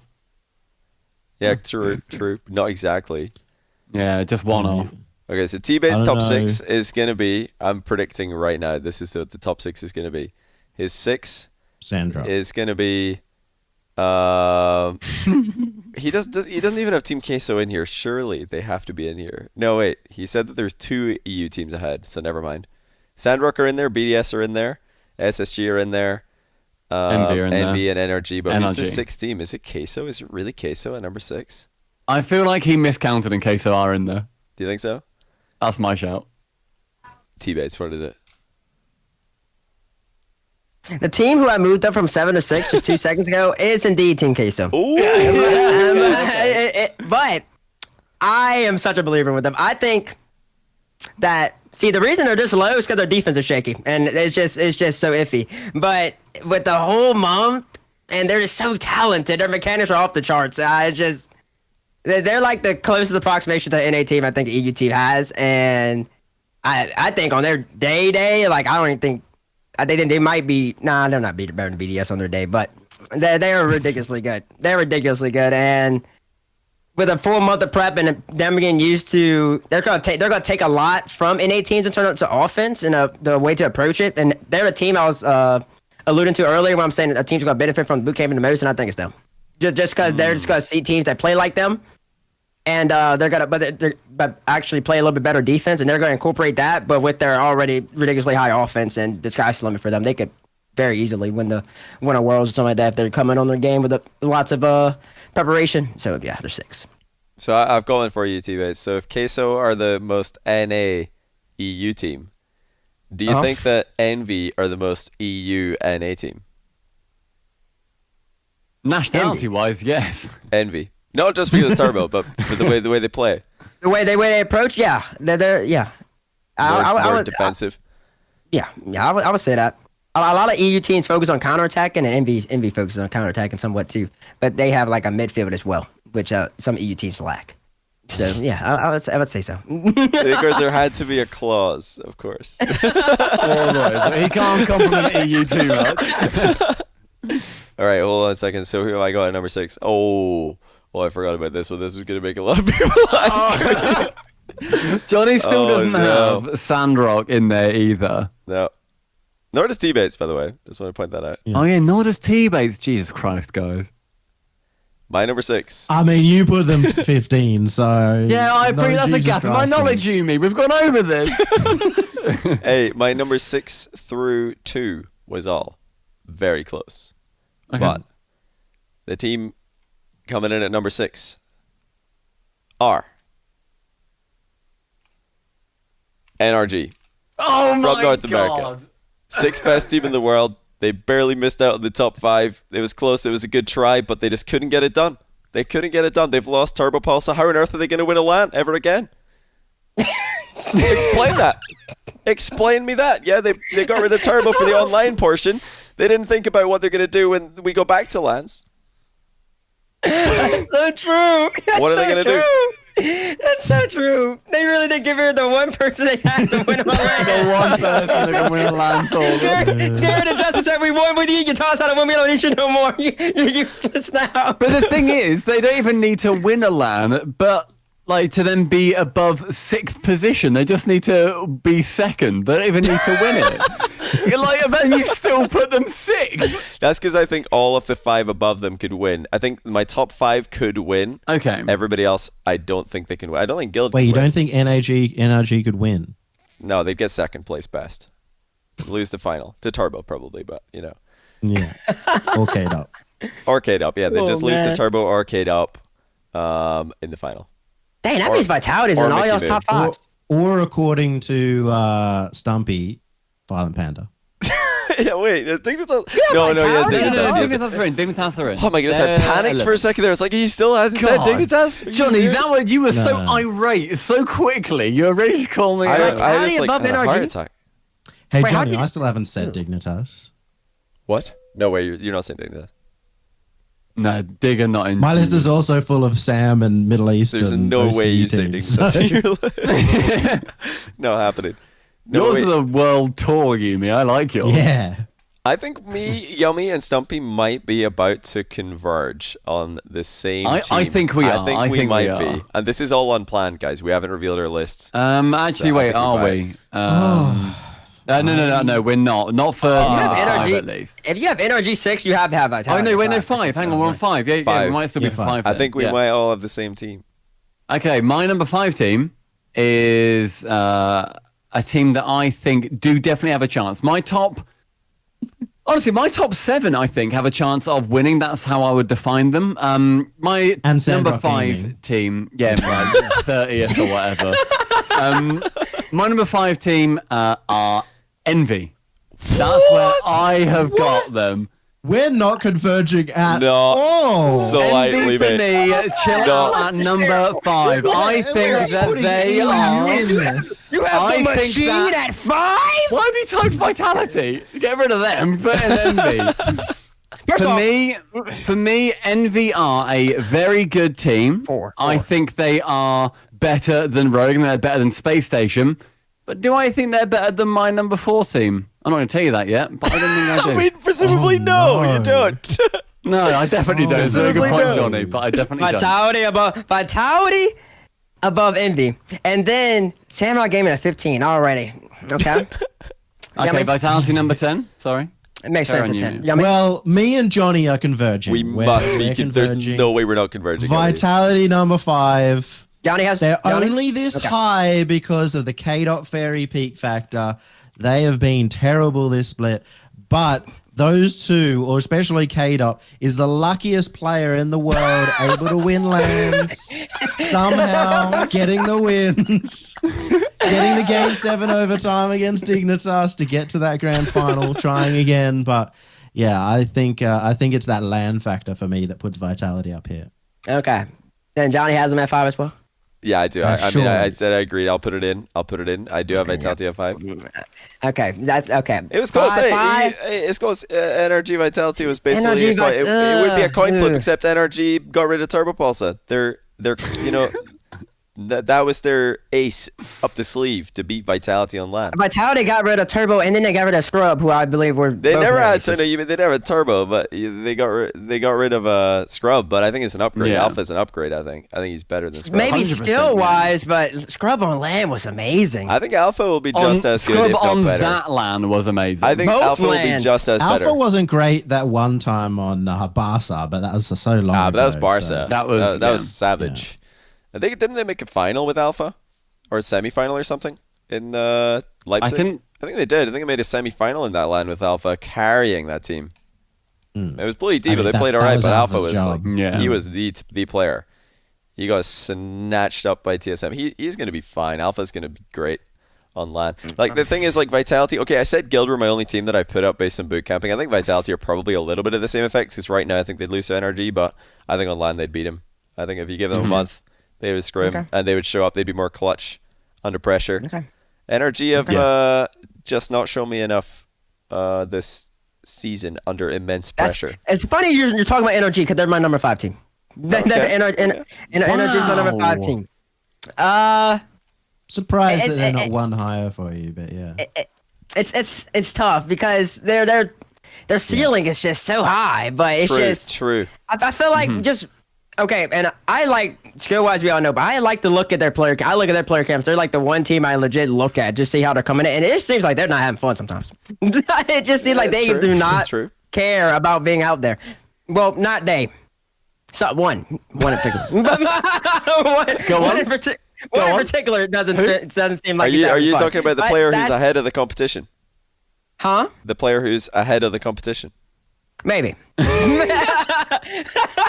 Maybe. I don't know. But I'm not gonna say. But yeah, I think that just factors in so heavily. That factors in so much because you gotta love the game, man. You gotta love it. You gotta want to play, and it just like, especially when you got Garrett out there putting his heart and soul into it. So I mean, it annoys me. Listen, And I think predicted Garrett and Justin to win so many lines with NRG. Right. I did my prediction contest. I put them number 1 so many times they kept getting second. I can't do it anymore. I can't put them ahead of that Vitality anymore until they actually do it without turbo. Yeah, until they do it. Because I tried so many times, I was wrong every time. But hey, I root for these guys. I was 100% rooting for them in Madrid. I was so happy when they won. I had to compose myself because I was like, right, okay, I actually got work to do. But no, this is nothing. People are like, oh, Johnny just hates NRG, but not genuinely. I think Vitality, if I had to bet, if my life was on the line, I would bet Vitality to win. I just would. And I don't hate on Squishy like Reynolds does. Even though we did lose our rank game, we did lose our rank games earlier, and I wasn't too happy about losing. But that's just rank. Wait, you were It's rank losing to 2. Squishy? Yeah, we lost. Yeah, I wasn't too happy. I wasn't too pleased. But regardless, I was a little annoyed at the effort Mariano was putting on. He was streaming. I know he doesn't try as much, but I want to win my games. But regardless, he's good. He's still solid, and I don't know necessarily if that's his role, if that's his best fit playing the role he's been given, but they're still good. So 5. Pressure, I just man. realized The pressure on that team is immense. Hasn't Pressure's yet said immense. queso either. Wait, you're joking? He hasn't said queso. You or are vitality. joking. What a discovery. No way. Wait, so he said envy though, didn't he? No, he didn't. I don't. He said envy, yeah. He said So envy. and you said has he said SSG? He has said SSG. He said rogue SSG. He hasn't said NRG. So NRG surely is number 4. He might be about to say NRG. Isn't it? He might be about to say NRG. If he You says think the league- NRG, no way. You have 3 EU teams top 3. Would you guys like to know my number 4 team? I would love Just get the to energy know. out of the way, man. Your list is already bogus, so I mean, go ahead. My number 4 team is a team that I consider to be very strong, very quick, incredibly mechanical. T-Bates was bigging them up for their mechanics earlier on. Oh. And it's a team that I think will be too fast for Envy to deal with, too fast for Rogue to deal with, too fast for Space Station Gaming to deal with. And that team is Queso. I think Queso R can, on LAN, be such a top team. They can outpace near anybody on their day. And I think you guys have utterly slept on them. Apart from T-Bates, who put them T-Bates in put them at 6. I thought that was high. Yeah. Stumpy, what? My problem is that teams like that, they inevitably, like, you go back to that Barca example. The teams that are super hyper aggressive really fast tend to on LAN have that one player who gets nervous and plays really defensive, and it screws them completely. If you can play really aggressively on LAN, it works so well. I back them to keep up their pace as well. I don't think that a Queso on LAN after boot camping would end up being slower. I think they would stick at either their level of pace or there would be like plus or minus 10% of that, like on their top level. I just think that they've got. Oh, mate, this entire list is a gamble, Yumi. It's a hypothetical boot camp. No, we're bringing this back up in the future. This is it. This is bring it up. Bring it up when Queso losing the semis by my count. No, if Queso lost in like the group stage without winning a series, nobody would be surprised. They'd be like, well, you know. Johnny, I would be weeping. Okay, I would be crying if they lost in groups. Garrett, honestly, you just said in chat you can't put Middle East top 8 and then hate on Stump's Queso pick. Let's go, Garrett. Yes, let's go. You're gonna love my third pick. Oh my word. Who's got Middle East top 8? Oh, Yummy's got Middle East top 8. Okay, so Garrett's calling out Yummy there. Let's go, Garrett. And only Big brain Yummy. Garrett. What a man. Speaking of Yummy. My number 4 is SSG. Obviously a very good team. I think they're a high chance of winning the entire thing, but they've also had some really, really bad losses across, the last 2 splits where they haven't performed anywhere near expectations. So that's a gamble pick. I think it's not very much of a gamble pick compared to Queso because of their LAN experience and their performance at the last one. But I just have them here not because of their potential, but because of their potential to fail. Okay. I've just looked at other people's lists, by the way, and I've noticed that both T-Bates and Johnny, neither of them have put Sandrock Gaming yet. Who's gonna crack first? That's what I want. I bet you. I'm thinking here to myself. I bet T-Bates wanted to put Sandrock at like 10, but I didn't put them in yet. So he's like, nah, I'm gonna wait. He keeps bumping. Do you reckon he's been holding that Tetris piece? No. They were put very fast. My 1 and 2 were put very fast on this.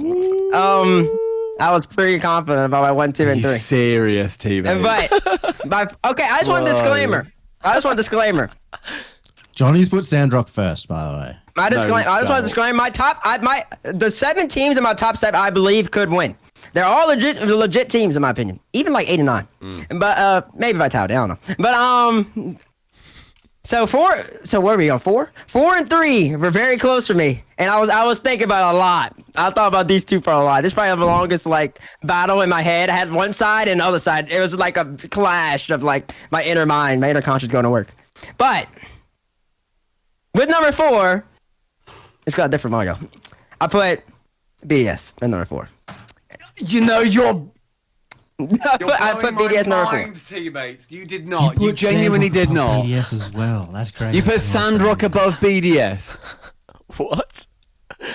Huh? What? Yeah, I did.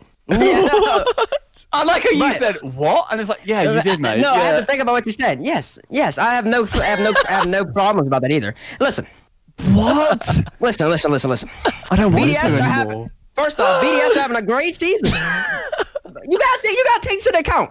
Your team that has 3,000 points. There's only 2 teams in EU that have above 3,000 points, right?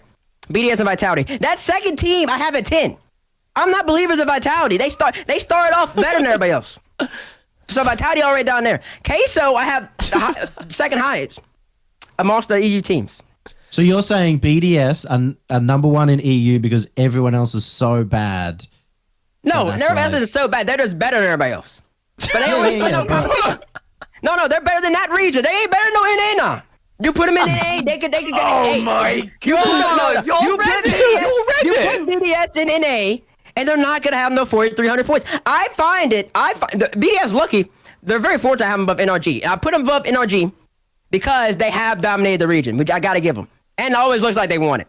And NRG, for lack of a better term, sometimes doesn't. So, and BDS are hungry. I just love watching them play. I genuinely do. Monkey Moon is amazing. Mark Bay 8 is so slept on, and Extra is very important. Even though I don't know, people say I hate on Extra, but Extra is also a very important piece. Mark Bay is amazing, by the way. And so I have them at 4. I think if they're in NA, I find that teams with 3,700 points in NA is more impressive than 4,300 in EU. Does that make sense? Unless it's NRG. No. NRG and BDS were close, but I ended up putting NRG below them. I respect BDS, so I put them at 4. Interesting. That is There's nothing wrong with being 4th. That means they're gonna make they can make it all the way to winners finals and lose, and then they finish 3rd. Like, there's nothing wrong with that. I'm just saying. If I had to go with teams, I don't see them winning that. That'd be their first ever true LAN. I don't care how much they've been boot camping. Now they played LANs. They've been at LANs. Yeah, they've been at LANs. They've been at LANs. Yeah. At RLCS LAN? No, not RLCS LANs, but they played LANs. I think DreamHacks are the same. Same nerves, same level. I mean, but they're ridiculously good. And I don't want to put no shame on it, but I got them at 4. Astro Bomb good. Oh, bold. Bit of shame. Very bold. It's a shame I can't, actually only bold that because of the way I've set up this formatting. I'd have to bold T-Bate's entire list, so I can't bold that, but I would if I could. I'd bold it because it's a bold pick, but I've got number 4. That is bold. Probably a pick that a lot of people would consider equally bold, but I think, Yummy, you've nailed it again, mate. Space Station are just number 4, and they look great while doing it. They're just outside the top 3. They just missed the podium, but they'd probably take it. I think they'd be pretty happy. They'd call it progress. I think they'd be angry. They'd be so angry. I think they'd be angry, but they couldn't do anything about it, and I think that's fair. Yeah, they got top 6 of their last LAN, the first RLCS LAN, the Madrid. I think top 4. It's a step in the right direction, but I don't know. They just ain't got the mechanics to hang with the top 3. I think they just ain't got the mechanics. Nah, they just ain't got the mechanics. I don't know what mechanics you think Extra one has, of them does. Time out. Extra, no offense to him, it's definitely worse mechanically than any person on SSG. There's just no disputing it. Nothing. Nah. Who is he better mechanically than on SSG? Rattles and Arsenal. Yeah. No chance. Didn't even have to think about it. It's just straight up. Extra's like a K-Dot, bro. He tries to go for flip percent, but nobody's worried about it. No, bro. No shot. No, bro. Extra. You want to say more about Monkey Moon? Extra was more mechanical in this last RLRS season than that's awesome. Cause he's playing worse people than Arsenal and Rattles are now. If you played you could take him from the past. He's super mechanical. Extra has insane mechanics. Yeah, he's got ridiculous mechanics. Yeah, he single jumps with the Fennec and just goes for the ball. There's no air roll, no nothing. He 50s, he drives straight. He goes on the wall, he drives straight. 50. There's no flair in his game. You just don't need mechanics. If you say he's mechanical, then go ahead, Johnny. You just don't need mechanics. He's actually mechanical. Extra super mechanical. He is. People who watch RLCSX in their first season, they're like, oh yeah, I'm a BDS historian, I know everything. But people don't know what they're talking about. Yeah, Extra's got ridiculous mechanics. He's insanely mechanical. They all are. Through the hell of He's ASM. definitely he's more mechanical than Arsenal and Reynolds. I think Arsenal and Reynolds are two of the smartest players, but mechanics, no, I don't think they got the mechanics to hang with it. My top three. More mechanics than Tisha. 100%. 100%. Arsenal, he's like one of the smartest players, one of the absolute smartest players. Same for Reynolds. They're two of the absolute smartest players in the entire world. If they were also two of the most mechanical players, they'd be the clear best in North America because they'd have the intelligence and the mechanics. They don't have the mechanics. They're not the best mechanics. They're good mechanics. But they're not the best mechanics. They're not the level of my top 3 mechanics. Okay. Which is, I saw Arsenal called out one of my top 3. Said he didn't think they have the mechanics. I don't know if I agree. I think it's the other way around. I'm just going to be honest. All right, then. Stumpy. Here we go. So, oh no, I forgot about Stumpy's list. Oh my goodness! So I have just got out the absolute slobber knocker of Team Queso in 4th. Right, that's where they're sitting pretty, just above them. It's NRG. I think NRG on a LAN. Yeah, thank you. Very sensible choice. Yeah, NRG. No. I've only got 3 teams realistically to pick from here. NRG on a LAN are just unbelievable. I am so consistently impressed by Garrett. The way that he's come up to speed with everybody is just amazing to me. He has clearly learned from Justin and Squishy. I am a massive fanboy of Garrett. I think he's brilliant. Justin has just got it is probably the very easily top 3 mechanics in North America, and Squishy as well he's just North America. Right. What we've got going on is NRG in 3rd place for me. Interesting. I had a close back and forth on 3, but I also had NRG as number 3 for me. And I'd say, losing Turbo Pulsar is a huge blow to winning a LAN, but I think Squishy's like adequate pushing in considering he's won a LAN himself. So not the end of the world. Yeah, but he hasn't won. He hasn't won 4 LANs. He's not won 4 LANs, so has he? He's won a lot of LANs. They guaranteed top 4, probably going to make top 2. Guaranteed. But whether they win... I ain't saying guaranteed. I'll give them guaranteed top 6. That's about as high as I'm going. Alrighty, number 3. I have Space Station Gaming, who I believe is more mechanical than the BDS. I just don't know how. I don't know how you have extra more mechanical than Arsenal and Reynolds. That's mind blowing me. I'm just a little I'm struggling with that. I'm struggling with that one. But okay, we could break it down. A lot of people go pick Monkey Moon because he's been dominating. A lot of people forgot about this kid called Typical. I think and Typical is ridiculously good at Rocket League, so they're pretty close. Agreed. Arsenal and Mark May, they're pretty close as well. And then after that, I got Reynolds over Extra. Just off of pure energy, approach to the game. I understand he looked terrible in that show match, which was bad for him. That was just bad. He just yapped and did not perform. So I don't know all about all that. But SG, they picked it up. They're the best team. Probably starting off the season. Went down a little bit and then picked up again. They're my number 3. That's interesting. So wait, SSG, NRG, fair, I guess. BDS, putting BDS 4. That's crazy. That's a gigantic move. I hope you know I respect you for it. The thing is, there's an argument for it, but it's not mechanics. BDS are better than SSG mechanically. Yeah. There's no I think question. The argument is that they've had like a couple of bad I think SSG have to like play 300 IQ Rocket League to be BDS. They have to be the smartest team in the world. Or they have to play a slow game. You say that, but that's just because BDS is just... BDS are way too fast. SSG too slow? Yeah, SSG is way too slow for BDS. I don't see SSG doing anything better than what BDS can do. They're not faster. They're not more mechanical. They're like carbon copy teams, though. Except BDS are just way BDS faster. are better in every single category. But see, the only reason you're saying that is because BDS is playing in a weaker region. Nah, I think BDS are straight up just faster. I think they're just better. But they're playing against worse people for the most part. I mean if they played each other, I think BDS would be just faster. I mean, I'm imagining the matchup. I think BDS would be faster. I think SSG would be in defense the entire series. I think they're fine with that. I think Typical is more than happy to sit in that net. No, I think there's one team in NA who's happy sitting in that, and it's not SSG. SSG are going to double commit and everything. Yeah, it's Envy. Envy are the only team who are happy sitting in that. Space Station hate that. They're desperate to get out of net.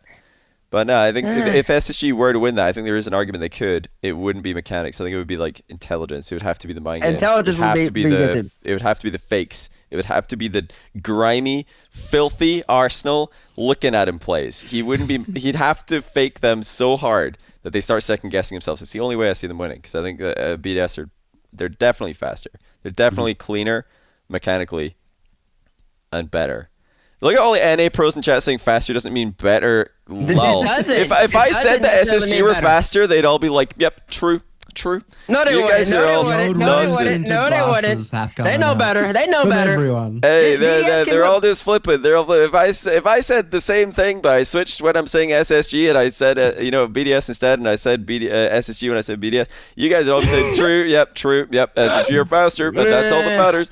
It's crazy. All the NA clowns on Twitter were like, yep, NA is the fastest region, that's why we're better. Then I bring out the stats. I'm like, well, actually they're slower. They're like, well, actually speed doesn't matter. Change their back. Speed. Because that is one of the best gotchas we've ever seen. That speed stat, you can just be driving around the field nonstop. That's not what we mean by speed. No, but they're not doing that though. They're just literally quicker. They're literally playing. Go on a player camp, download the replays are all on ballchasing.com. You can go download the replays, download an Arsenal replay, and then download a Monkey Moon replay. Tell me who looks like they're moving to the ball faster. Try and be like as fair as you can. Guaranteed Monkey Moon is moving like more quickly to the ball. He's just got a cleaner takeoff, cleaner line. He's just a bit more smooth with the movement. He's more fluid as a player. Arsenal though, he can just like do nothing and still be super effective. They'll just hide behind the ball, not even move, and make huge plays. But that's what they'd have to do. I'm saying they'd have to make those plays. They'd have to be so dirty and strategical, not mechanical. SSG don't win that matchup on mechanics. No shot. BDS don't get out mechanic by anybody. I don't think. That's because they're not playing anybody on their level. No, I mean if literally, I'm not talking about on their level. I'm talking if you took SSG and BDS right now and they played, SSG don't win on mechanics. They don't. We're not talking about right now. We're talking about a month from now. Well, same thing. Because I think in NAEU, BDS, SSG, I think their level would probably stay the same based on boot camp. Both those teams know at boot camp. I don't think I think the matchup wouldn't really change. Day 1, day 30, I think it would kind of go the same way. In my head, at least. I can't think of any reason why one team would get an advantage. You think that EU teams will gain more from boot camps than NA teams? No, like they'll get more from versing NA teams? I think NA teams are better than EU. NA is a reason. So EU will grow a lot more on their boot camps by definition. I mean, but that doesn't mean they're gonna beat them. You can grow and still lose. I mean, you can grow. The gap might be that big. So you think that BDS, even if they're growing through a boot camp, which you just said, I don't think BDS is the one exception. I don't think BDS is going to grow that much. I don't think they're going to grow that much at all. They're legit. But I just think people are so like fixated and fascinated with their 4,300 points. They're not playing I will say just now EU's actually starting to come somewhat competitive. I'll say the spring split. But before then, it was literally just BDS and then Vitality who's been going down. So of course BDS is going to dominate it. They haven't been playing anybody. Now you got Queso coming up. Now you got Gil coming up. So now they actually got this major. I think will be really showing. But then how long has that taken for any EU team to actually take it to BDS? It's taken them nearly a year to actually get there. You think NA can do that on a weekend? Or a month rather? It ain't worried about no BDS, man. And they don't worry about BDS. They want them over here. They want BDS over here. My God. They couldn't deal with Guild. They're playing 120. Yeah, and Monkey Moon couldn't deal with Envy, could he? Mickey Moon, thank you very much. With Astro on this team, by the way, and Itachi, they just couldn't handle him. It was a complete slapper. It wasn't in a competition. At least NA team took a game. Ain't bad. Yeah, but Envy is NA's BDS. Guild are not the same. Like you can't. Okay, I mean, and that's respectable. But Team Case was also really good too, though. But then again, yeah, they won though. They won as well. Yeah, they did one, but they dropped 2. And then they won 4 straight when they decided to plug their monitors in. They're like, oh, wait a minute. The whole time. Hold on. Oh, yeah, we better wake up over here. They're CSing in Spain. They're like, oh, hold on a second. Hold on. Wait, we got to wake up over here. It's like 8 p.m. Time to wake up for our afternoon nap and start beating these guys. Okay, easy peasy. Let's just let's get all mechanical. Johnny, the speed stat you mentioned earlier, just to remind me, because I've honestly forgotten, it was the average over the season in the end, the second stat you ended up getting, not just the grand finals. Was it over the season you got in the end? Yeah, over the entire season, EU's faster. It shouldn't surprise anybody because the top NA teams slow the ball down and they slow down a lot more. They just like to stop and reverse and not go anywhere. They like to pause. Yeah, and it's been shown. And BDS struggle. That's how Guild plays. So Guild doesn't play really a fast game. I don't think Tho hits the brakes. I'm going to be honest. I'm going to disagree with you. I don't think Tho has reverse keybound. I don't think Tho stops for a You look at that series of BDS versus Guild, and you tell me that Guild were not going fast. They were out of their goddamn mind. Everybody's moving fast in a pro league. No, but I'm not just talking. Everybody's thinking I'm just talking. Moving fast in F1, but not everybody wins. Listen, everybody's thinking. Everybody thinks I'm just like only looking at average speed. Like that was the whole average speed thing was like half like interesting to me. It was like a personal project. I was like, I'm just genuinely curious because all NA fans are talking about this. Let me go actually find out. But it was just like for fun. But I like watch player cams of these teams all the time, and you can tell when you're watching a fast player. Garrett G himself, within like a minute of watching Ahmad play in the fastest game he played, he's like, "Why does this guy look like he's playing fast forward?" Okay, but that's different. That's a different type of cat, though. You can tell. Nah, but it's the same principle applies. Like when I watch BDS play, I'm like, these guys are actually clean though. Like they're moving pretty clean. They are not wasting boost. They're not landing badly. They're not like hitting off a wall and bouncing off it with the underside of their car. And I watch other teams play, and I can't say the same thing. And SSG, I don't think they have that. They're not as clean. They're pretty clean, but BDS are like absolutely top tier when it comes to being as fluid with their movement and like just efficient as possible. You gotta like just watch the games. People say it's bias. Like I told you guys that the SRG were the fastest team, and then I like looked at the numbers. I was like, oh, would you look at that? I was right. Like, and then you watch the games again, and everybody's like, oh wow, yeah, you were right. Come on, it's just you just gotta watch the games. It's pretty obvious who the more Everyone's mechanical biased, including players the are. people calling out for bias, so it's okay. It's forever. I think everybody's got a little bit of bias, but there's no question. Definitely, yeah. No question about this one. One way or another. Teammates no will watch question. an NA BDS team more do mechanical. something and think, "Oh, that was a really good play." No, I don't. I am just so. If I was biased, and be like, "Oh, yeah, they're all right." Nah. If It's I the was same for biased, all of us, though. You BDS know, wouldn't even be in my top queso 10. number 4. So okay, no, Stumpy's list is a little off. We all know that. Let's not move over to me, man. And then Johnny's list is a little suspect too. Cause he's got Ground Zero above Roach now, which is mind blowing me. And Stumpy also forgot Rebellion, which is amazing. Shopify who? Who can guess my number 3? Who can guess my number 3? Oh god, don't even said your number 3 Yeah, yet. who can he guess my hasn't number said 3? Sandrock yet, but I think he's putting Sandrock 1. So I think Sandrock R2 for Johnny. Who hasn't he said? Number 3 will be Sandrock Envy. I think it'll go. And BDS. I think it'll go from 1 to 3. BDS, Sandrock, Envy. That's my shout for Johnny's list. I think that's right. Yeah. BDS what? BDS first, Sandrock second, and Envy third. T-Base, what do you That's think? my guess for you. I think that's how you gotta go. I'm putting him Sandrock 1. listen. I'm putting him Sandrock 1. Yeah. I'm gonna stick to my list. Okay. But you guys ain't got me figured out. I got Sandrock Gaming number 3. Okay. That's where I got them. Okay. They're number 3. I got 2 teams higher than them.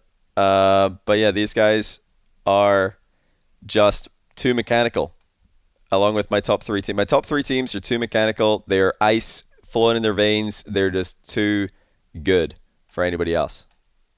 They're too good. You know, Arsenal is saying that he doesn't think Sandrock Gaming's got the mechanics. He don't think Middle East got the mechanics. I don't know if he's ever watched. I don't know if he's ever watched a single minute of a single game played by any Middle Eastern team, far less Sandrock Gaming. I don't know what he's talking about. These guys are unbelievable. They're going to blow Space Station out the water mechanically. Space Station better bring their notepad. They better bring their strats. They better have all the mind games because they're not winning against Sandrock Gaming with mechanics. It just isn't happening with a month of scrims. No shot. They're not. I don't think anybody's gonna beat them mechanically. I got 2 teams who I think I got 2 teams who can hang, but not go better. I think like my top 3 are the best mechanical teams. Okay.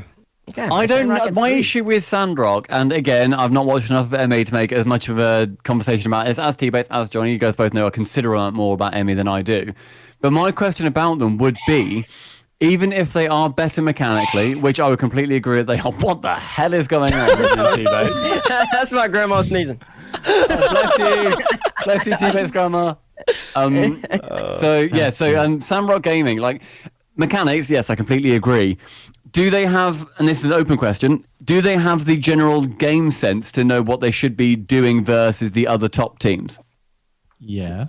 But to a very good level right now, yes. Yeah. And if we give them, it will I just want only to grow. I just want to quickly remind chat, we established the clause at the world that we're ranking in is not currently, if we teleported all teams to a location right now this very second and put them against each other, what would the rankings be? We're imagining, okay, as usual, like for every Rocket League LAN, if there was a LAN with a month prep and everybody's scrimming each other, what would happen?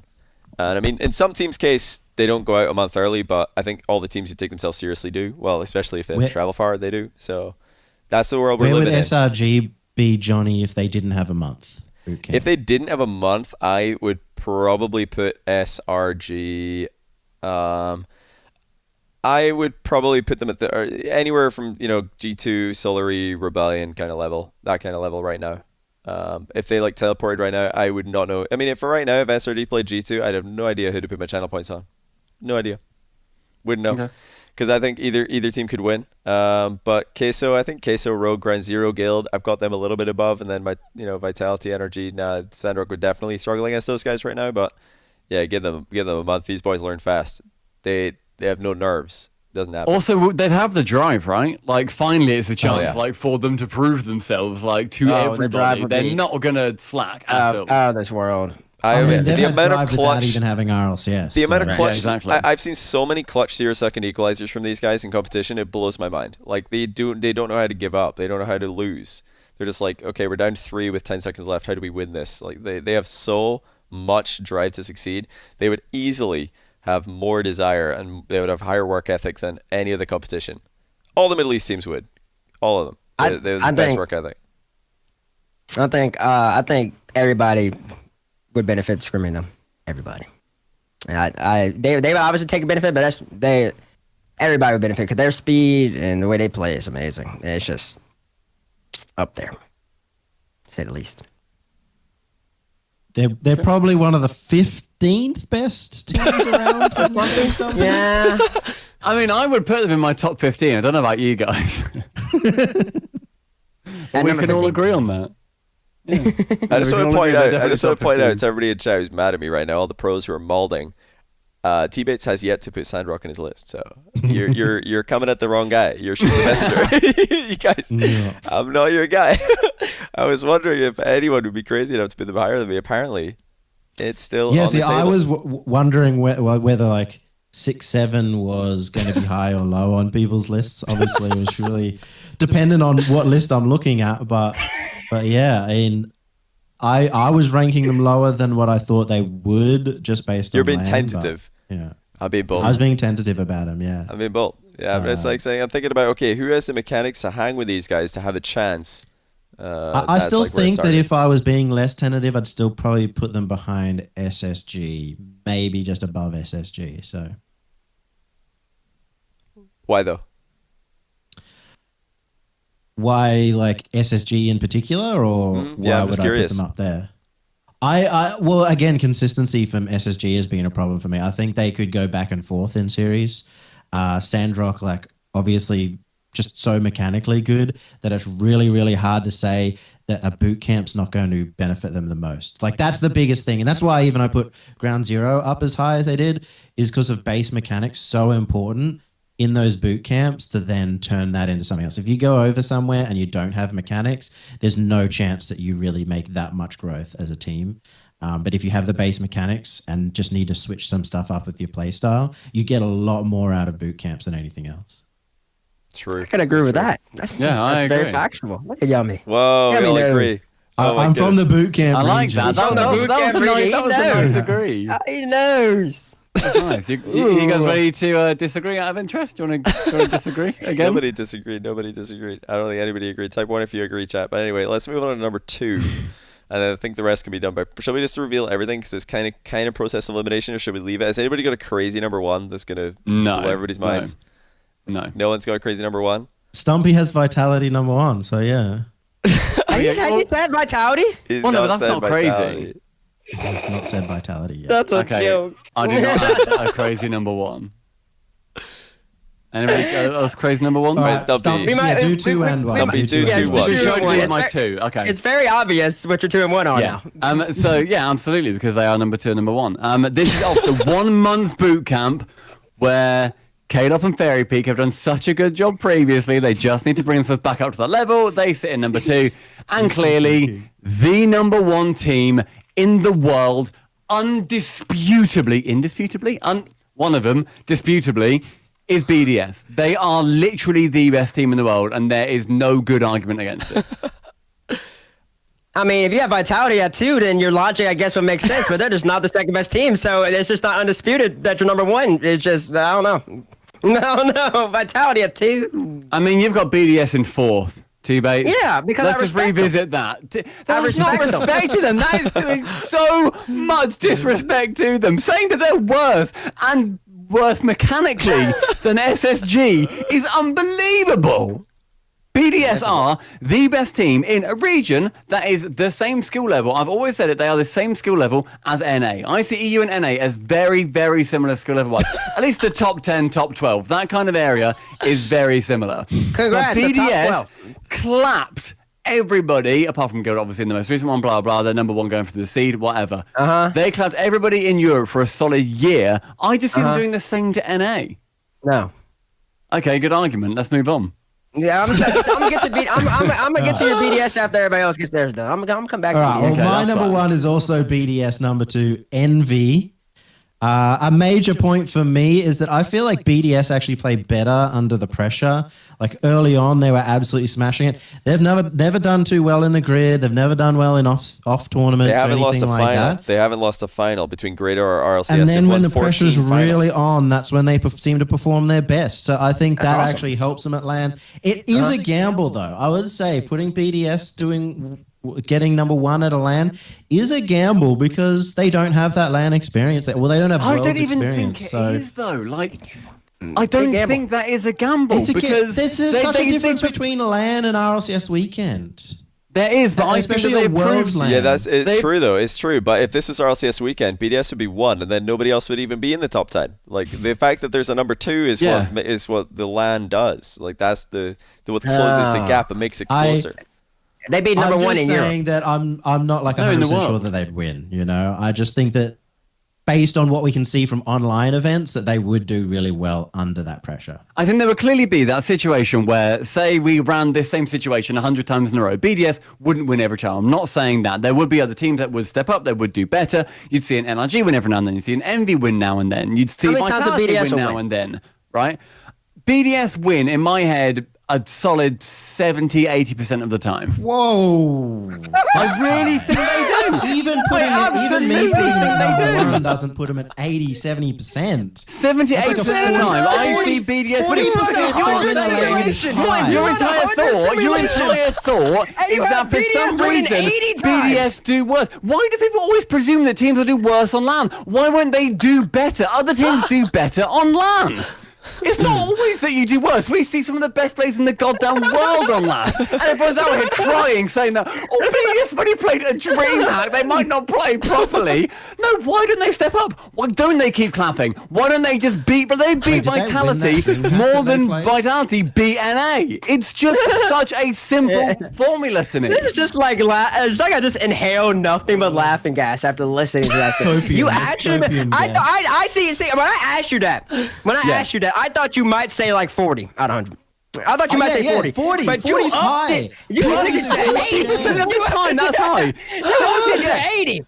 You mean to tell me that you said energy a couple times? That's why I asked you. You get energy a couple times. I can see energy winning probably about 15, 20 times. The BDS are number 1, and it's still crazy. They are, to me, just so far ahead. Not necessarily all the time, but they are so far ahead of Europe, and Europe and North America are so similar skill-wise.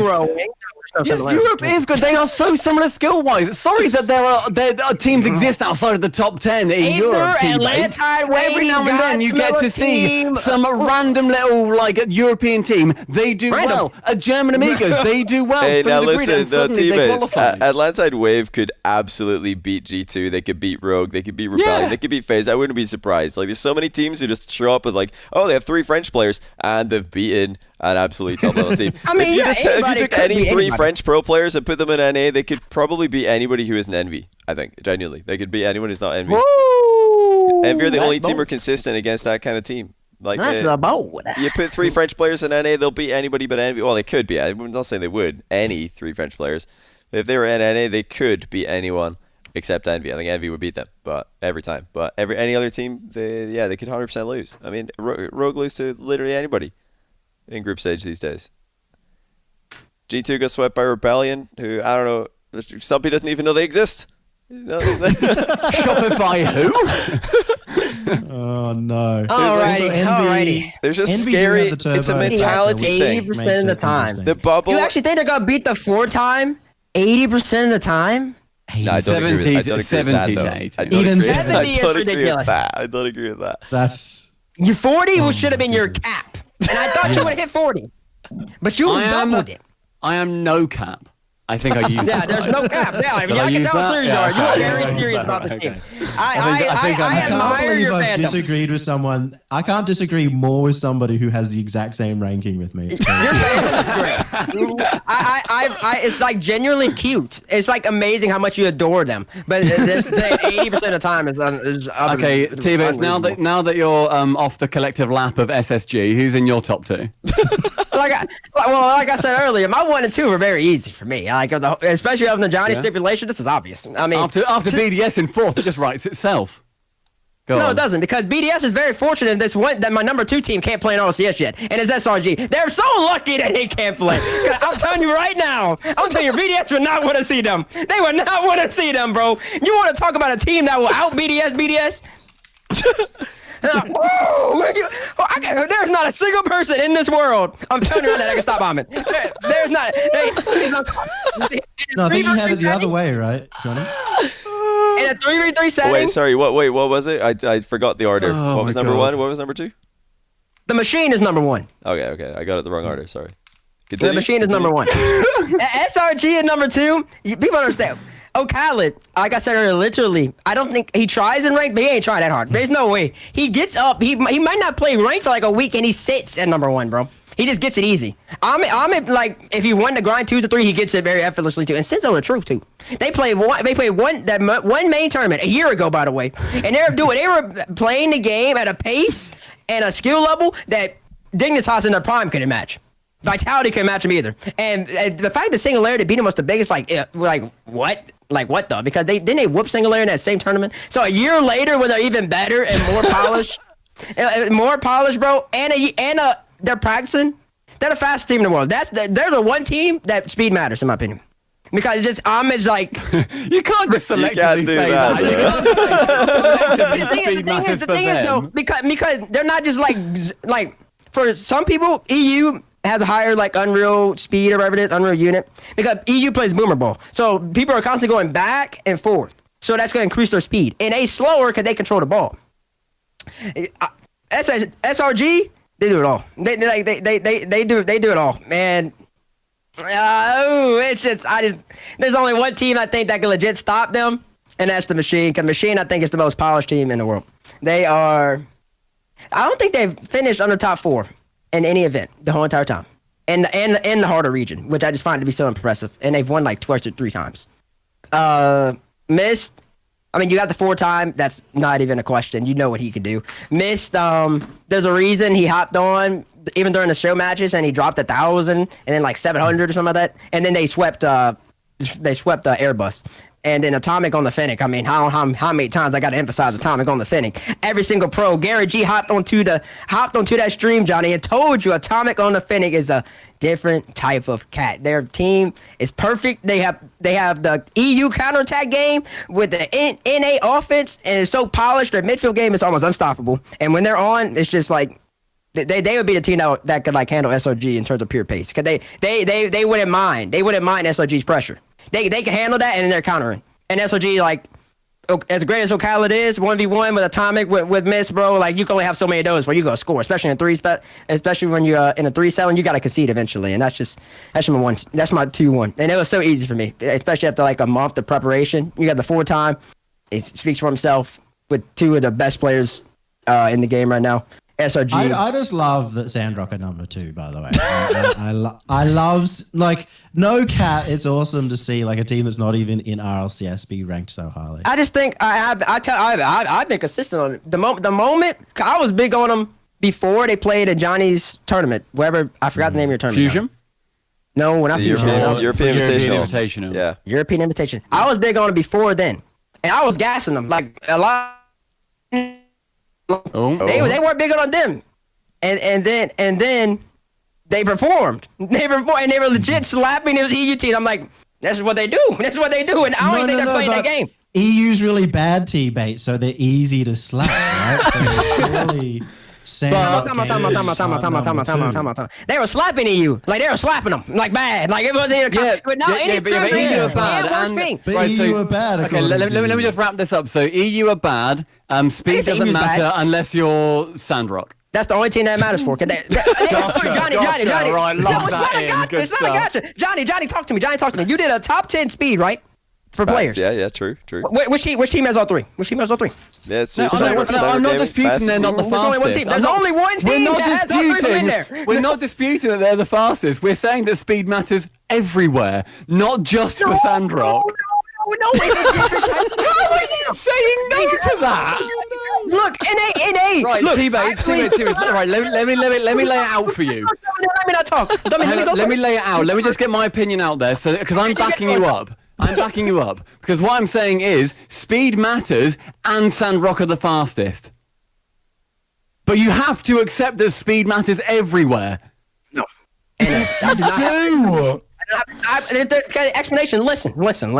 Listen calmly. The reason people believed NA was faster than any other region off rip, because NA players genuinely, if we wanted to, Johnny's even articulated this on this stream, we play slower with the ball, especially at the top level. We could move fast. We could play boomer ball and go up and down, just like EU does, and we would be the faster region than them, based off of pure speed. So when you take account NA speed, you got to like really think about that type of stuff. We move slower just because we can. The EU, they play boomer ball. You're going up and down more. That's fast. People are going to be moving faster. Yeah, I agree. I wanted to say I do agree with some of that. I think that NA could go faster. I think NA could. SRG does both styles. But the point is, they play NA style, but fast. You know how hard that is to beat. But the point is, for any statistic, just in any walk of life, you cannot cherry pick it for only one scenario. That statistic has to apply across the board. This is the one thing. AJ, you know how gifted AJ is. You know how gifted AJ is. Teammate. You know how gifted AJ is. You know how gifted AJ is. Oh my god! Even AJ's mechanics are like ridiculously amazing, right? But he's still slower than Ahmed. Ahmed takes the same thing AJ does at a pace that nobody's ever seen before. So now, wait. So now speed is relevant for NA if it's AJ. Yes. Okay. I kind of do get what you're saying now. Do you get what I mean? So okay, I get what you're saying. I kind of get what you're saying now. Okay. Right. I'm saying it matters more for SRG than it does the other two regions. That makes sense? It matters more for them. I think he's saying it's a playstyle thing. So the only reason EU clocks faster than the average speed is because the playstyle is so it's a playstyle difference, but speed. One thing I want to make sure everybody is aware of: speed. Yes, speed matters for everybody. That stat is relevant for every region. But I'm saying it matters more. At Kareem, we're always on time. But if by some crazy chance your food's delayed,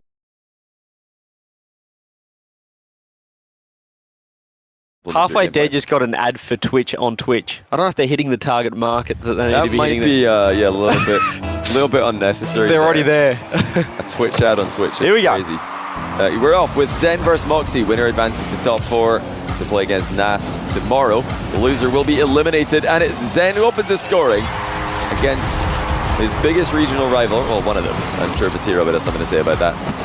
And this is all going to come down to Zen's confidence again, in my opinion. He looks confident for the most part. Still, not 100% of the time. I think this is expected though. Zen obviously playing the most recent matchup. We saw Moxie in the first series against Roas. He's had a series to sort of kick back and watch Zen wait in the wings. And Zen obviously very warm coming off that game 5 especially. That was his most impressive game of the series against Drally. And well, he's going to get demoed here. He could be in a little bit of trouble. Moxie going for the double, but he can't squeeze it in off the bar. Zen perhaps got away with that with one of those there off the demo coming through. Moxie trying to fake, trying to go low. Zen is ready. It really, in the past, has come down to how effective Zen's challenges can be. If he can spot those early challenging angles, spot those early challenge opportunities, and shut down Moxie's ground game before Moxie can get to that sweet spot where his flick is completely unstoppable, then I think Zen can have a lot of success in this matchup. But if Moxie can just deny all Zen's early challenges, kind of similarly to how Drally did in the previous round for Zen, then he could be in trouble. But that's one way to do it, just diving in early, playing the ball. Moxie couldn't get behind it, couldn't move it out of the way. That's another easy goal for Zen. He's completely walked around him there, has Zen, and again, we are seeing that. I don't want to say copium, but the warm-up factor from Zen, playing that most recent matchup, jumping straight into this one, starting so strong. Whereas Moxie needs to get his game going. He's got a demo. He's got time to set something up. That's a flick. He's gone the instant off the bounce dribble. Gets his first goal of the series. Yeah, that rush challenge by Zen was in plain sight. Moxie, very good with his field vision. You can obviously see Zen coming there and slotted it past him safely. And Zen will obviously do that on purpose sometimes. He'll challenge blatantly in plain sight just to try and condition his opponent. Oh, the delayed kickoff by Zen. And it's an incredibly effective one. Not only has he got the possession, but Moxie has flown away from the ball. Notice what Moxie did, the way dash recovery kickoff. Very tricky to do that against somebody who's delaying kickoffs like this. Yeah, Zen is just a step ahead right now. Another great goal from him. The mind game's coming through, as you said. Just a little bit more on point with his game mentally and mechanically as he does get the bump, grabs the mid boost, takes it back. Just got to try and control this game. Moxie is in hot pursuit, dodging one bump, dodging two bumps. Moxie trying to keep close, backflip challenge, then has to recover in time, goes the psycho. He's got to get punished for this, not much boost to work with. Moxie gets a top corner. That's what can happen if you get a little bit overzealous. He was pretty close to this. So, I mean, Zen really went for it. That wasn't a defensive hit that he went for at all. He actually tried to shoot that one. So, he could have easily played that on the safe side of the ball to just stick it down the line. But that's not what Zen does. It's never been his philosophy to play safe and to try and play within his limits. He's always pushing the limits, even for himself. And it's what makes him such an exciting player to watch. Moxie's entered the corner there. Maybe a bad angle, but Zen has not punished him. No, he hasn't. He couldn't quite get that one on target. I mean, that philosophy, as you said, from Zen is so important, as Moxie's made a huge mistake here, caught out of position, a bad challenge, and really just given up a free goal. And Moxie thought he could turn and face the ball here, but Zen was just far closer to him, or to the ball, than he was. There's no time to turn and play it. Moxie with low boost, he'll obviously try and turn and play the ball if he can. I'm going to give Zen any space in the pitch. Oh, what a touch by Zen. Now bringing it down and shooting it over Moxie's head. That's such great placements. Moxie can't really get a good recovery off that. Zen loops around for the finish. And again, Zen showing such intelligence in this game. Instead of shooting that to the far post where Moxie can naturally clear it with a save, he shoots it right over his head. Clear, goes straight back towards Zen for 5-2. Yeah, he knew Moxie had no boost as well, so he's going to use all that momentum off the save. He landed in the back of the net. Just going straight at that ball, but Zen, again, just one step ahead, ready to go. Outpacing Moxie, who does win this kickoff and might be able to get the early flick. This time, Zen even quicker to challenge, stopping that bounce dribble attempt and stealing the mid boost this time is Moxie. Zen still on the ball, not a bad 50, trying to grab corner, but he's going to have to back all the way up, all the way to that back corner, which means Moxie can set up perhaps a little bounce dribble or a little hook shot off the ground, top right corner.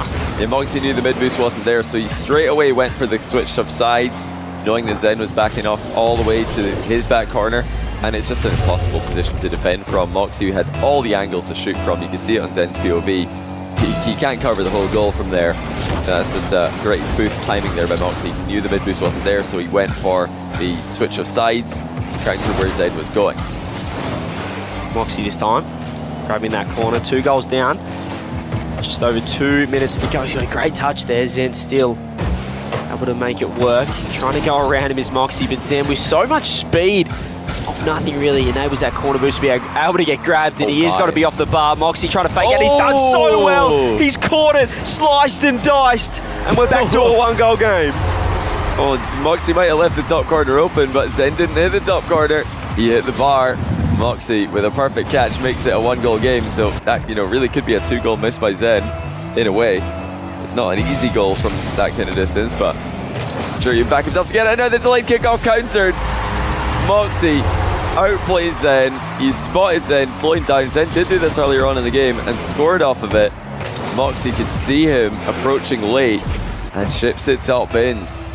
Moxie getting better as this game number 1 goes along. As we said, Zen playing the most recent game. Perhaps we can see that warm-up factor, but Moxie getting better and better. He's in big trouble. Great save off the bar. He still has a little bit of boost to work with. Grabs that pad, but Zen shoots it straight on net. Moxie is he's playing volleyball at the moment, just tipping it over the net, but he's in big trouble. Zen's still there, and he works it around him and goes low. Oh, what a move by Zen.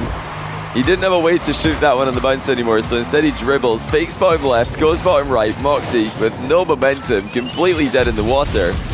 And it is going to be a 1-goal lead for Zen again. Very close game. Zen has had control for the majority of it. He doesn't have that delayed kickoff comfortably now.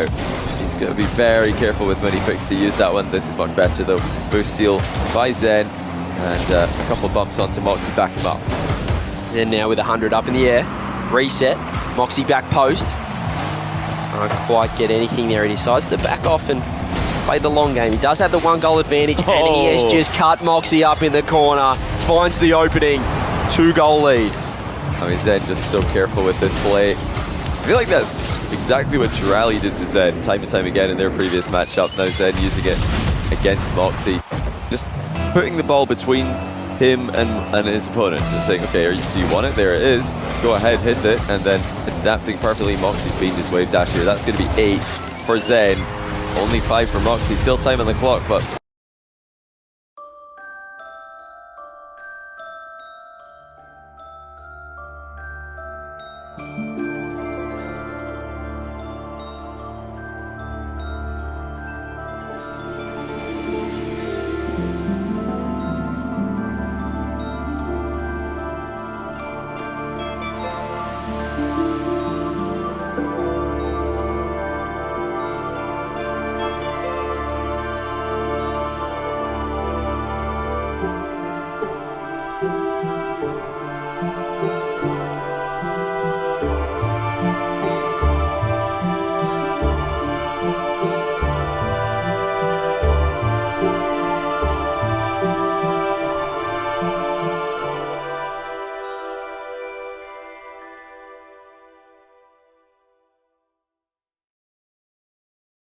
Reasons to love Texas Roadhouse. Your journey begins with irresistible appetizers. Indulge in our fall of the bone ribs, so tender you won't need a knife. Savor every sip of our legendary margaritas, from tangy classics to fruity fusions. Every bite and every sip caters to your every craving. Texas Roadhouse, a legendary experience like no other. Zen opens a gap back up to 3. Yeah, Zen just winning that kickoff again. This time, it's a bit of a delay from Moxie, but Zen, he's just got 0 or 100 in him. He can just change up the speed so much. He's done a couple of slow kickoffs that haven't worked out this time. Speed flips into the ball, wins possession, gets a goal for himself, and maybe one more here. Yeah, he's flipped through it, and Moxie can only put it in his own net. Oh, that's so unfortunate. I mean, Moxie had nowhere to go, obviously. Zen in reverse. Just hit the ball into an impossible position. Yeah, Moxie got a bit tangled up with Zen there while he's recovering. Forced to own goal, but still time for an explosive player like Moxie. He's come back from 3 down with just 17 seconds of the clock. So what's a 4-goal lead with over a minute remaining? Not getting the kickoffs that he needs there right now. If you want to get those big comebacks, you need to be pretty consistently winning or going even in kickoffs, and this one is just too strong in favour of Zen. Yeah, possession is everything this time, Zen. Early flip reset, grade 50 as well. Can he turn around? No, he's going to take this one back. So he knows he's 4 goals up. All he needs to do is kill a bit more time off the clock, and then 4 goals is impossible to come back from. There's the reset. He fakes low. He conserves the boost just in case. Doesn't want to overcommit. Moxie is right there. However, Zen hasn't picked up a single pad. Not a single one. The flick goes wide. Well, that was it there for Moxie. If he wanted to come back with another, he was setting up another impossible 3-goal comeback. But he missed it. A rare top left corner miss from a Moxie ground flick. Whenever he goes reverse 45 degree, you know where it's going, but he's got plenty of other tricks up his sleeve, I'm sure. Doesn't need that to be firing in all cylinders to have a win. But yeah, no chance here. That's an impossible scoreline. Then winning game 1. Yeah, phenomenal start from Zen. I thought Moxie might have Had his measure when he came back, leveled it up at 5 apiece, but Zen broke away again there. And a strong start from that man indeed. Yeah, Zen taking game number 1. Yeah, and it's advantage in the field control and massive advantage in possession, actually, in this game and the next rank post-game stats. I'm trying to calculate in my head, actually. So this is Tuesday in it, bruv. And that means that this match that we're currently watching is up on YouTube on Thursday. So if you are watching this on the day it was uploaded, this is your last chance to get the 15% discount for thenextrank.com. Use !TNR in Twitch chat or scroll down to the YouTube description if you want to find the site. Sign up now and you'll get 15% off if you decide to buy the course when it releases in early 2024. If you're too late, then don't worry. We've got more for you. We do have free exclusive videos being sent out to the nextrank.com email list, which you can sign up in the same place for free if you want to access that content. And I think, and apparently Jack also thinks, Smellsworth, shout out Smellsworth, we think it'll help you get better at Rocket League for free. So definitely give it a look. Now, over on the other channel, we've got Naupo versus TRK happening on twitch.tv/Rizzo. Naupo is currently leading 1-0 in games and leading by 1 goal in game 2 as well. So he seems to be the favorite there. It's his second game of the day after just narrowly beat, the narrowest of margins over Vatira in his first game. But yeah, you just know all, CJ. You're getting all your predictions right today. Yeah, I'm going phenomenally so far, so let's see if we can keep it up here, and Moxie needs to turn things around because I've gone Moxie in this one. Game number 1 has been all Zen, and he almost, with a reset in the air, gets the first goal on the board. Moxie, as we said, in the first game 9-6. Needs to find a way back in here because Zen has just been a little bit better mechanically, I'd say, and even winning the kickoff game as well. Moxie hasn't been able to get those flicks activated just yet. There is still a long time left. It is only a best of 5, but we're only into game 2 here, and there it is. Moxie trying to slice and dice. Couldn't quite cut that one up, but Zen doing well in defense. Yeah, acrobatics in defense by Zen. Moxie confidently off the wall, looking for his first goal of the game. Zen pre-jumps it and knocks it into the back corner and lands. Not well enough, actually. Well, he did land on the back wall, but with no momentum. So Moxie was able to take it away from him. Zen fights off the bump and gets going in the other direction, though. And Moxie's awkward touch doesn't really do too much. It's actually a perfect first touch for Zen, who's going for the full pitch air dribble. Reset, mind game. Moxie saves it. Yeah, he's done well there. Zen didn't want to commit to the flick, just in case it wasn't quite what he wanted, but Moxie, that is what he does. That's his bread and butter. Gets the flick in behind Zen, back left, finds the first. You know, the thing that you'll notice with Moxie's ground game is he doesn't wait around. It's not just about where the attack is finishing, it's about how the attack starts. He always gets the perfect first touch, the perfect flick or hit to kickstart his attack at supersonic speed and really put the pressure on his opponent. Put them on a timer, because they know, okay, if I don't get a save lined up quickly, it's in my net. There's no time to waste. Oh, Zen's just caught Moxie napping, but he hasn't punished that at all there. Moxie, a huge mistake, which you'd expect Zen to make the most of. Couldn't quite. Moxie going the flick. Zen this time, his positioning is just right. Doesn't quite land on that corner boost. Moxie being able to pick that one up, but just gets the ball straight through Moxie's car and has to back this one off. Moxie takes a little win there. As Moxie from the right side, not his favorite side, and he plays for the low 50 as a result. Then with a blind dodge on the bump attempts, even landing onto Moxie there and staying active in the midfield. Moxie really up in the possession in this second game. Didn't have a lot of it in the first, but now it is him with the control. And Zen's missed his touch. Well, Zen saved his dodge.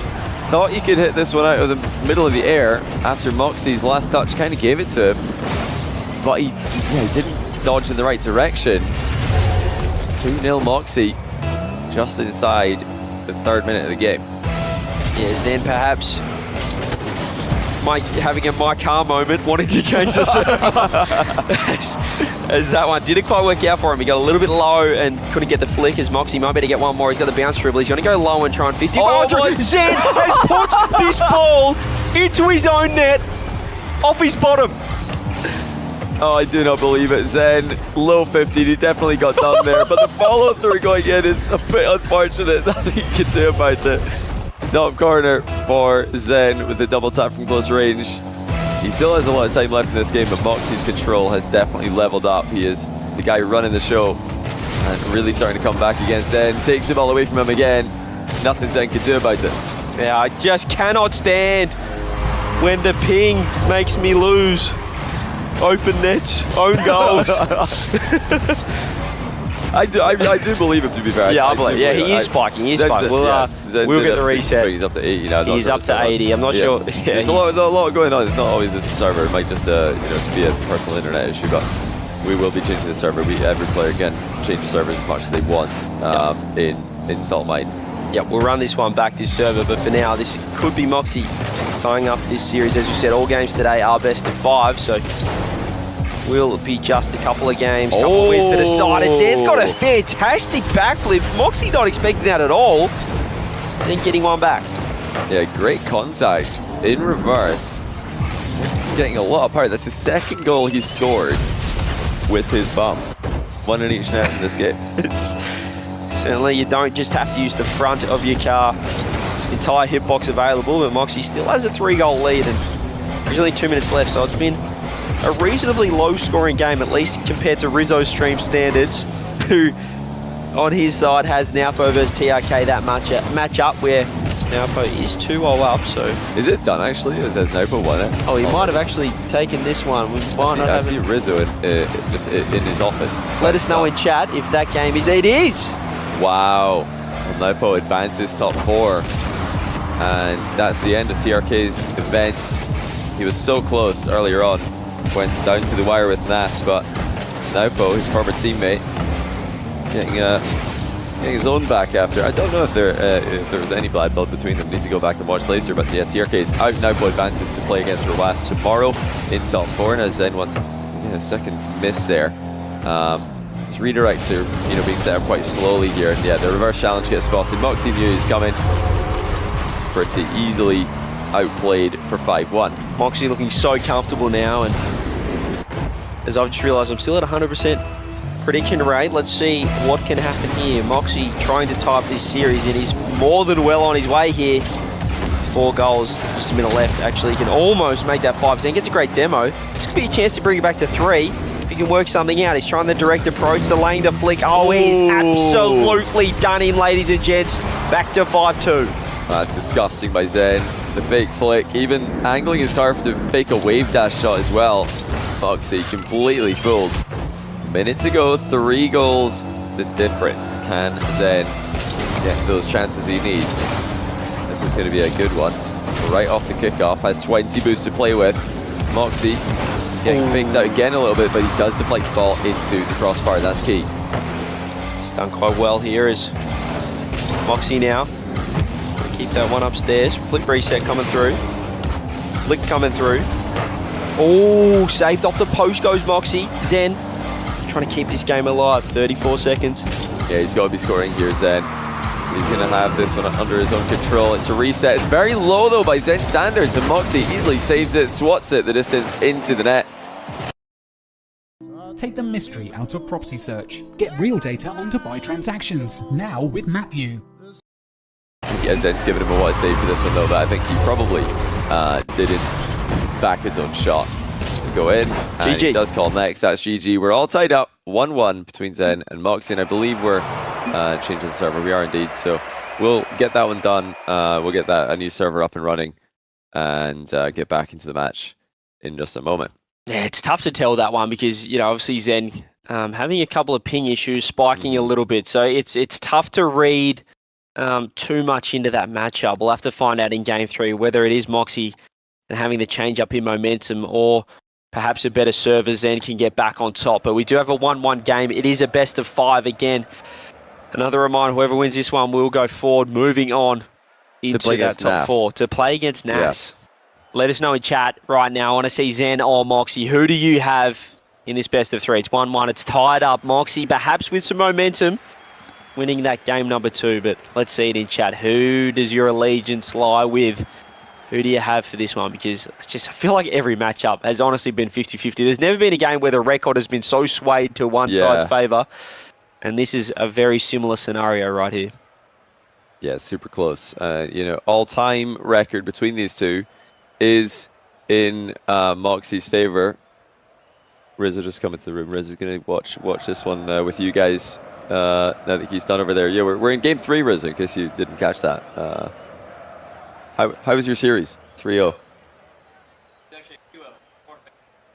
Straight up, completely forfeit. He didn't play. Oh, well, FF. I might have a little bit of insight on that one. So yeah, TRK, he wasn't feeling well today. Wasn't sure he'd actually play at all. So the fact that he played at all was already a great thing to see. But yeah, hopefully he's feeling better. You nearly beat. We went game 5 with Nat actually. So yeah, great result. Great performance if he wasn't 100%. Over here, Moxie and Zed split games 1 and 2, 1 each, and now Moxie punishes Zen's overextension at the start of game 3 and makes it 1-0. Yeah, Moxie has really taken that momentum from game number 2. We saw Zen just being so dominant. Perhaps it's that warm-up playing the most recent series, but since then Moxie has had the advantage. Having said that, Zen winning the kick-off. Moxie a little bit of trouble here. He doesn't have too much boost. Zen trying to pop it over the top, keep the pressure on. Moxie trying to keep the ball as close as possible. That's a fantastic 50 for him. We'll be able to grab that mid boost. Zen grabbing his corner instead. Huge bumps for both players as Zen tries to angle this one with a direct approach. He worked this one around the board, try and find the angle on net. He can't quite. Doesn't land on the boost either. Yeah, he was playing for the boost steal there. Zen wanted to just keep the pressure on. In fact, it's him under pressure. And this time, okay, that's the third miss. He might have to stop doing this, even though he's probably the player in the world who's got the most success in 1v1 with those precise touches wherever he needs to make them. But that's 3 in a row he's missed now, I think, in all different types of setups. But this time he doesn't get massively punished, so stays 1-0 down and out. Air dribbling from distance. Moxie's up early though. Zen with a mid-air reset. Able to somewhat keep control. In fact, he does keep control. He'll start again from the ground. Another pre-jump by Moxie though, forcing Zen to go way high. But Zen dunks on him. Oh my goodness, Zen and Moxie with a mid-air dance. And it's Zen who comes out on top with the goal from close range. Moxie trying to bring the ball down with him. It just wasn't meant to be. Yeah, a great little equaliser there from Zen. As he works his way back into that one, and well now, it truly is game 1. As you said, it is only a BO5. Zen, they kick off Moxie with an instant challenge. That's a change up of pace that we haven't seen from him. Tries to get on target. Zen back in time, pops it above his bar. Moxie trying to back off and grab boost. He has flipped onto the boost, which is huge. Can keep possession, keep pressure. Perhaps get a flick working, but he has bitten on that Zen fake challenge. That'll work this one through and get the ball back. I think there's probably some people wondering, it does seem like Zen is right back to that 16 ping we expect to see him have, so no problems with this server so far. And he's getting a lot more control of the ball. Whether or not that's coincidence. Here, double dunk, blocked completely by Moxie, but Zen trips him up in the landing. Oh, great recovery by Moxie though. Continuing to roll through, centers to himself with a huge dunk. And leads to 1. Zen thought he could hinder Moxie's recovery there, but Moxie just rolled off of him, stayed quick to the ball and got a favourable position. Moxie taking the lead. Winner of this will be 1 game away. Oh wow! A huge fake coming through from Zen, and he gets the goal back instantly off the kickoff. Moxie just sent flying off that. Zen just sending him to the cleaners. 2-2. Yeah, I love that Zen's pulled away from the ball there, even if Moxie does hit it. There's a decent chance it's going to bounce off Zen and stay in a strikeable position anyway. Very safe fake attempt there by Zen. Now he races away to a kickoff goal attempt. Moxie recovers well. Zen and Moxie have hardly any boost between them. Zen picks up 100 in the back corner, shoots first time on Moxie's net to keep Moxie at bay. Moxie trying to find a clear. Zen even stealing away the small boost pad there because he knows the big one hasn't yet spawned. Moxie waiting for it, does get it. And now he's got 100 to defend against Zen's next attack, which does go into him with the low 50. Yeah, Zen getting perhaps not the best touch. He could have recovered to get that one. Hands it back to Moxie. He has the ball in the perfect spot. This is where he loves it. He gets a flick over the top. Zen is there in time, recovers. Able to grab that corner as well. As Moxie wants a mid boost. He's accidentally pinched this one, Zen, but he is back in time. Fakes the pass across. Moxie doesn't want any of that and should be able to turn this one into the net. Gets the lead back. That's just a positional play of brilliance by Moxie. Zen trying to keep the position even, but Moxie realized there was an opening to just demo him. There was nowhere for Zen to go. He was just floundering there. Moxie, just like Drally earlier, looking to take 2 games in a row against Zen. Oh, what a recovery by Zen. Moxie bumps him away from the ball, but Zen just rolls with it. Gets right back under control. Flip reset, goes high and into the back of the net. It's Zen with the equalizer. It's goal for goal here, and Zen, whenever he takes it to the air, just so dangerous. Moxie trying to take it back to the ground near post, pop over the top, too good. 3-3, just over 90 seconds remain. Let's see who can get that go-ahead game in this series. Again, like most games we've seen so far in these Saltmine finals, just so close. Just these little mistakes and who can capitalize on them.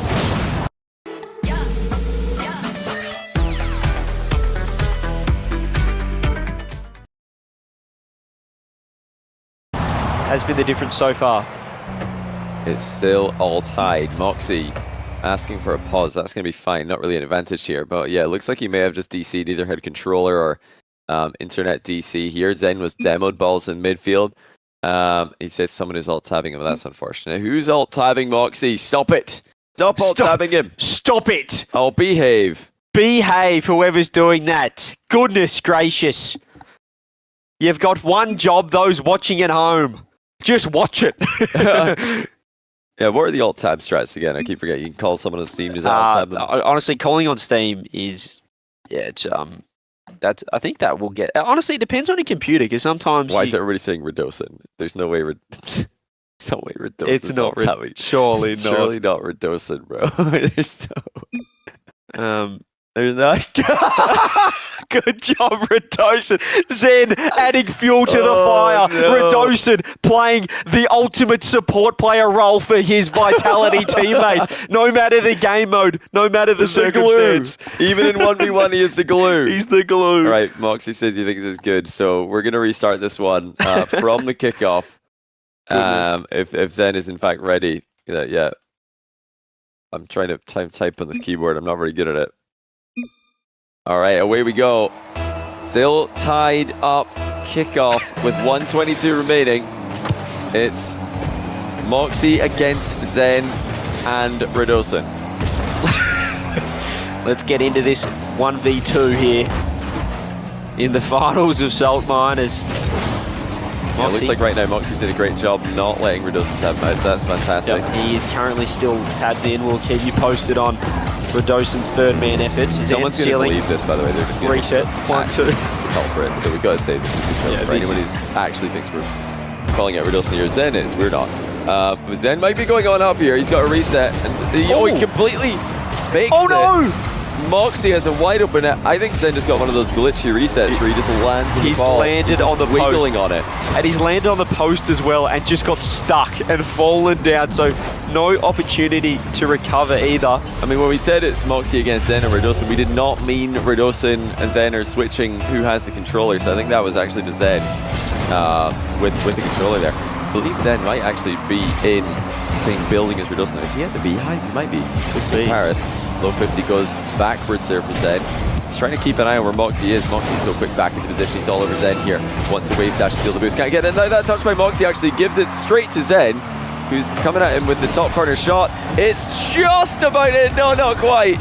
It stays out and Zen can't steal the boost. Moxie threatening the counter. He just kept that one out, and that could be this game number 3 under wraps here from Moxie, who now he's just trying to do all he can in this final 10 seconds. If he can get one more goal, Moxie should be able to get the go-ahead game and move up 2-1 in this best of 5. He could move on to match point unless something crazy can happen off this kickoff, but you just have to think, Johnny, he's too good to let anything go in right off the bat. Yeah, you know, Zen, he only has himself to blame here because he did have the chances with his aerial game, the aspect of the game that he usually has dominance against anyone with, but yeah, he didn't get the flip reset to work, got counter-attacked for the 4th goal, missed another one, wasn't able to survive the ensuing pressure play, so he's going to need to do it again from 2-1 down. It's been the exact same script as the Drally series, a little bit closer with the games though. Moxie, double match point, looking to be the only French player left in the tournament. And we see what Zen can do in game number 5s of games. So clutch. We saw what happened last time with Drally, but this time, as Redosin is in chat, saying he's going to own goal next match. We're not too sure. He's going to own goal next match, free win, he said. So we'll have to look out for the own goal by Radosin. But in this Zen versus Moxie matchup. Actually, it kind of explains a lot. Didn't Zen score a screamer of a double tap own goal earlier on? Maybe they are actually. He just did off his off his Yeah, bottom. He scored 2 goals, an own goal and a goal off his bottom. That may have been Radosin with the controller. It really would make a lot more sense of what's confirmation. happening. Yeah, Radosin's well known with that, obviously. Radosin he's an absolute legend. He's a comedian. I remember he's incredible. We were in an elevator at the World Champs, and there was about 15 of us in this elevator, all crammed in, going up to the player area. And Radosin, the person that he is, went on YouTube and played like the default elevator music and like played it at max volume. I was just like looking around, pretending he wasn't doing it. I mean, this guy is an absolute comedian. I don't believe it. I do believe it, actually. I totally believe it. This guy. It's elimination match for Zen again. He survived both of the elimination matches, well, the elimination games earlier on today. Can he survive this one as well? Moxie has been on a bit of a win streak against Zen as of late. Will he be able to keep that going? The winner of this will be the only French player left in Salt Mine 3 finals. And yeah, they'll be carrying the flag the entire way against Saudi Arabia and Morocco. And this time it will be Zen with the flip reset opening the scoring. That's a lot better from him. He missed a couple at the end of the last game. Now he's got the key goal to go ahead by 1. His efficiency in those aerial plays all series long, even in the previous series against Australia, was pretty exceptional. But we haven't quite seen him take to the skies too often so far this series. Perhaps something he can really capitalise on as this game goes on. He's got the first on the board here in this all-important game when he's back against the wall. Can he get one more? Moxie gets back in time, grabs corner boost. Zen just trying to keep Moxie away from him as he was on the hunt. Couldn't quite land the demo. Now Moxie gets a chance to set up his flick that he's just so good at. Zen, what a save off the bar as well. Just keeping that one out. Moxie keeping the pressure on, but Zen recovering in time. He's done superbly in defense and grabs the corner boost on attack. What can he do now? Just works that one through, but Zen will be able to keep possession and grab that corner. Oh, he missed it. He has to leave the ball and go back for the boost there. Moxie flicking it across the goal. It flashes past the net though. Then having to deal with a lot of Moxie early turns here. He's not backing off at all. He's very much in Zen's face. Zen hasn't fallen for any of these challenges just yet, but the pressure's on. Moxie looking to win this with the first match point. He's going to get it up in the air. He's going for the head triple cringe. He's landed it. It's as cringe as ever, but it's as beautiful as ever on Zen. The perfect setup. Had the ball in the best spot he could to land it. And Zen, nothing he could do about that one. He just gave him way too much time on the attack. Moxie ties this one up. This would be Moxie winning his 5th series in a row against Zen. He's beaten him all 3 times that they've matched up in this tournament. Twice in stage 1, once in stage 2. Now he's looking to beat him in the final stage, the main stage. Moxie just missed that back corner boost, so it looks like Zen's going to try and use that play for the back corner at the other side while Moxie is unable to contest it. Yeah, 4 wins in a row against Zen is very impressive. 3 in this tournament, 1 in another tournament as well. Oh, what a shot by Moxie. I think he's hit it too hard though. It's gone off the crossbars then. Jumps to clear it. Moxie looking to put the ball over his head again. Yeah, it's a great save there. Coming through from Zen. Just going to read that one, showing his composure. A lot of time left, but the scoring has just slowed down a little bit. The bleeding has been stemmed as Moxie trying to work something out. He's got 100 boost and Zen has just head-butted the wall. Should be an opening, is an open net. Zen, a rare mistake in attack. Yeah, he kind of panicked here. He just didn't know what he was doing. He wanted to stay on the ball. He never wants, of course, to back off and give Moxie a clean run at him, but that wasn't it either. I mean, he just completely conceded possession with no pressure at all. Open net for Moxie from nothing. Moxie faking the back corner boost grab and actually just concedes mid as a result. Zen hasn't fallen for it. That's decisive by Zen. Quick conversion, 2-2. Moxie was between 2 boosts there. Couldn't make up his mind which one he should be getting. He ended up with neither. Yeah, it's really nice from Zen to make up for that mistake the previous goal, and Moxie just can't quite get away from Zen on the scoreboard. Scoreboard pressure is everything in any game mode, really, just having that edge, but right now we're locked together as Moxie goes for that mid boost. Zen trying to flick that one over. Zen's in a little bit of trouble. Has to get back. Moxie got the flick and the recovery's elite. He's going to be able to put that one on target. Goal for Zen. Yeah, they're saving the smoothest recovery possible to counter 3-2 Zen. He tries to force the game 5. He's going to need to be pretty flawless here. Moxie's not dropped off his level too much. At any point in this series, he looks deadly as ever. Every time Moxie's making a run at Zen, it's at supersonic speed. Moving with confidence on the ground. Zen trying to pop the ball into a playable position. Moxie not going to give it to him. Zen, well, looking to intercept Moxie's next touch, actually gives it away in the back corner. Moxie to the air now. Zen up so much faster than him though. That is a ridiculous pre-jump. And Moxie's got to stay very, very close to the ball if he's going to try and take the ball versus Zen in the air. Here we go again. That's one way to do it, but Zen has adapted well. This time it's a defended air dribble bump. Moxie recovers fast enough to stop the counter-attack, but Zen still has boost control and ball control in the next play. Yeah, Moxie still with 30. A little bit to work with, but Zen might have done him here. The bump's been huge for him. There's a 2-goal lead now for Zen, trying to force another game 5. We saw him do it in the previous series against Raleigh. Can he do it again here? Yeah, this is a good goal lead for Zen, but you can't be losing kickoffs here. Can't be losing kickoff goals. He's got to stay solid. He's got to stay disciplined.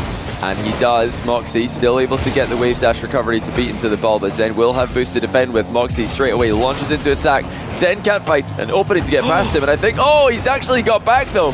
The demo works out. Moxie couldn't line up the shot quickly enough. Yeah, he didn't read that corner bounce, and he just positioned pretty poorly for that one. Here's Zen. Can he make it a 3-goal lead? He's trying to go to low 50. It worked against Raleigh. It's working against Moxie. He wants game number 5. Zen is not giving up. Down 2-1 for the second time in this tournament. And he is fighting back again. Remember his last match in the group stage, he was down 2-0 against Nas. Then has been the comeback king in stage 3. What focus.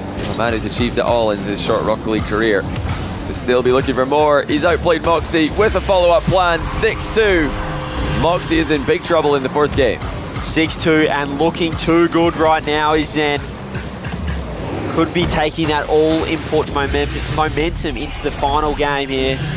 As Moxie really just doesn't have a response. He's not had his flick game working. The challenges have been exceptional from Zen.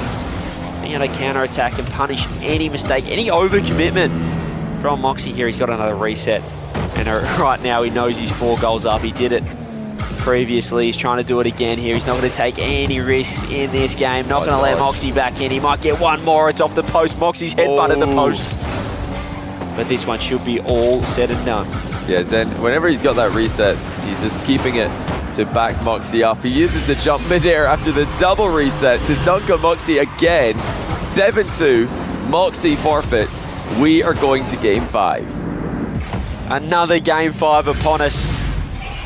Over here in the Salt Mine Finals, as we said, loser is going home. This is an elimination match. The winner will be moving into that Final 4. Everything to play for right now. And Zen with a 5-goal win, a forfeit, a go next from Moxie. And all the momentum as we do move into the Chalkcast highlights, Johnny. That's right. You all know Chalkcast, the official podcast for Salt Mine 3. I'm here in Tampa, Florida, Moist facility with CJ and Rizzo as well. And we're not just here for Salt Mine 3, we're also here. We just finished Solo Queue this past weekend. And yesterday we recorded a bunch of Chalkcast bonus episodes for all of you guys who have checked out the bonus content on Patreon. Now, if you haven't, what are we at today? We actually, I think, went to 32 bonus episodes. Yep. Well, including the ones that we recorded so far in Tampa this trip while we're in person together. That's about 1,000 minutes of content right there. Probably more. Is it actually? There's no way. Well, actually, no, you're not wrong. Yeah, it's actually getting pretty close to, they're roughly 30 minutes each. So almost. Well, we've done a few 40 and 50. You have done a 50. We are at 1,000 minutes content. You might be bang on there. Yeah, 1,000 minutes content, and you can access all of those for the same price as a Twitch sub. So actually, not that bad of a deal. Yeah. So what are we doing over here? You know, everyone unsubscribe, watch ads. We love ads, and get on the Patreon, ladies and gents. Yeah, join the Discord as well if you don't want to access the bonus content. Don't worry, there's plenty live content, probably free content as well, which we put out every week that we can. We've not had a chance this week. We've been extremely busy with these events, but we're obviously going to be looking to do that for you guys. as much as possible. Even though we're going to be very busy with New Year, Christmas, I'm sure a lot of you guys are as well. Here we go.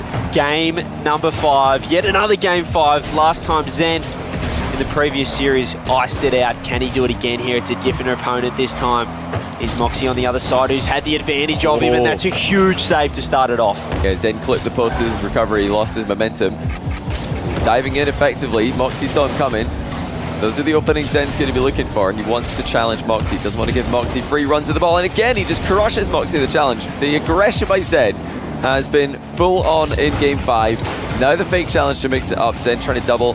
He plays a bit of a safer angle this time, and I think that's wise because he's missed every other one that he's gone for this series. This time, he just makes sure to get a good piece of the ball, get it over the top of the midfield. He's doing so well at judging these instant challenges that he's got time now. What can he do? He's going to go low 50. Moxie does pretty well there. Doesn't grab the corner boost. Zen's got it. He's off the ceiling. He's got to reset. He's going to be able to put that one on there. He's going to be able to put that one home.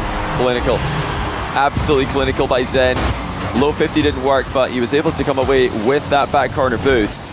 And Moxie was stuck in the back corner, stuck in the water, couldn't get back to save the ceiling shot. 1-0 Zen, who is just unstoppable. He's so confident in game 5s today. He did this at Rally as well. He just came out all guns blazing to do this when it's all on the line. Loser, this is out of Salt Mine 3.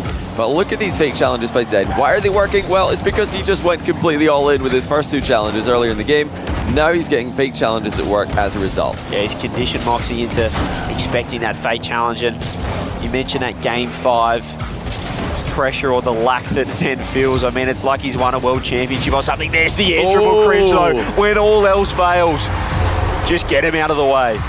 And this time the fake challenge gets countered. Moxie not flicking, he's air dribbling, and he's going straight for Zen. So it's a great switch up by Moxie as well. I mean, these guys are toe-to-toe here. They're completely even. They're trying to one-up each other, trying to surprise each other with their adaptations mid-series, mid-game. Zen here playing for a cheeky outplay with not a lot of boost. Moxie respected it, but he gets down with first trouble. That's wide open for Zen if he gets a good first touch, and he does. It's 2-1. Zen's done so well to control that. It was Moxie in trouble. He just looked for a time to challenge, but as soon as he backflipped, the demo was going to be coming through. He was a free target for Zen. Zen knew that. Got the goal, got the lead with 3 minutes 20. Both players looking to stay alive here in the Salt Mine finals.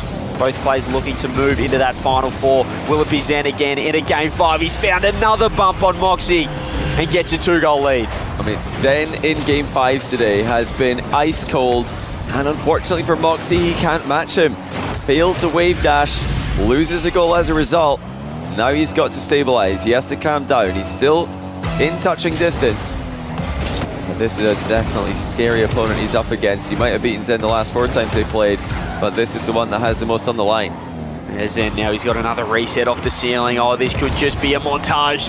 Moxie, huge save on the goal line. Still not much boost, but he's kept the ball close. Zen has to back off. Moxie's going to need a great spot. Delays the flick, uses it now. And Zen with another top corner save. And the follow-through demos Moxie as well. Oh my goodness, Zen is just doing it at both ends of the pitch and in the midfield. 4-1. Moxie must have thought that was good for a goal, at least a bad save, but Zen had full momentum. It's a perfect top corner flick save. And now a 3-goal lead. Still time left in the game, but Zen is at full speed. Moxie lacking gears. I mean, when you're flicking like that, top corner, and it's still being saved, sometimes you think it might just not be your day. And this is looking a lot like a Zen kind of day right here. He's got a 3-goal lead, still half a game left. It's a lot of time. But everything Moxie's doing just isn't quite working right now. He couldn't get the bump there either. Zen keeping the ball airborne. He's delaying the must. He's faking it, but now he's in huge trouble. He might have just got a little bit too crazy there. Moxie gets one back. Yeah, I think his dodge must have timed out here. He was trying to go for the very last second dodge, but it ran out. So he just landed upside down. He says it on his screen, he flips. So I guess the server says no. Zen, he must have pressed his flip right at the very last millisecond. And on the server, it timed out because, yeah, we can clearly see he didn't flip. Yeah, that's what he's trying to do. He's trying to get the latest flip possible to outplay Moxie, who's outplayed him, who's back within 1. Does get one back out of nowhere, really. It didn't look like it was in the best spot, but Zen this time just flicking it. Yeah, he flipped early and just didn't get a touch on that one, and This time Moxie gets one back. Just over 2 minutes left of Game 5. As we said again, an unelimination game. This is win or go home right here in the Salt Mine Finals. Moxie's back in it. Zen trying to put the pressure on him. Oh, he's actually chased Moxie away with the threat of a bump, and now I think, oh, Zen might have just DC'd. That's unfortunate. I mean, in this situation, we do wait to see if the opponent wants a goal, and I'll use this chance to explain why. We don't at Salt Mine have the highest tech that Psionics do. We can't look at behind the scenes and know whether a DC is real. I have no doubt that Zen has actually DC'd there, but if Moxie wanted to score a goal, he could. We do pause after the play has transpired, but yeah, he made it pretty clear that he didn't want the goal. He intentionally missed, and yeah, that's why we've paused it in this situation. Hopefully that makes sense to you guys. But yeah, good man, Moxie.